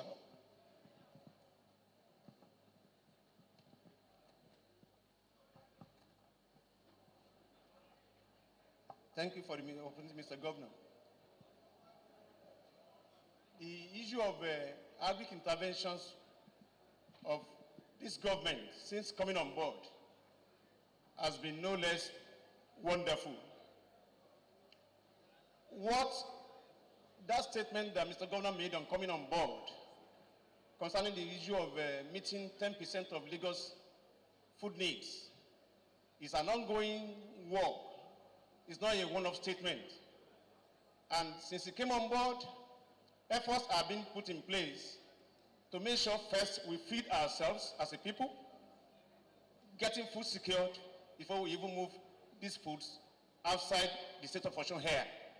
And like he said, when he was making his statements concerning the issue of the farmers having more premium, more reward for their efforts this time around under this administration, is the fact of some of the markets that were created by the school feeding program of this administration. The farmers now, from open market, ordinary farmers who take their store to the open market, get patronized by suppliers of the menu that our children are fed with on a daily basis. That's a guaranteed market. It might not be an organized format, but it's an organized market wherein farmers are sure that when you get your produce to the market, they get bought from these suppliers all over the place. So the statement that the 10% of food needs in Lagos are going to be met by those of us shown here is a target that this as a state we are working towards too. We just came back recently from a program, the National Council of Agriculture in Port Harcourt, a week-long program. For the first time in the history of this country, we all know that it's not going to be, it's not easy. Farming is not an easy profession. But the federal government because of the recession we are in, is intervening through the Central Bank of Nigeria by creating guaranteed market and creating funds through the Anchors Growers Program. States that have ventured into this, like Kano, like Nasarawa, like Kebbi, all gave their accounts during that meeting in Port Harcourt. We as a state here, we are venturing into that Anchors program through the private sector initiative. There are two windows to it. By the end of this year, by God's grace, our farmers in Osun here are going to be put in clusters of 500 hectares at a go, spread across the entire state, and premium for their produce, particularly in the area of cassava, maize, and soya, are going to be all over the place by the end of this year, by God's grace. And like, as to what Mr. Governor said concerning the e-platform, wherein the produce of our farmers will be offered to the world for purchase. That's a tall order, but like Mr. Governor said, we are working hard at it. By the third quarter of this year, that will be possible for whoever is a farmer in this state can have your product on that e-platform, get patronized, and you send your goods directly to whoever wants to purchase it, even at currency. That's a big plus for this administration. A lot of innovation to achieve all this is being worked on. And we're using this opportunity to appeal to our royal fathers who are here, because you can't do farming without the land. We need more land for our farmers. A lot of people who are coming in, that this is time to go back to farm. And a lot of people are coming on board to want to go to farm, but we need the land. So government is no longer acquiring land this time around, but we need you to put down your land for these private investors to develop the land for you. The land cannot be taken away from you. It's your land, but we need it for development purposes in agriculture, for large-scale commercial agriculture. I rest my case. Thank you.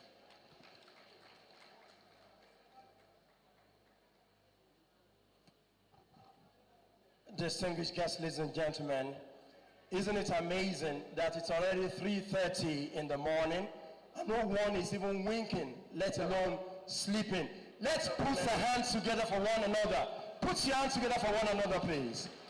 Yes, thank you very much. God bless you. Council managers will recognize all of you, wherever you are. Let me see your hands up. Council managers, put your hands together for one another wherever you are.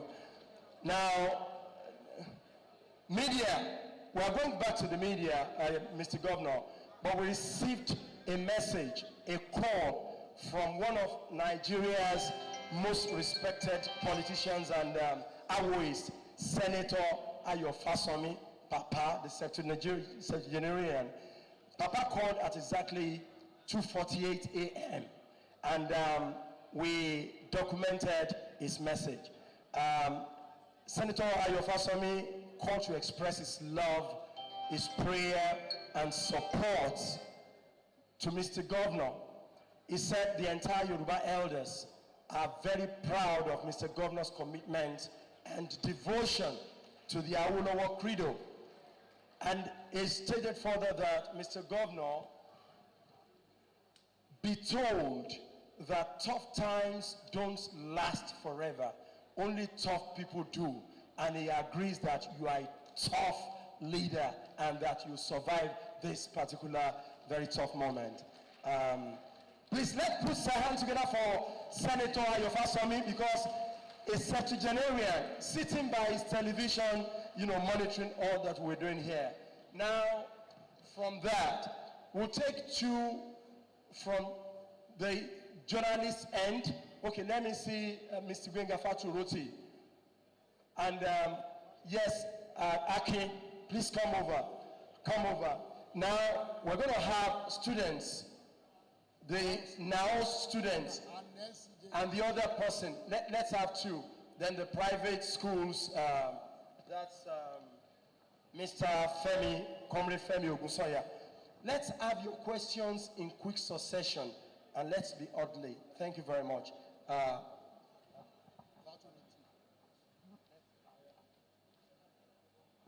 Mr. Governor, sir, my name is Gbenga Faturoti.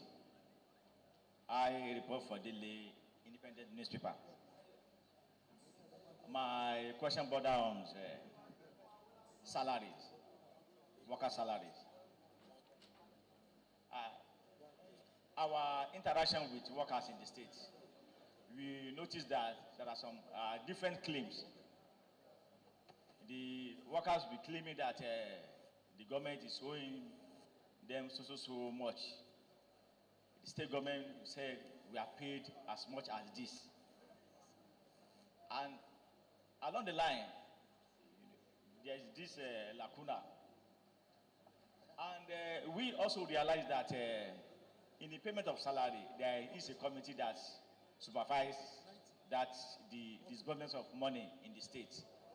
And through that, we also are aware that there is this agreement between the government and the labor. The details of that agreement, to our understanding, some are saying that that agreement is just that, okay, also state government, since we don't want to sack workers, pay us what you have, and that is all.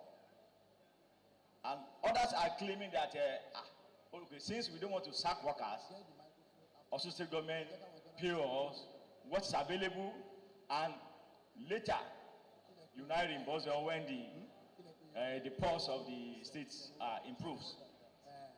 And as a journalist, we want to know actually how much is the state owing, and the month, and is it likely that the government will pay the balance that the workers are claiming, or the agreement is just like that, that the government is paying what it has and nothing more. And now that the state also will soon have the cabinet on board, can we now say that the pulse of the state has improved? That's why we want to have the cabinet, and at the same time, the workers, it's likely that they will get all their benefits. That is the first question. The second question is as sponsored. Accountant General, PS Finance, and them are down, This second question is a sponsored one. There is this claim by the workers as well that since this administration came on board, that there is no promotion. I want the Mr. Governor to clear that, whether HOS, to note, HOS. Akinlolu Abayomi from Akinlolu Abayomi, managing editor of OrientMags.com. People say, and I hear, you are described as an unusual governor running an unusual government in an unusual way. One of the innovations you brought and introduced is the Walk to Live program. Physical exercise has been described as an alternative to medicine, and it enhances physical fitness and overall health and wellness.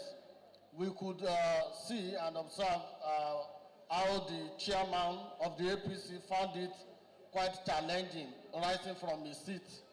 Why is it that you have not been, the program seems to have been suspended? So, and away from the political coloration that it might have gotten or some other things, it has advantages for people and members of your party. Why has the program been suspended? Thanks.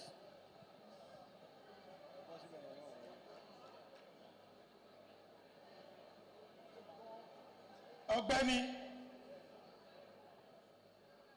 if I'm in the position, are you with me, sir? If I'm in the position Okay, my name is Comrade Femi Ogusoya. If I'm in the position to sign it that you should continue to be the governor of this state, I will have even loved signing it before man and God. People have been saying you don't work. I always tell my comrade, by the time I was in school, we always sing comrade. We call those people comrado because you've done a lot. I don't know how governor will do this type of work and people will say he has not worked. I don't even know. I don't know. That is number one.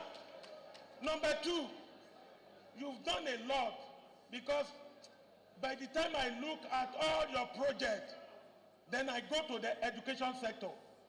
You've done a lot. Those schools that you've built, I'm afraid you've got your cabinet now. I will advise you, always get a day or two, you and your cabinet, to pray and fast for somebody that will take over from you.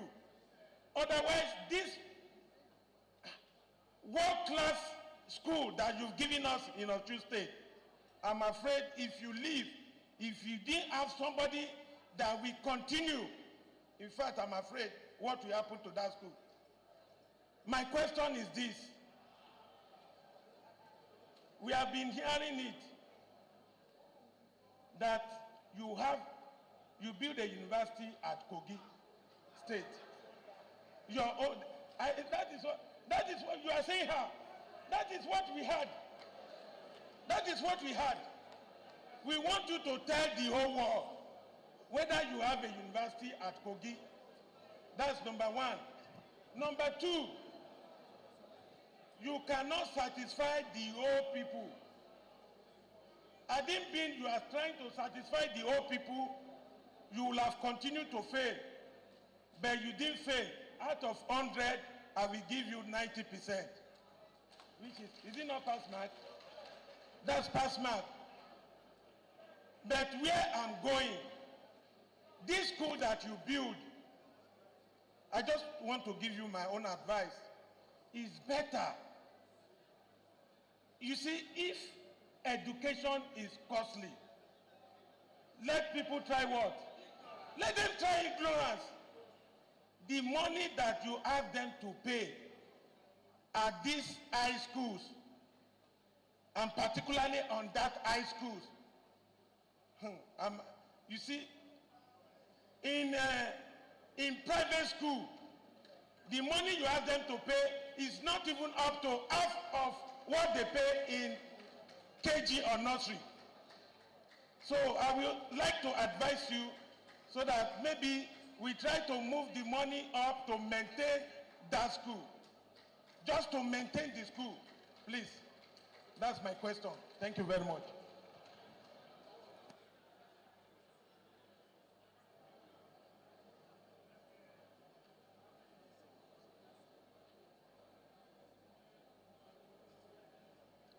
Auzubillahi minash shaitani rajim, bismillahir rahmanir rahim. Orúkọ tèmi ni Lékan Salami. Mo kí Ọ̀gbẹ́ni Rauf Aregbesola. Mo kí gbogbo àwọn tó wà ní ìjókòó pé a kú àtúnṣe. Torí àtúnṣe la ṣe wà níbí. Ọlọ́run tó fi ń lágbára tẹ́ fi bá débi tí ẹ bá dé, Ọlọ́run á jẹ́ kẹ́ bá débi tí ẹ rò lọ́kàn láti gbé dé. Mi ní nǹkan much tí mo fẹ́ sọ because ẹ ti ṣe èyí tó pọ̀, àfẹni tí ojú ẹ̀ bá fọ́ lálóhùn òrí. Mo rántí ìgbà tí mo tẹ̀lé yín wá láti Èkó, èmi ti wá sóṣogbo. I left Òṣogbo láti 1982 ni mo ti lọ Èkó. Mo wá sóṣogbo padà ní 2013 ni mo ti dóṣogbo, mo tún wá padà ní 2014. So nǹkan tí mo jẹ́ láti sọ ni pé mo fẹ́ sọ̀rọ̀ nípa ọjà l'Ọ̀ṣun State. Ipa tí ọjà ń kó nínú ìlú ó pọ̀ gan. Mo fẹ́ sọ pé ó kó 70%. Mo fẹ́ fi Tejo Show Market ṣe sample. Nígbà tí mo wà ní Tejo Show, mo wà ní NTA Channel 7 bẹ́ẹ̀ kan tó change sí Channel 10. dá mákẹ́ẹ̀tì yẹn nìkan ṣoṣo ní ibi tó wà ẹ̀mí ìsọ àwọn ètò kù mo mọ ipa tó ń kó ní environment yẹn Èkó general owó tó ń wọlé àwọn èèyàn tó ń lọ síbẹ̀ láti other areas mo wá wo nígbà tí mo padà sí ìgbìmọ̀ wo mo rántí bí ayé gbajúmọ̀ ṣe wà nígbà yẹn mo wo population tó ń wọbẹ̀ mo wo bí káràkátà bó ṣe ń rí báwo lowó ṣe ń wọlé ará Kìrun máa wá ará Iléṣà máa wá wọ́n mú wọn wọlé náà wọ́n wá gbàtà ti ṣí ọjà yẹn mo rí i pé wọ́n ń tì pa àwọn èèyàn kankan àwọn aláta nìkan ló wà ń bẹ̀ wọ́n máa ń béèrè lọ́wọ́ pé kí ló ṣẹlẹ̀ àwọn ìbéèrè ìdáhùn tí wọ́n ń fún mi ò tẹ́ mi lọ́rùn tó mo wá lókè bóyá tí irú nǹkan báyìí bá ṣẹlẹ̀ wọ́n sọ fún wa reason tí ọjà yẹn tí ò fi jóná di ọjọ́ òní. Thank you, sir.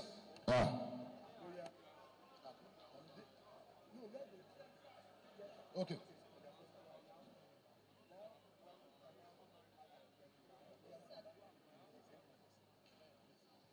ṣe o ẹ̀jẹ̀ obìnrin kan jáde lẹ́ǹkan ó kí mi ó wá ní pé kí ló dé tá a fi pa ètò gbálégbàtà ọlọ́jọ́ ọjọ́ mẹ́rìndínlógún tá a fi pátì àti gbọ́ a máa tún bẹ̀rẹ̀ ẹ̀ ṣe ó sọ̀rọ̀ nípa ìta olókan ó sọ̀rọ̀ nípa ọ̀nà òkè baálẹ̀ gbogbo ẹ̀ àti gbọ́ ó lè sọ̀rọ̀ nípa Iléṣà road àti gbọ́ àwọn àwọn tá a lè ṣe sí mo sọ pé 40 students ló máa graduate ní June 50 ni kò ń ṣe 40 of the 81 ló máa parí ní June of this year ó dẹ̀ dá mi lójú pé ìyáàfin Títílayọ̀ Tọ́mọrí ó máa lọ bá wọn kẹ́yẹ ìparí ẹ̀kọ́ wọn ní June lágbára Ọlọ́run ọ̀rọ̀ pọ̀ tó ń sọ tó dẹ̀ wúyàn lórí bàbá tó wá sọ̀rọ̀ nípa ti agriculture mo rò pa á sọ jù bẹ́ẹ̀ lọ màá kàn sọ díẹ̀ fún yín púpọ̀ náà kan tá a bẹ̀rẹ̀ tí ò jọ wọn lójú òun ló wá dá gbajúgbajà ń sí o a wà lára àwọn ìjọba àkọ́kọ́ tó bẹ̀rẹ̀ anchor borrowers program èmi mo kọ́ gba 2 billion naira tí mo fáwọn àgbẹ̀ ń bí báyìí as back as 2012 ẹja lóníbú ẹ ti gbàgbé ẹja lọ oníbú ẹja ẹ àwọn alákọ̀ọ́kọ́ gbà Ọ̀ṣun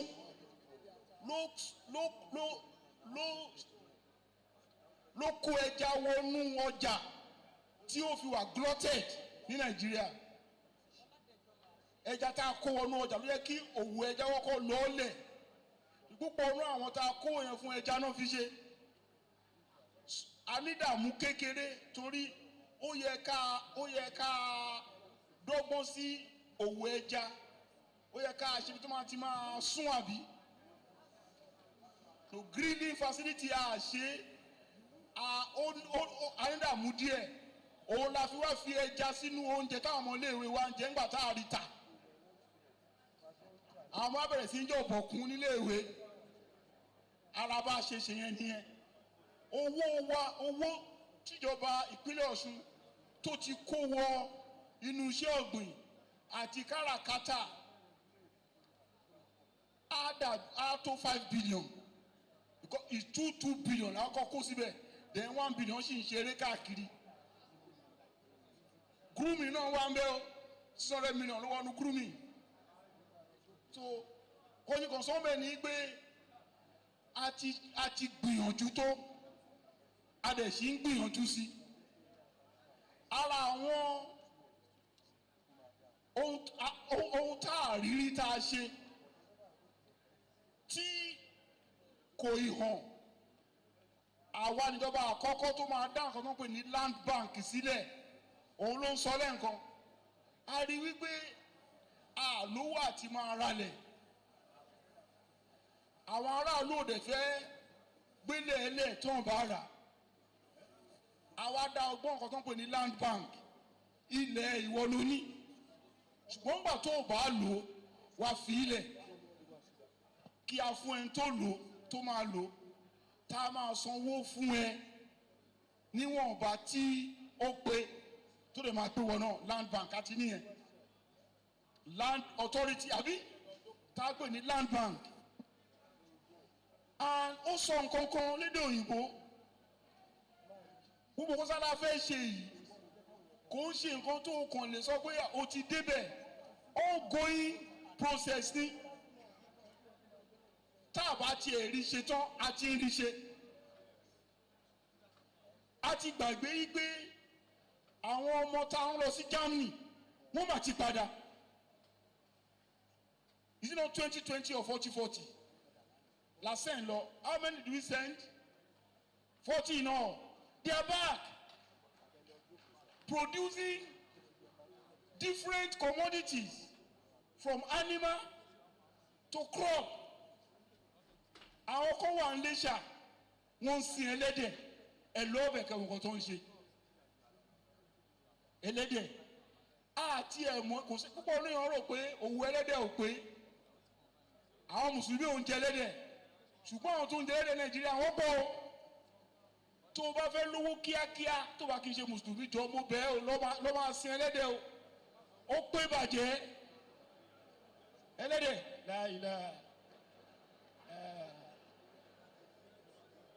jẹ́ ìtàwá kọ́rọ́ kan fún ẹ tó o mọ̀ ó ti máa sọ ilé ẹ̀rọ abá ẹ o oko ẹlẹ́dẹ̀ tó tóbi jù Nàìjíríà Iléṣà ló wà the biggest piggery in Nigeria is in Iléṣà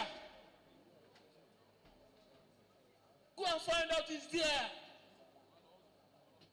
and we are working hard on supporting everybody we are building a specialized abattoir for pigs in Oridowu kọ́lá nǹkan sí Oridowu an abattoir specialized abattoir for pigs where pigs will be slaughtered, processed and packaged. That's about that on agriculture. I think I've answered the woman. Let's now go to the various things, no not you, that the people who came up said. A man came up here, he congratulated me and he spoke about our wonderful intervention in schools. We will not raise the fees in schools. We only appeal to our parents to meet the small requirements for maintenance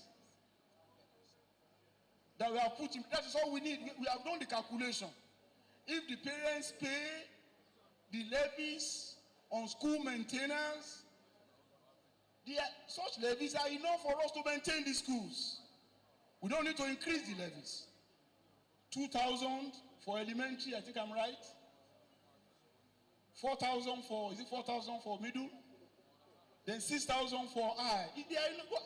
Those are enough for what we need to do. We simply plead that parents will support us. We don't need to increase the fees. And we are doing something that most people don't know now. We are putting the management of the new high schools under an independent management company owned absolutely by the government. And we are bringing a seasoned educationist from outside Nigeria to manage that outfit. We believe with these, we will simply be the best in education at that level.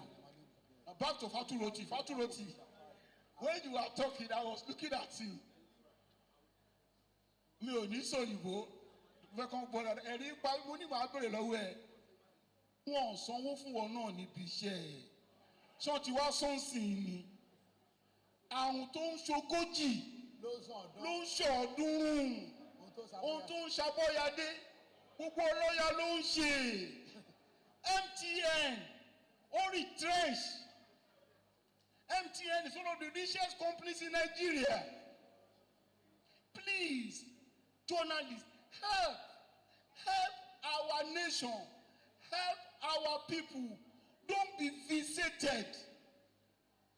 Saudi Arabia, listen to this. Saudi Arabia has a population of less than 40 million people. Saudi Arabia is the largest oil-producing nation in the world. Saudi Arabia had to cut salary for over a year. Saudi Arabia has just reviewed that policy this month. If Saudi Arabia could cut salary, wow. Saudi Arabia, with less than 40 million people, and having the largest income in the world from oil, but will have to, under the pressure of international oil sales problem, what do you expect from Nigeria? I pause here to commend the resilience, the perseverance, the understanding of our workers in the state of Osun. I salute them. We will be deceiving ourselves if we want to assume that things are normal. Things are not normal. Taban sọ̀rọ̀ èrú rẹ̀ máa ń bà mí pé ṣé kọ́tà tiẹ̀ ń sọ yìí ṣáwọn èèyàn ò fẹ́ gbọ́ ni. Look, September or thereabout of 2015, we got minus 300 million naira as allocation. Minus. If you know the meaning of that, when you get a minus allocation, what that says is that you must go and find that minus to pay back to federation account. That month, we did not only pay back minus 300 million, we paid 1.7 billion. You should pause and ask yourself, how is this man managing? After all, we did not swallow the money. We use the money for the people. And that leads me to the next question of my man. Moko schools, Sikogi. Enter kole ìwé sí Kogi. A nílé sí Kogi tàbí Iléṣà. Mo ní mi ò nílé sí Iléṣà. Ilé ọ̀rẹ́ mi ni mò ń gbé ń bẹ̀. Èmi tí ò nílé. Mi ò nílé.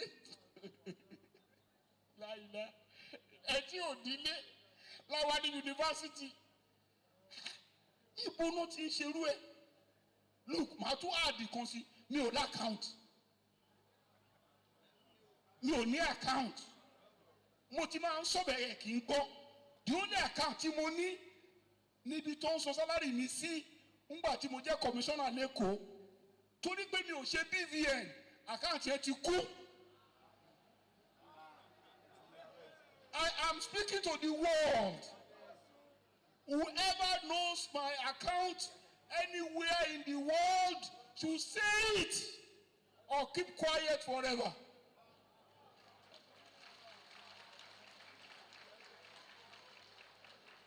I have no account anywhere in the world to my name that is functional.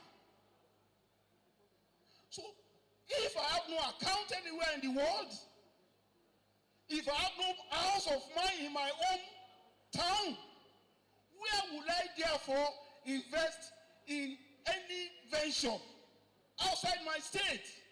That is second. Thirdly, let's ask ourselves, is it difficult to find out universities and their owners? Portals of NUC, that is the website of NUC, tells us on a daily basis universities that are high in Nigeria, the owners of the university, and the status of the application. Please don't waste your time you asking me that question. Go to NUC portal or webpage, find out the universities that are there, where they are, and who the owners are. Iná tí wọ́n dá kò ń ṣe fún wa rárá. Wọ́n kẹ́yẹ mọ́ gbó, wọ́n fi iná yókò yíká. Àkèrè wọ́dù ẹlẹ́fẹ́ fi iná lè jáde. Ohun tí ò lè bọ́ sí, òun náà ń rà. Arẹ́gbẹ́sọlá wọn lé wa títí, lúwa ò mọ̀ fún wọn sí. Àyànmọ́ ògbóògùn orílẹ̀. Awúyé wúyé. Awúyé wúyé. Awúyé wúyé.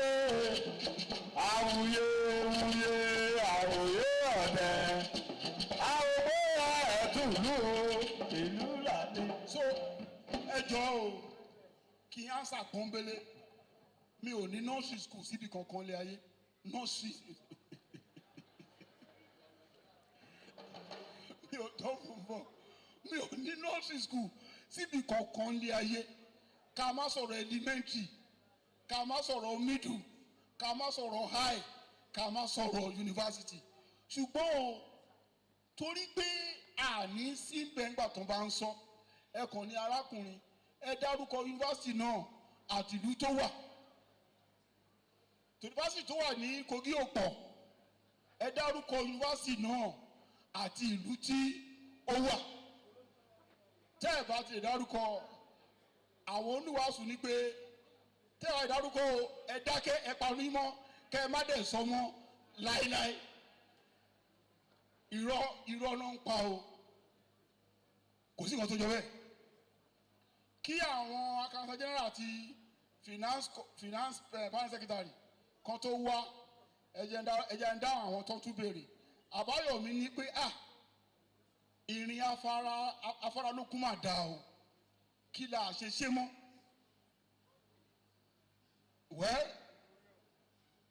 ńgbà tí a rí i pé wàhálà fẹ́ even ọ̀gbẹ́ni ti dé bírèkì yìí July 2013 la ṣe gbẹ̀yìn ọ̀gbẹ́ni ti dé bírèkì gbọ́n la ṣe gbẹ̀yìn July 2013 tani o imari ṣé o ti wá ápùn sí gbogbo wa ní gbòòrò tí mọ kí ló ápùn. àpọ̀pọ̀ bàbà ọ̀pẹ onímọ̀jì ìgbà tí gbàgbà tó wà lẹ́kùn kedere àwọn tó wọlé tó wà ní gbàgbà gbogbo wa ní gbòòrò tí mọ kí ló ápùn.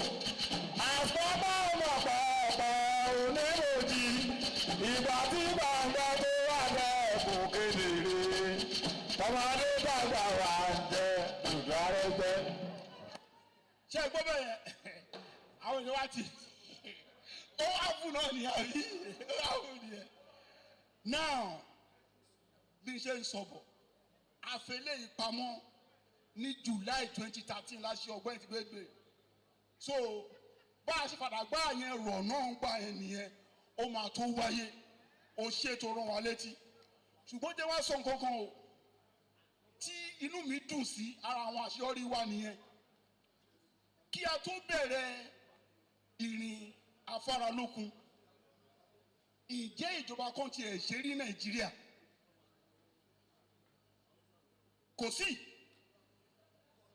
àwa níjọba àkọ́kọ́ tó mú ọ̀rọ̀ ètò ìlera lọ́kùnkúndùn débi wípé àwa ṣe ìrìn afáralókun àkọ́kọ́ nìyẹn ẹ̀kejì torí ẹ̀yin tẹ́ ẹ mọ ìwé ńkọ́ gan ẹ bá mi kọ́ wípé total kilometers of road work Aregbesola did with the people of Osun to promote healthy living, physical fitness as a precursor to high productivity was 91.5 kilometers. ẹni bá gbé owó rẹ̀ yá síwájú àfojú ẹ̀ rí mọ̀ bó ẹni bá gbé owó rẹ̀ yá lélẹ̀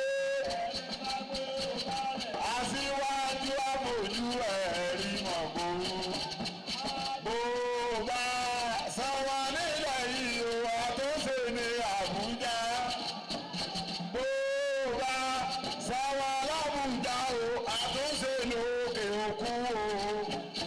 ẹni bá gbé owó rẹ̀ ẹni bá aṣíwájú àfojú ẹ̀ rí mọ̀ bó. 91.5 kilometers of road ní èmi àtàwọn èèyàn mi ti bá ará ìpínlẹ̀ Ọ̀ṣun rìn káàkiri ìpínlẹ̀ Ọ̀ṣun.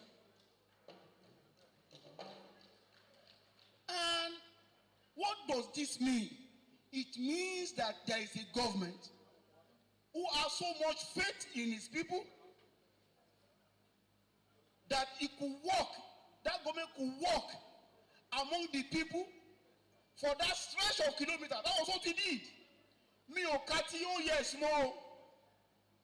Tí n bá ka tí ó yes mọ́ ṣe pé ó yes náà ṣe work to live. Tá n bá wọn rìn. mo rìn pẹ̀lú oyè super mẹ́ta from Okejetu, Shensas, de Nelson Mandela Park 3 times. Mi ò kà yẹn mọ́ o.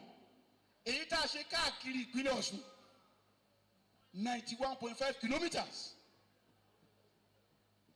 Please note that and work on it. Tell the Nigerian people that a government has done that to promote healthy living, physical fitness, and consequently high productivity. 91.5 kilometers. If you need details, I will give you. Or contact me or Kolaho. It will give you details of dates, kilometers covered, and location. But in all, 91.5 kilometers. The only personality, the only 2 personalities that did more than us in history were Chairman Mao and Fidel Castro. Lóde mi ò sí ń bẹ̀, tó bá ti sí ẹgbà kó ti sí o. Tó bá ti sí, ó tó ti sí o. Ó tó ti sí o. Adáyẹyẹ ó tó ti sí o. Báyìí. Ọlá tó dùn rẹpẹtẹ, àwọn èèyàn ti ń sùn. Ẹ jẹ́ ń parí eléyìí. Ẹ jẹ́ káwọn PS méjì yẹn sọ̀rọ̀. Àwọn àjò rẹpẹtẹ. Mo ní 2 individuals in the whole world that could say we are coming behind. That is 2 individuals that have done more than what we did here. Were 2. Chairman Mao, who during the Cultural Revolution in China moved across the entire China to mobilize the people for his revolution. And the second personality was Fidel Castro, who marched from Sierra Madre in the eastern part of Cuba to Havana. Outside those individuals, count me as the only head of government in Africa that had moved with the people to cover 91.5 kilometers. I hold that record, and I challenge anybody to beat it. And I will still continue.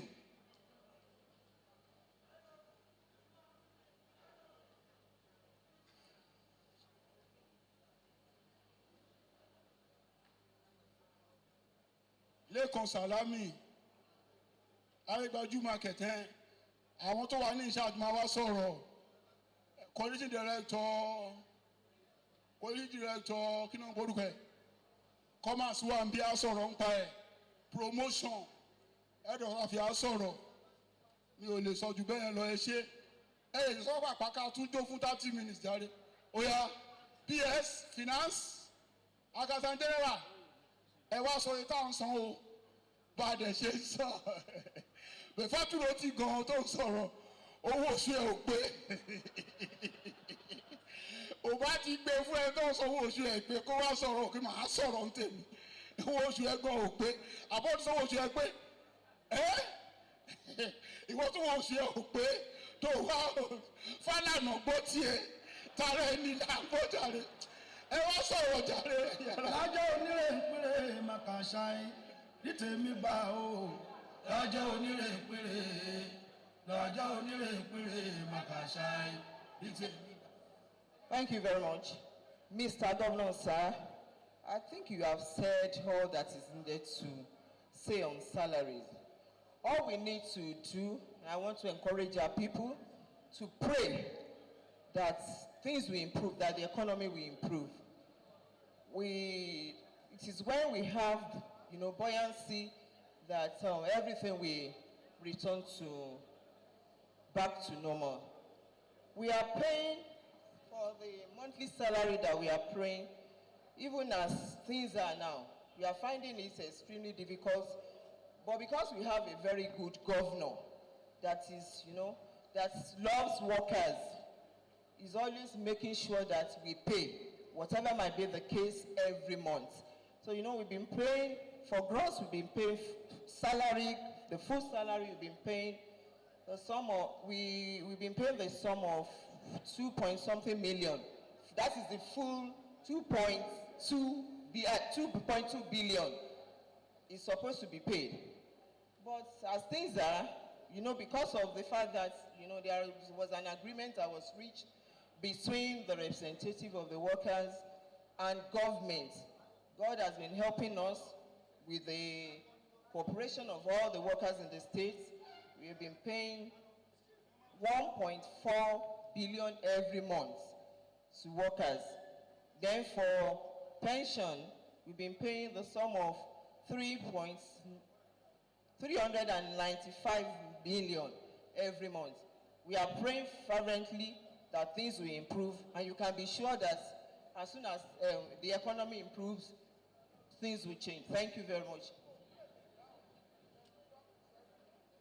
Okay, the percentage. Okay, sir. We will talk on that. We have the fact.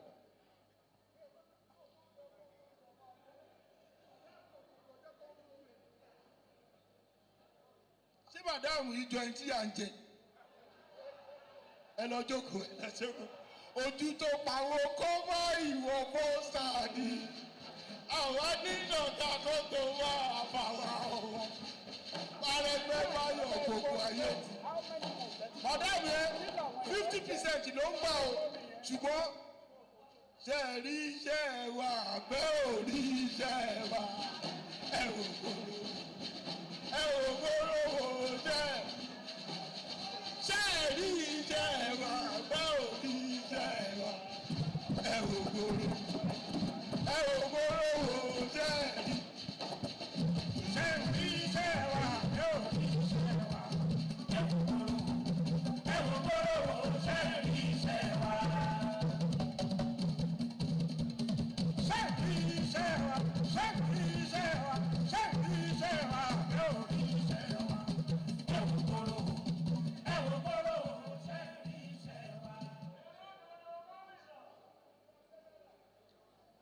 Accountant General, ẹ jẹ́ agbó tí yín.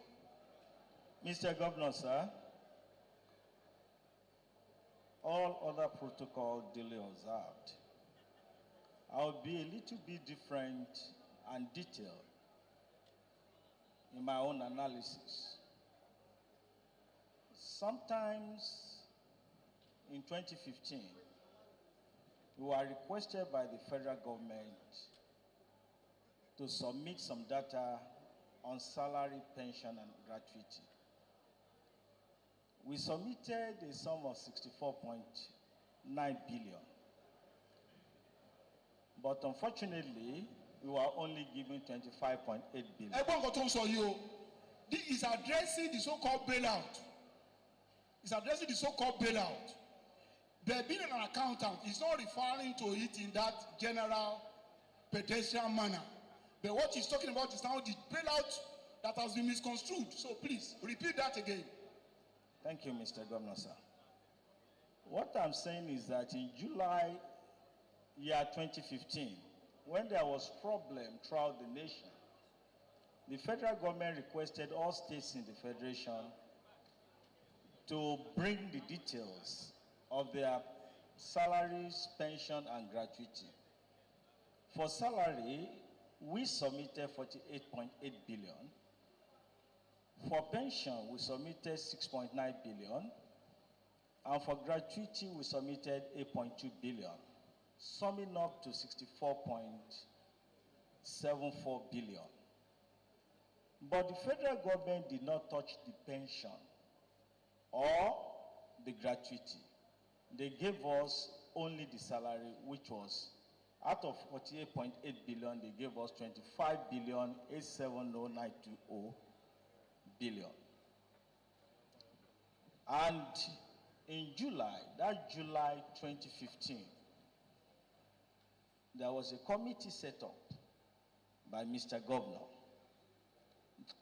The committee is between the labor and the government, headed by our renowned comrade, Usan Sumonu.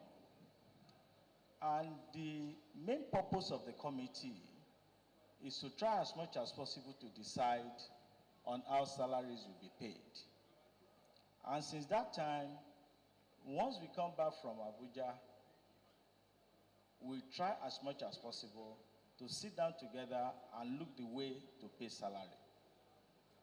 That's what brought about what we call modulated salary.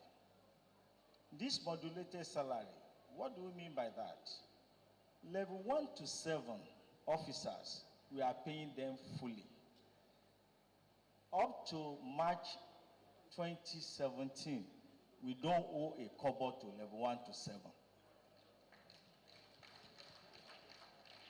Level 8 above, from July 2015 to August 2016, we are paying 50% to them. But in September 2016, Mr. Governor said, he wants to increase by all means the salary of level 8 to 10. He was even looking maybe he could do better than that for others. But because of the funds we have, we cannot go more than level 8 to 10. And he increased level 8 to 10 from 50% to 75%. And these people are handing that one, they hand that one for September 2016 to date. Level 8 to 10 is earning 75%. While level 12 and above, they are earning 50%.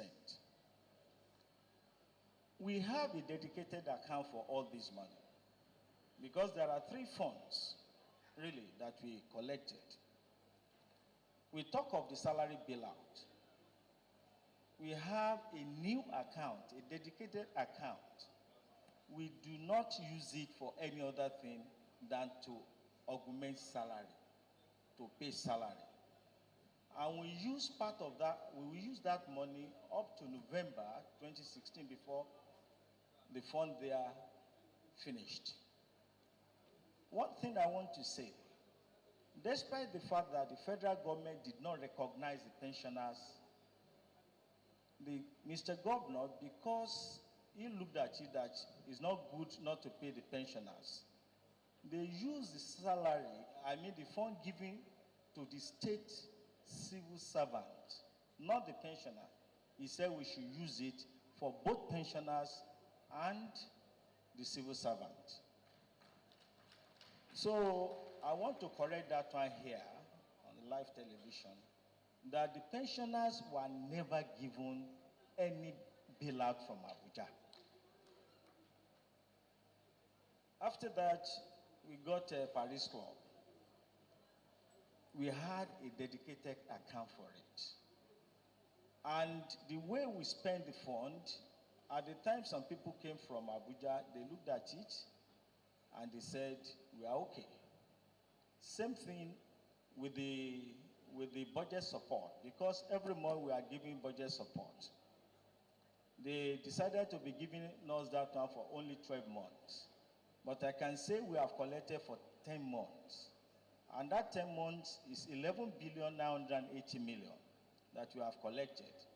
And it was adequately utilized because it's not part of the funds of the state government that we are using for overheads. We usually have a dedicated account for them. And that was why we are always very safe at any point in time. The same thing for Paris Club money that we collected. That one is 11.744 billion. Even at the time we finished spending it on salary, we had to augment from the budget support a sum of almost 1.9 billion so as to be able to pay workers' salary. To date, based on the modulated salary, we are paid up to March 2017. Based on that. And we are about to pay for April anytime from either Monday or Tuesday. We are about to pay. So that is the situation to date. And the other one that our friend asked about the commitment of Mr. Governor, he has answered you. Thank you very much.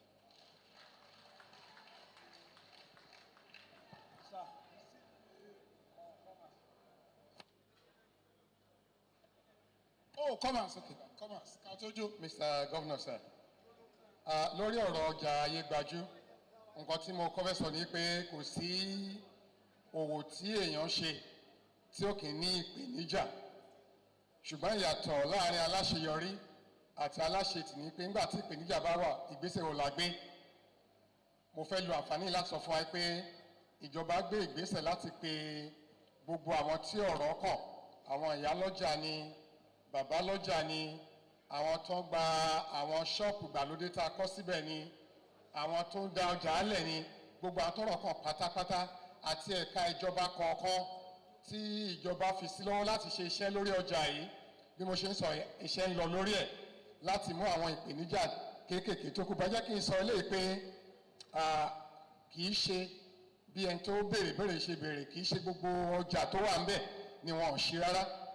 Àwọn kan wà bá a ṣe ń sọ tó ń tà bá a ṣe ń sọ ní ọjà Ayégbájú ní àwọn shops tí ó jẹ́ shop tá a kọ́ gangan. Torí náà kò í ṣe pé wàhálà tó ń láti domi tútù sí wa lọ́kàn rárá o. Ibi tó rí làbọ́ ọmọkùnrin à ń tẹ̀síwájú lágbára Ọlọ́run. Gómìnà.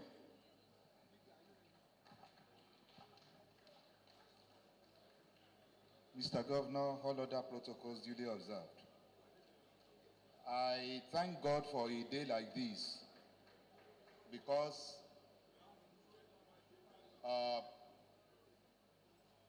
this kind of occasion takes place in a situation where transparency is key.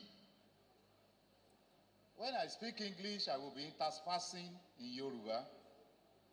The Yoruba people say, ọwọ́ tí ò sunwọ̀n ló ń gbé abẹ́ agbádá. So if one is transparent, then you allow for this kind of laissez-faire gathering. Now, I want to address the issue of no promotion. Mr. Governor has given credit to the current generation of State of Osun workers on their resilience.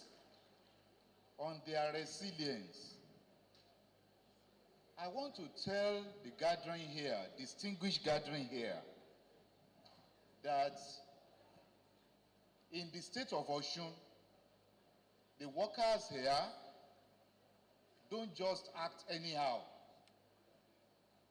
We act and behave with sagacity. And I want to make reference to Charles Darwin.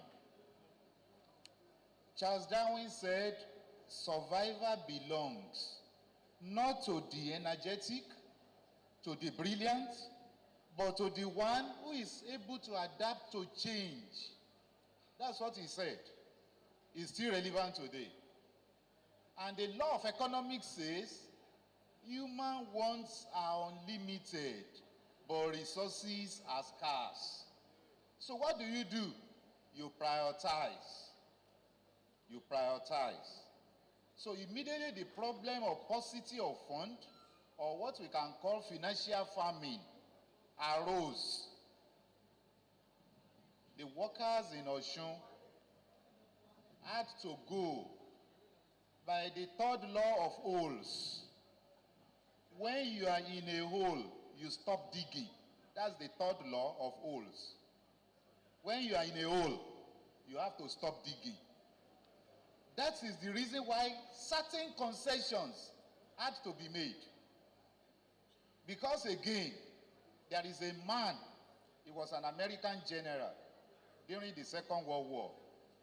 He said there is no point fighting a war that even if you win that war, you gain nothing.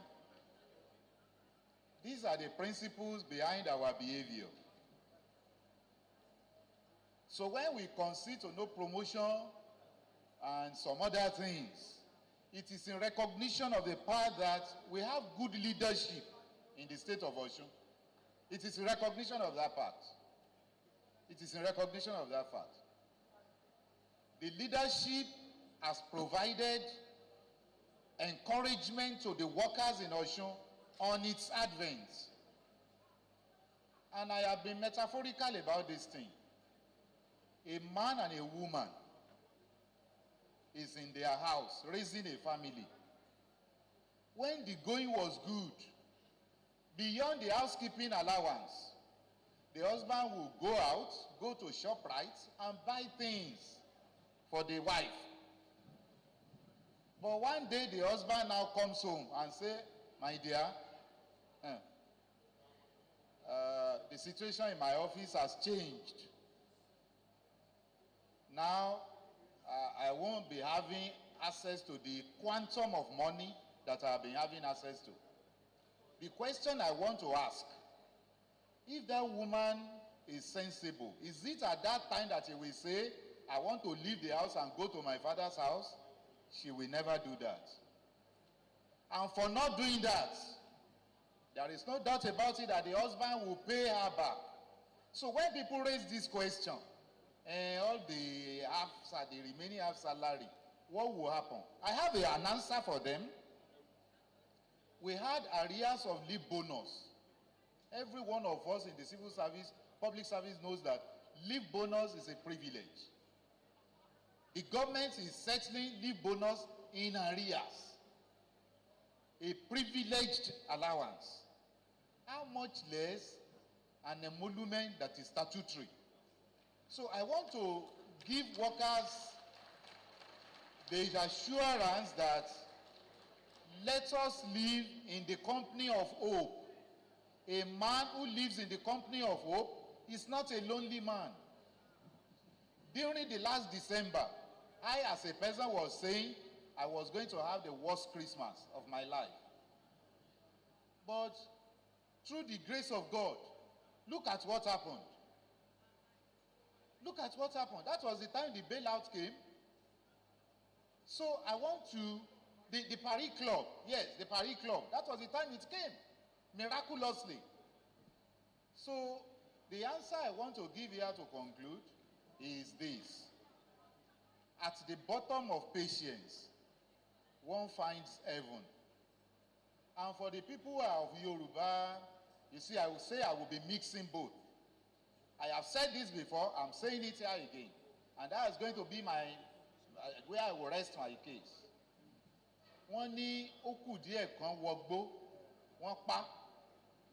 Ó kù díẹ̀ kan pa, ó wọgbó, ìkànṣẹ́ kan o. I rest my case.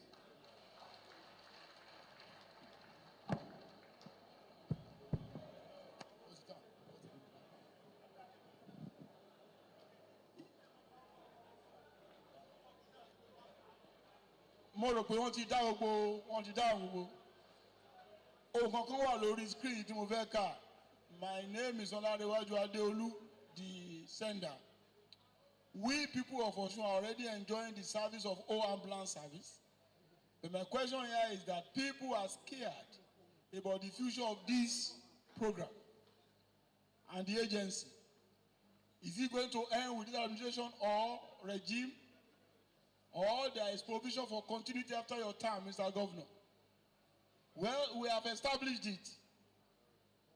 Our belief is that by the grace of God, our party will return. From the looking at our party, we are a serious party. Whoever cannot continue our program cannot take our flag. Let me first of all say, Abi, Chairman, whoever is not committed to continue our program will not have our flag.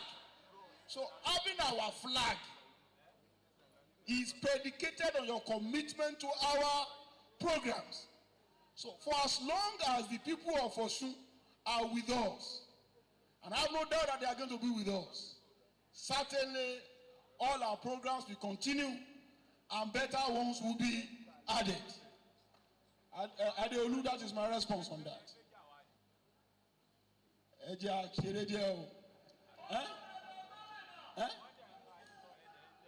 Interlude, ijo rẹpẹtẹ.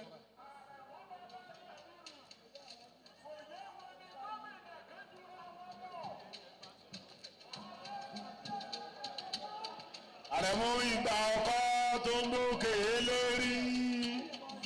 Wọ́n padà bó nígbà alẹ̀ fòkè ní. Ìgbà àdá tó ń gbókè lérí. Àwọn ẹgbẹ́ òṣèré tìpínlẹ̀ Ọ̀ṣun yá. bẹ́ẹ̀ni cultural troupe ẹ má bínú wọn àti ìṣẹ̀lẹ̀ kan.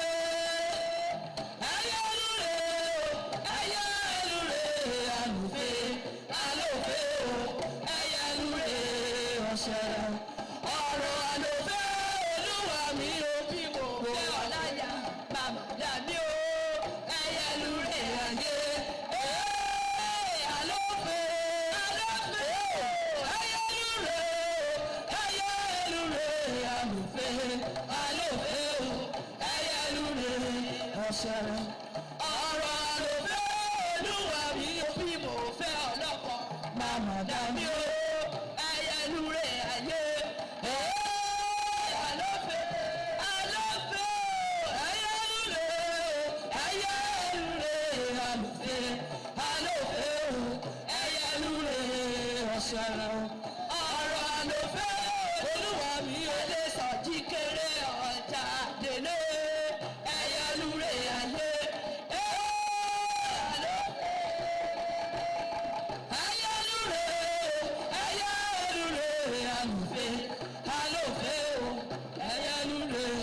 Ọ̀ṣẹ̀rẹ̀ ọ̀rọ̀ àlòfẹ́ mi ò kí títí lànà kéré ọjà délé ayélujé ayé àlòfẹ́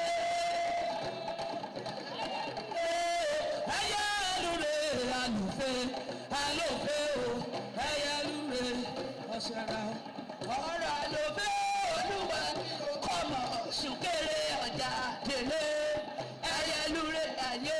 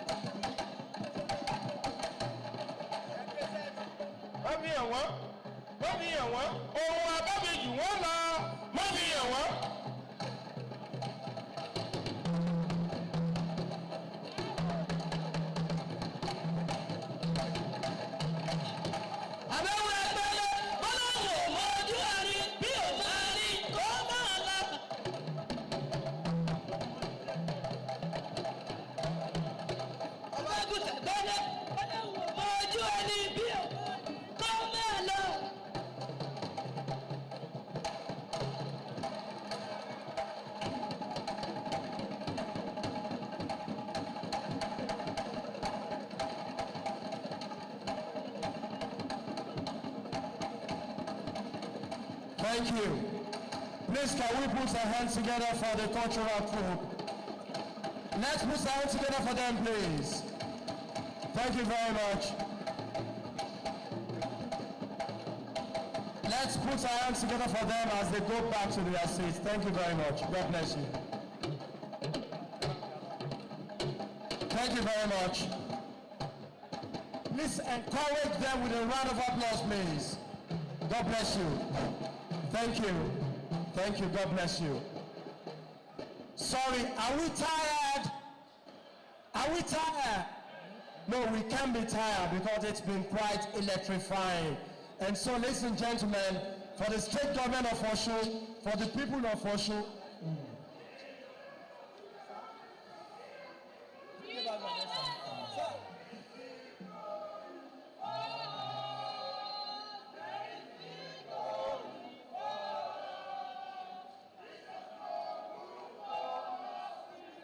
yes, sir.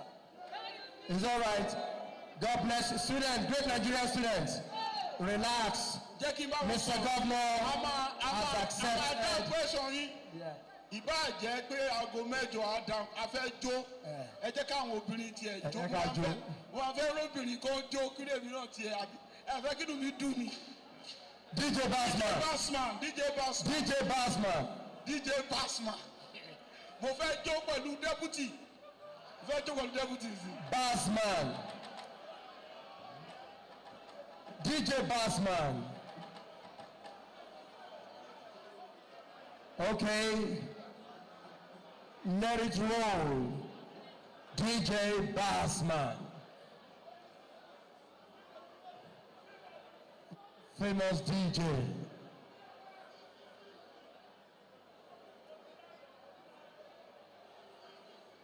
We're wearing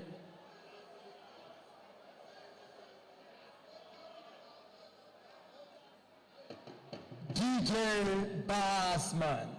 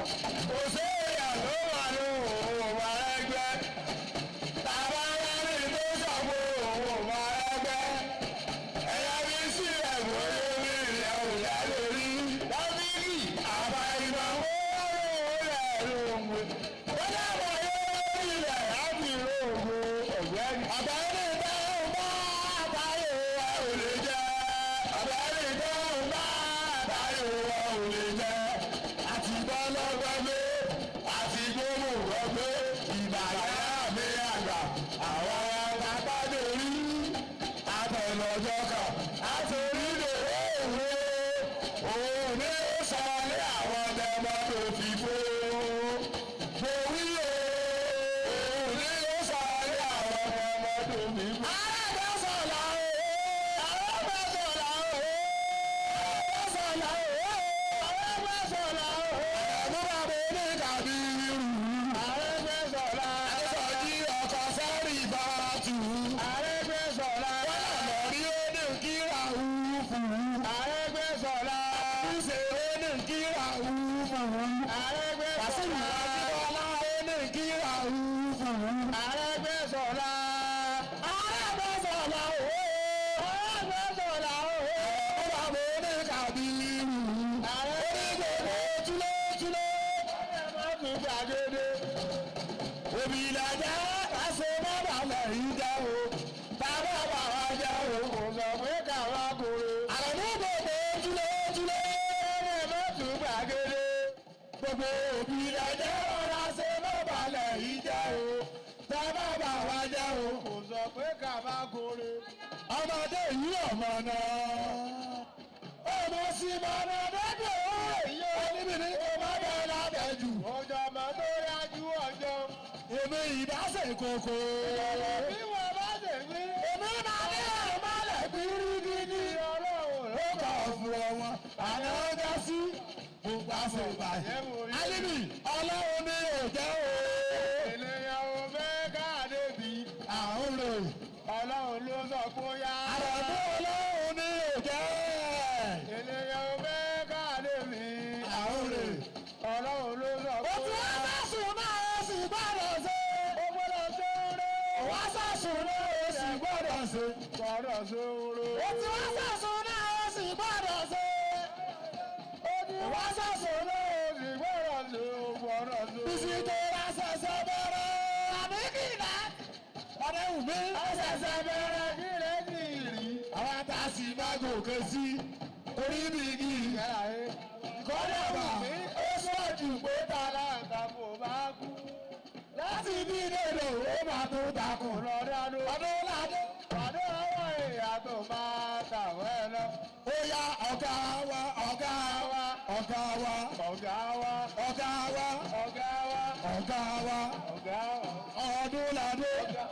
Ọ̀gá wa ọ̀gá wa ìjọba ọ̀gá wa ìjọba ọ̀gá wa ọ̀gá wa ọ̀gá wa. Èmi máa dùn wó. Ayé mi sọ̀rọ̀ o. Èmi máa dùn wó. Ayé wa bá wà lò. Ayé wa bá wà ṣe. Àbílà bóló ní sòdè àbílà. Alẹ́ ọjọ́ rẹ̀ mi jò.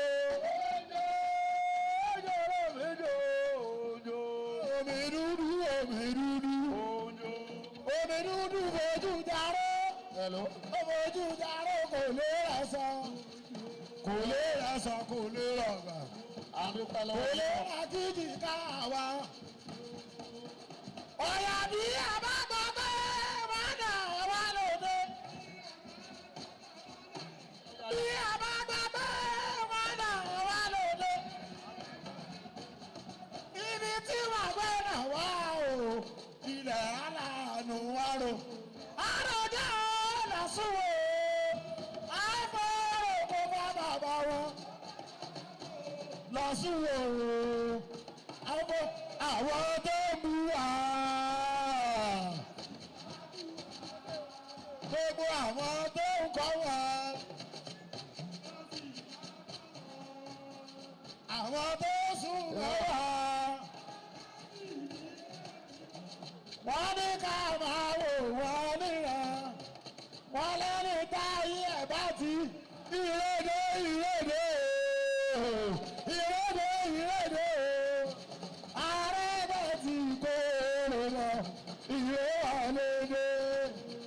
Ààrẹ mú wọ́n ní ká lọ fi kalẹ̀ sí. Ká lọ fi kalẹ̀. Àyàfẹ́ ní ká lọ fi kalẹ̀ sí. Thank you. Thank you. Please, let's be seated. We have an agreement with students now. Ẹ jẹ́ ká lọ jókòó ẹjọ́. Please, let's be seated, please. Let's be seated. We have an agreement with our house, please. We are going to ask your question. Make it brief and straight so that Mr. Governor will attend to you straight away. Let's be seated. Thank you very much. All right. And of the greatest Nigerian student, articulate Nigerian student, Kulu Kulu. Mr. Governor, all protocols are duly and accurately observed. I am Saeed Miftar by name, the NASJCC chairman of Osun Aziz, the umbrella body of all tertiary institutions in the state of Osun. Mr. Governor, we want to salute your courage, your doggedness, so far so good in the process of governing this state. Particularly, I am more concerned about Osun because I am not just the NASJCC chairman, I am at the same time an indigenous of this state. That is why I so much appreciate you on your innovations on what is happening in Osun State. Mr. Governor, it is so saddening that if National Association of Nigerian Students does not come out to come and channel their grievances, their opinions about what is happening in our various campuses, the head of tertiary institution have not said anything since morning. Are they saying that they are convenient, they are okay in their various institutions? That is the question to them.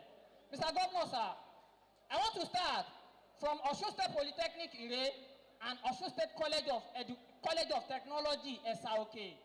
That is the two polytechnics that we have in the state of Osun. In terms of infrastructure, like I said,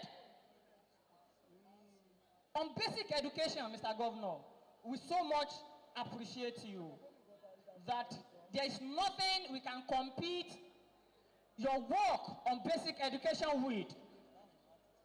But at the same time, Mr. Governor, you have left tertiary education untouched since the beginning of your administration, except the fact that you reduce the tuition fee.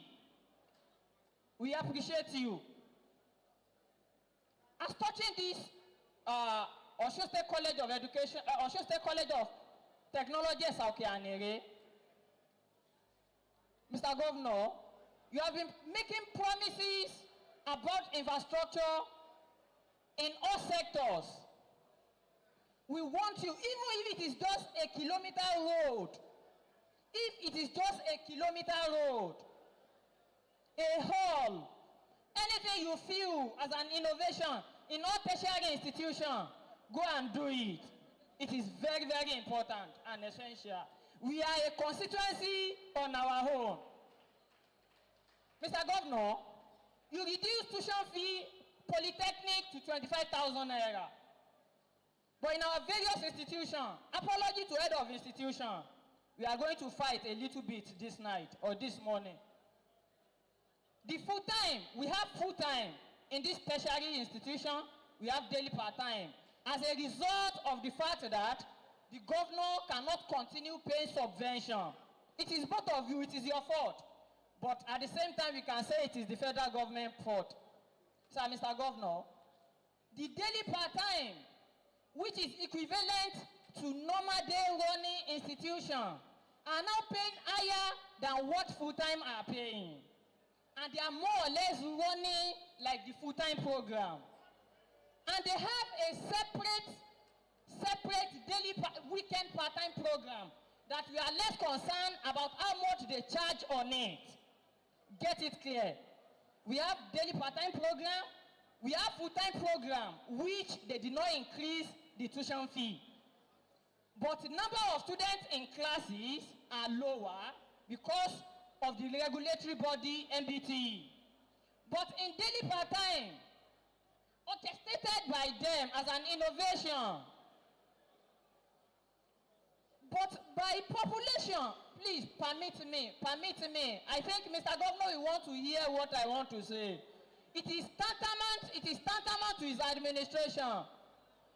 We are saying this. We love you, Mr. Governor, but because of our background, we know we are coming from the same background that you came from. That is why we have to tell you the truth, Mr. Governor. We have daily part-time, we have full-time. Full-time are paying normal school fees, but daily part-time school fees has increased in both institutions. But the but is they are running normal program like full-time, receiving lecture in the same class, doing things together. So we want to use your office, sir, Mr. Governor, to influence. We are less concerned about how much the weekend part-times are paying. That is that on tertiary, on Osun State Polytechnic Ire and SRK. On Osun State College of Education Ilaorangan and Osun State College of Education Ilesha. Mr. Governor, the infrastructure still attached to all institutions. But sir, most especially Ila as a school, when you enter it, you feel this is a school. Is this a school? I have opportunity to travel all across Nigeria because of my position. I enter schools and I feel, is this school? Mr. Governor, infrastructure must be done. Now to Osun State College of Education in Ilesha, they are undergoing internal strike. Please permit me, let me ask my question. As touching Ilesha, they are having internal crisis, strike, because of the management and the what? And the COASU. But all this bounce back because their allowances are not paid. We want you to use your good office to facilitate and fast track their resumption as fast as possible. Because our life is at jeopardy. Thank you. Mr. Governor, I want to go to issue of Union Osun. Thank you very much. I met the Deputy Governor as touching this matter.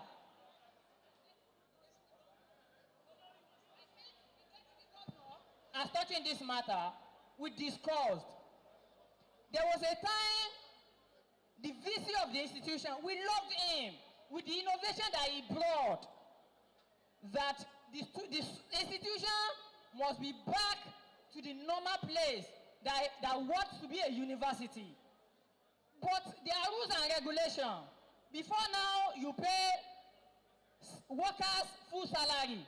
But because of the situation of Osun, you could not pay, and you let them realize, and they are satisfied with it.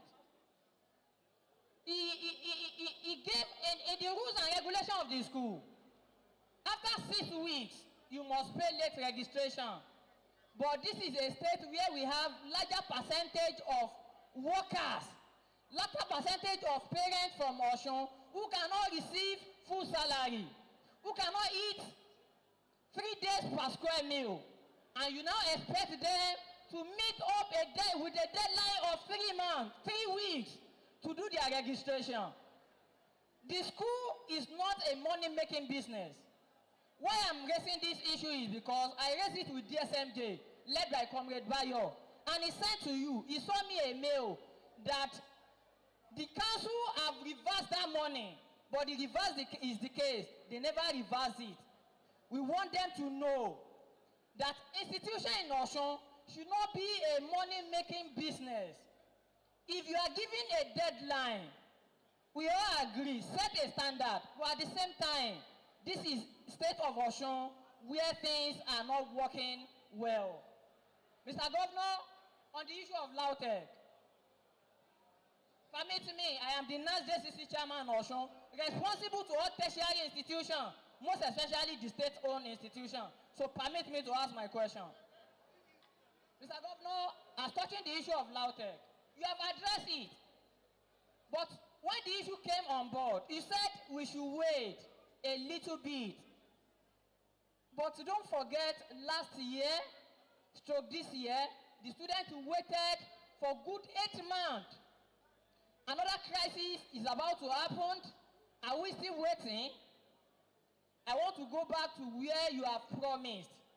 other sectors that you have promised, that we are promising you rural areas, we are going to reach there, this, we are going to do it. Give us, I met with Governor, Governor, Oyo State Governor, as touching this matter, and he said you have talked, that you are going to contribute to 250 million as touching that matter then, before the school resumed. Well, Mr. Governor, sir, you said we should wait till when? Our students, I receive calls every day from LAUTECH students. Bassman, DJ Bassman, we are both on the same page. Osun concern. He can bear me a witness. Little things are happening on that page. Our personality are attacked. We want more from you. There was a committee set up by Olanipekun. Mr. Governor, we want to see the resolution of that committee, and you work on it as fast as possible. Our life is at jeopardy. Thank you.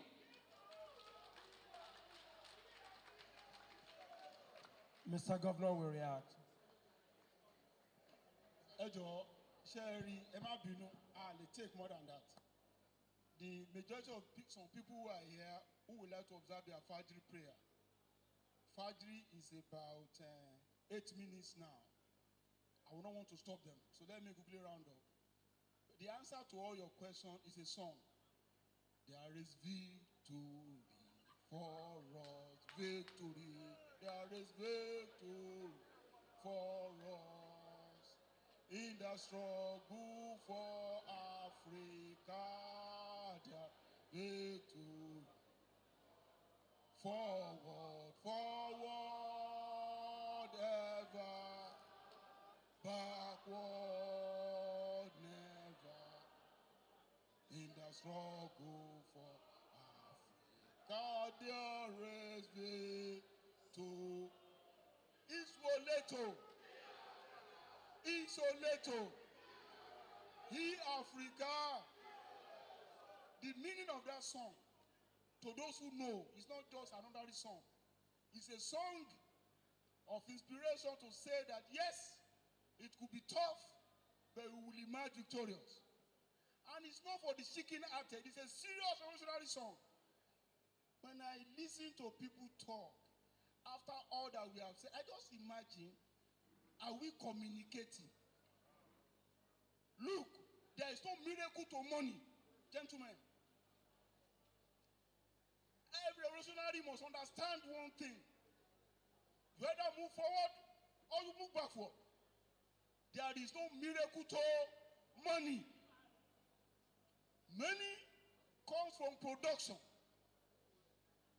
You might have read several works, but a fundamental is this: there is no miracle to money. And I get amused when people who should know pretend they don't know. The resources of our country amounting to 7 trillion naira. 7 trillion naira had been, we could not even, had been not mismanaged, had been eaten and unremitted to the Federation account. We are seeing the consequences and we are pretending we don't know. You are pillorying a government that you know is doing everything humanly possible to meet critical needs.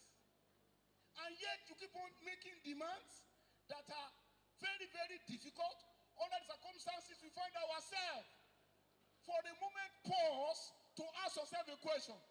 If all government since 1991 in this state had done 1/4 of what we have attempted to do since 27 November 2010 to date, Osun will not be like this.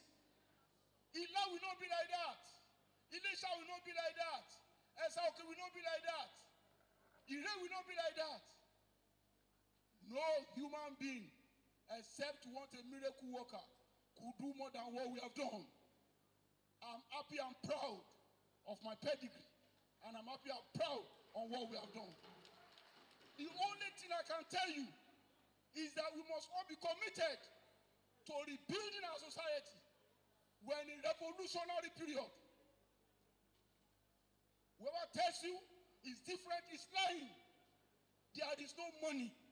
This month, your state, my state, collected 532 million naira. And yet, we will pay latest by 15, 1.7 billion naira.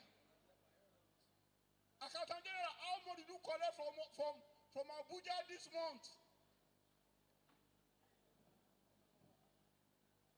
532 million naira. And yet salary, whether modulated or not, salary and pension 1.7. And we collected 532 million. How much did you collect from Abuja for last month that we are going to use to pay this month's salary? How much? 535. Eh? 535 million, sir. 535 million. Million. Billion. Million. 535 million. And we are going to pay 1.8 billion. Come again? 1.8 billion. Thank you. So, gentlemen, we have not hidden anything from you. I'm as transparent as my hand. So it's either you agree, you accept, or you do not accept. We are telling you the truth about our situation. Responsible youth, progressive youth must join us to find solution. And this solution cannot come easy. It will come with some pains. It will come with some challenges. That's about that. Let us now go into the reality of the moment.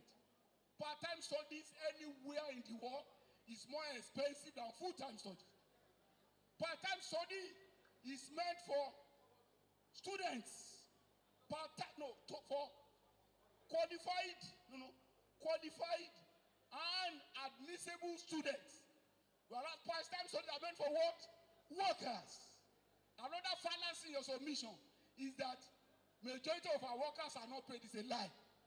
By normal statistics of work, more workers must be on the lower salary scale than senior workers. So since July 2015, we have been paying all our workers on levels 1 to 7 full salary. So whoever tells you majority of our workers are not fully paid is lying to you. The pyramid of personnel is a pyramid. Abi? Big at the base, tiny at the top. So majority of our workers are supposed to be in within the bracket of level 1 to 7. And I've been paying them their salaries up to date. Every salary will be paid latest 15th of this month. Pensioners at that level, workers at that level will receive their full pay. Workers in levels 8, on levels 8 to 10, will get 75% of all their total emoluments. Workers on level 12 and above, 50%. Look at their faces. They are not haggard. My brothers and sisters, I appreciate your concern. Support us to rebuild our economy.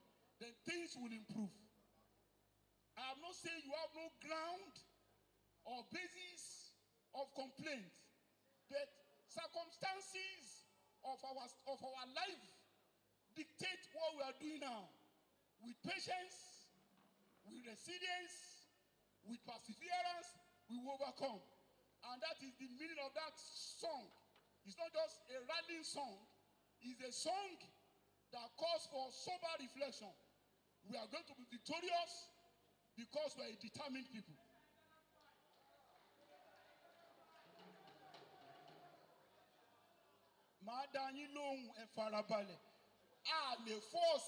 You see, life is about struggle. Struggle and unity of opposite. Yes, there is a disagreement.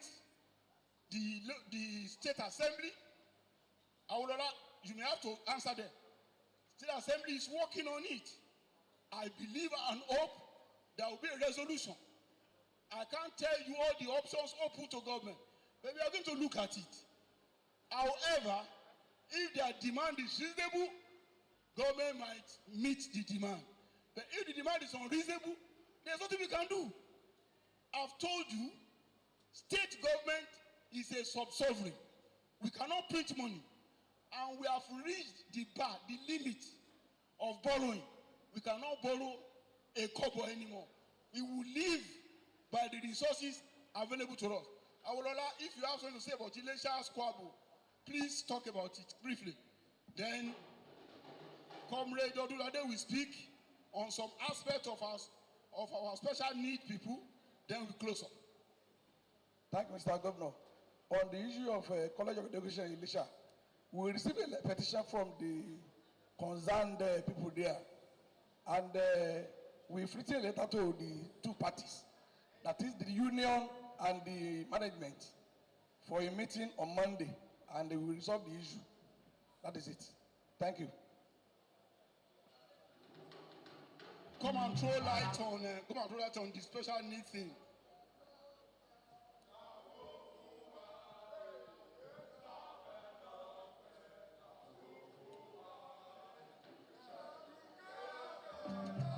Thank you, comrades.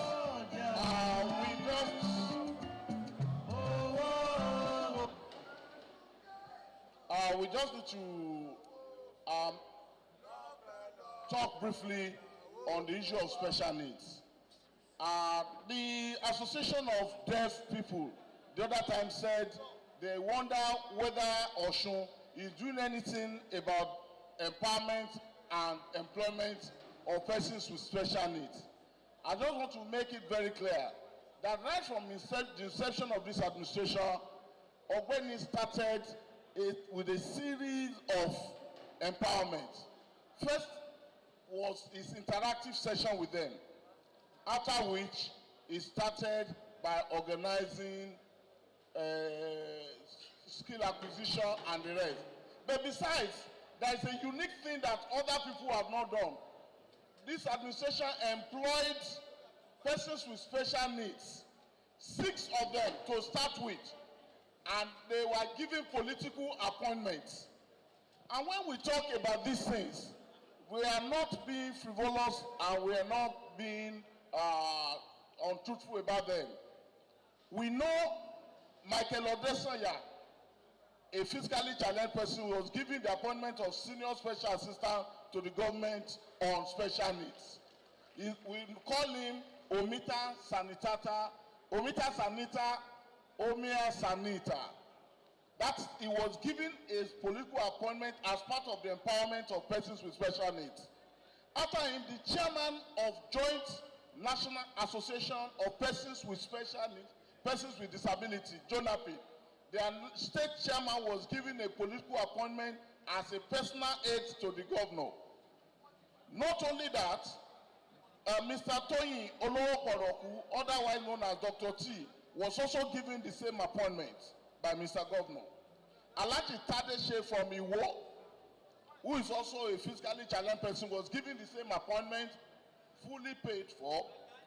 Mrs. Fumilayo Mohammed is a broadcaster that is known in all NTA and all our broadcast stations. Was also given an appointment and was even given a scholarship to go and study in Japan about how to manage persons with special needs. The governor facilitated it. Besides him, we have another Alpha Moshood from Ejigbo. Unfortunately, that man just passed on recently. Besides this one, we have 10 other people that were given full employment based on their certificates. We may not mention all of them because of time, but I will just refer to 2 of them that you can find out for the purpose of our time, saving our time. If you go to Cabinet Department, just beside the ante-room, there is a lady, Fumi, who was given level 8 job with her certificate because she's qualified. She has polio. She had to be given special consideration so that she can get the job as part of that. We also have another person, the daughter of Baba Chief Aina, Aina Ola, I'm trying to remember the name. Baba Aina, Ola Oluwa Aina, the daughter was also given appointment with 8 other people, teachers, other civil servants, and other technicians. So this government has done more for persons with special needs in area of empowerment and employment than any government can boast of.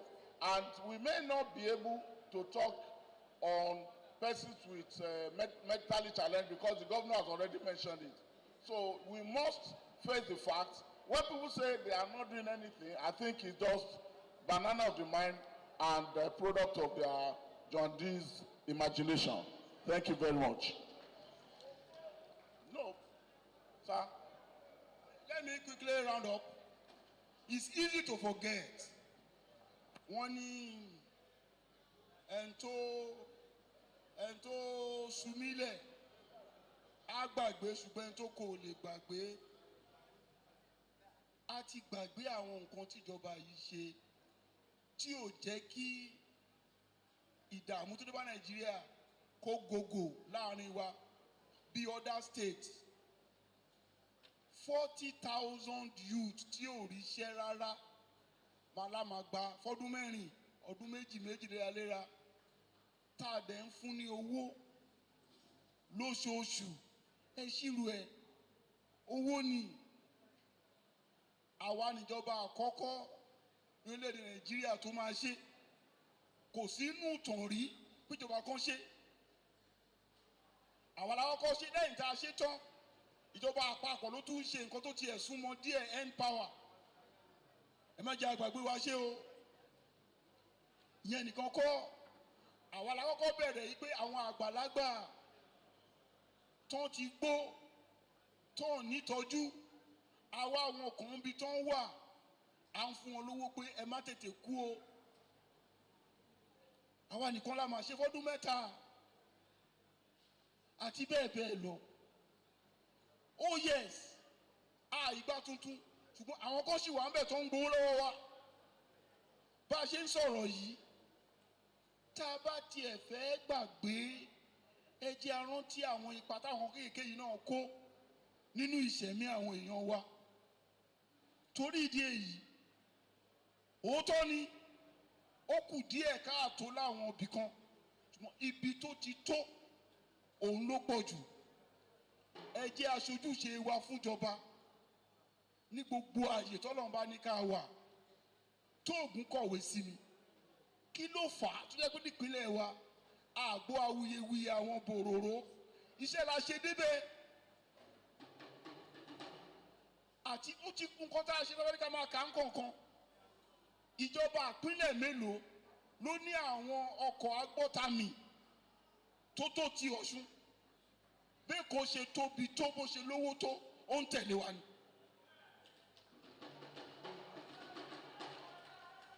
Àti bẹ́ẹ̀ bẹ́ẹ̀ lọ ambulance ń kọ́ tẹ́ ẹ̀ bá tiẹ̀ fẹ́ mọ iye tá à ń san fáwọn tó ń wà káàkiri ṣé ambulance lè rìn pẹ̀lú omi ni epo tó ń lò nǹkan tó ti jáde lára ìjọba yìí Ọlọ́run má jẹ́ asọ́nù ká tó mọ̀ o bẹ́ẹ̀ ọkàn mi balẹ̀ sí nǹkan kan àwọn màmá wa àwọn ọmọ wa wọ́n mọ rírì ohun tá a ṣe àbáwa náà mọ rírì ohun tá a ṣe àwa tíwèé wá pọ̀ díẹ̀ yìí àwa láǹfààpá jánú díẹ̀ lẹ́ǹkọ̀ọ̀kan abẹ̀yìn o àròyìn o ẹ máa fàdúrà ràn wá lọ́wọ́ lágbára Ọlọ́run ó máa dáa ẹ ṣé o. Thank you very much. Please put your hands together for Mr. Governor. And with this reminder from Mr. Governor, we come to the end of this edition of Ogbeni Till Daybreak. And I invite a member of the Planning Committee, Mr. Wale Idowu, and DGUSBC to thank all of us. Please let's be seated. Thank you. Dear Mr. Governor, sir, an empirical survey on this material program has it that in the last 5 years, we have not had our very understanding audience, our pleasant audience, an empathetic audience like we have witnessed between last night and this morning. Can we appreciate ourselves for that? And so on behalf of the committee of the rebranded Ogbeni Daybreak, made up of Honorable Kola Kanji, Mr. Semi Okolawo, Mr. Kule Alabi, Mrs. Femi Webster Isho, Alhaji Bashiru Shariki, and of course, Mrs. Christina Amosha. I humbly appreciate the Lord of Lords, the King of Kings, the omnipotent and omnipresent, the wisest God who made it possible, the globalization of the state of Osun through Ogbeni Daybreak. We thank Mr. Governor for the confidence reposed in the potentialities of the OSBC to power this project. And the matroness of OSBC, our Deputy Governor and Mother, Iyafe Grace Titila Oyetomori, we say thank you, ma. We extend our gratitude to Mr. Speaker of the State House of Assembly, Right Honorable Najib Salam, ably represented by Honorable Abiodun Awolola. We thank Honorable Babs Babatunde Olatunji, Honorable Bosun Tiloye, and of course the Chief of Staff, Alhaji Adegboyega Oyetola, Head of Service, Mr. Sunday Oweye, and all the permanent secretaries, executive secretaries, Director Generals here present. The chairman of the ruling party, Honorable Boyega Famodu, and his ESCO members, we thank you, sir. Kadiesis, Lord, may you all live. Iyalojas, Babalojas, the lucky and the newly inaugurated LG chairman and executive secretaries, we say thank you. And we wish that God in his eternal mercy will sustain our state on the path of divine blessing, peace, favor, and mercy. By the time we reconvene here again in another quarter, it will be a bigger, much more bigger Ogbeni Daybreak. We say thank you all.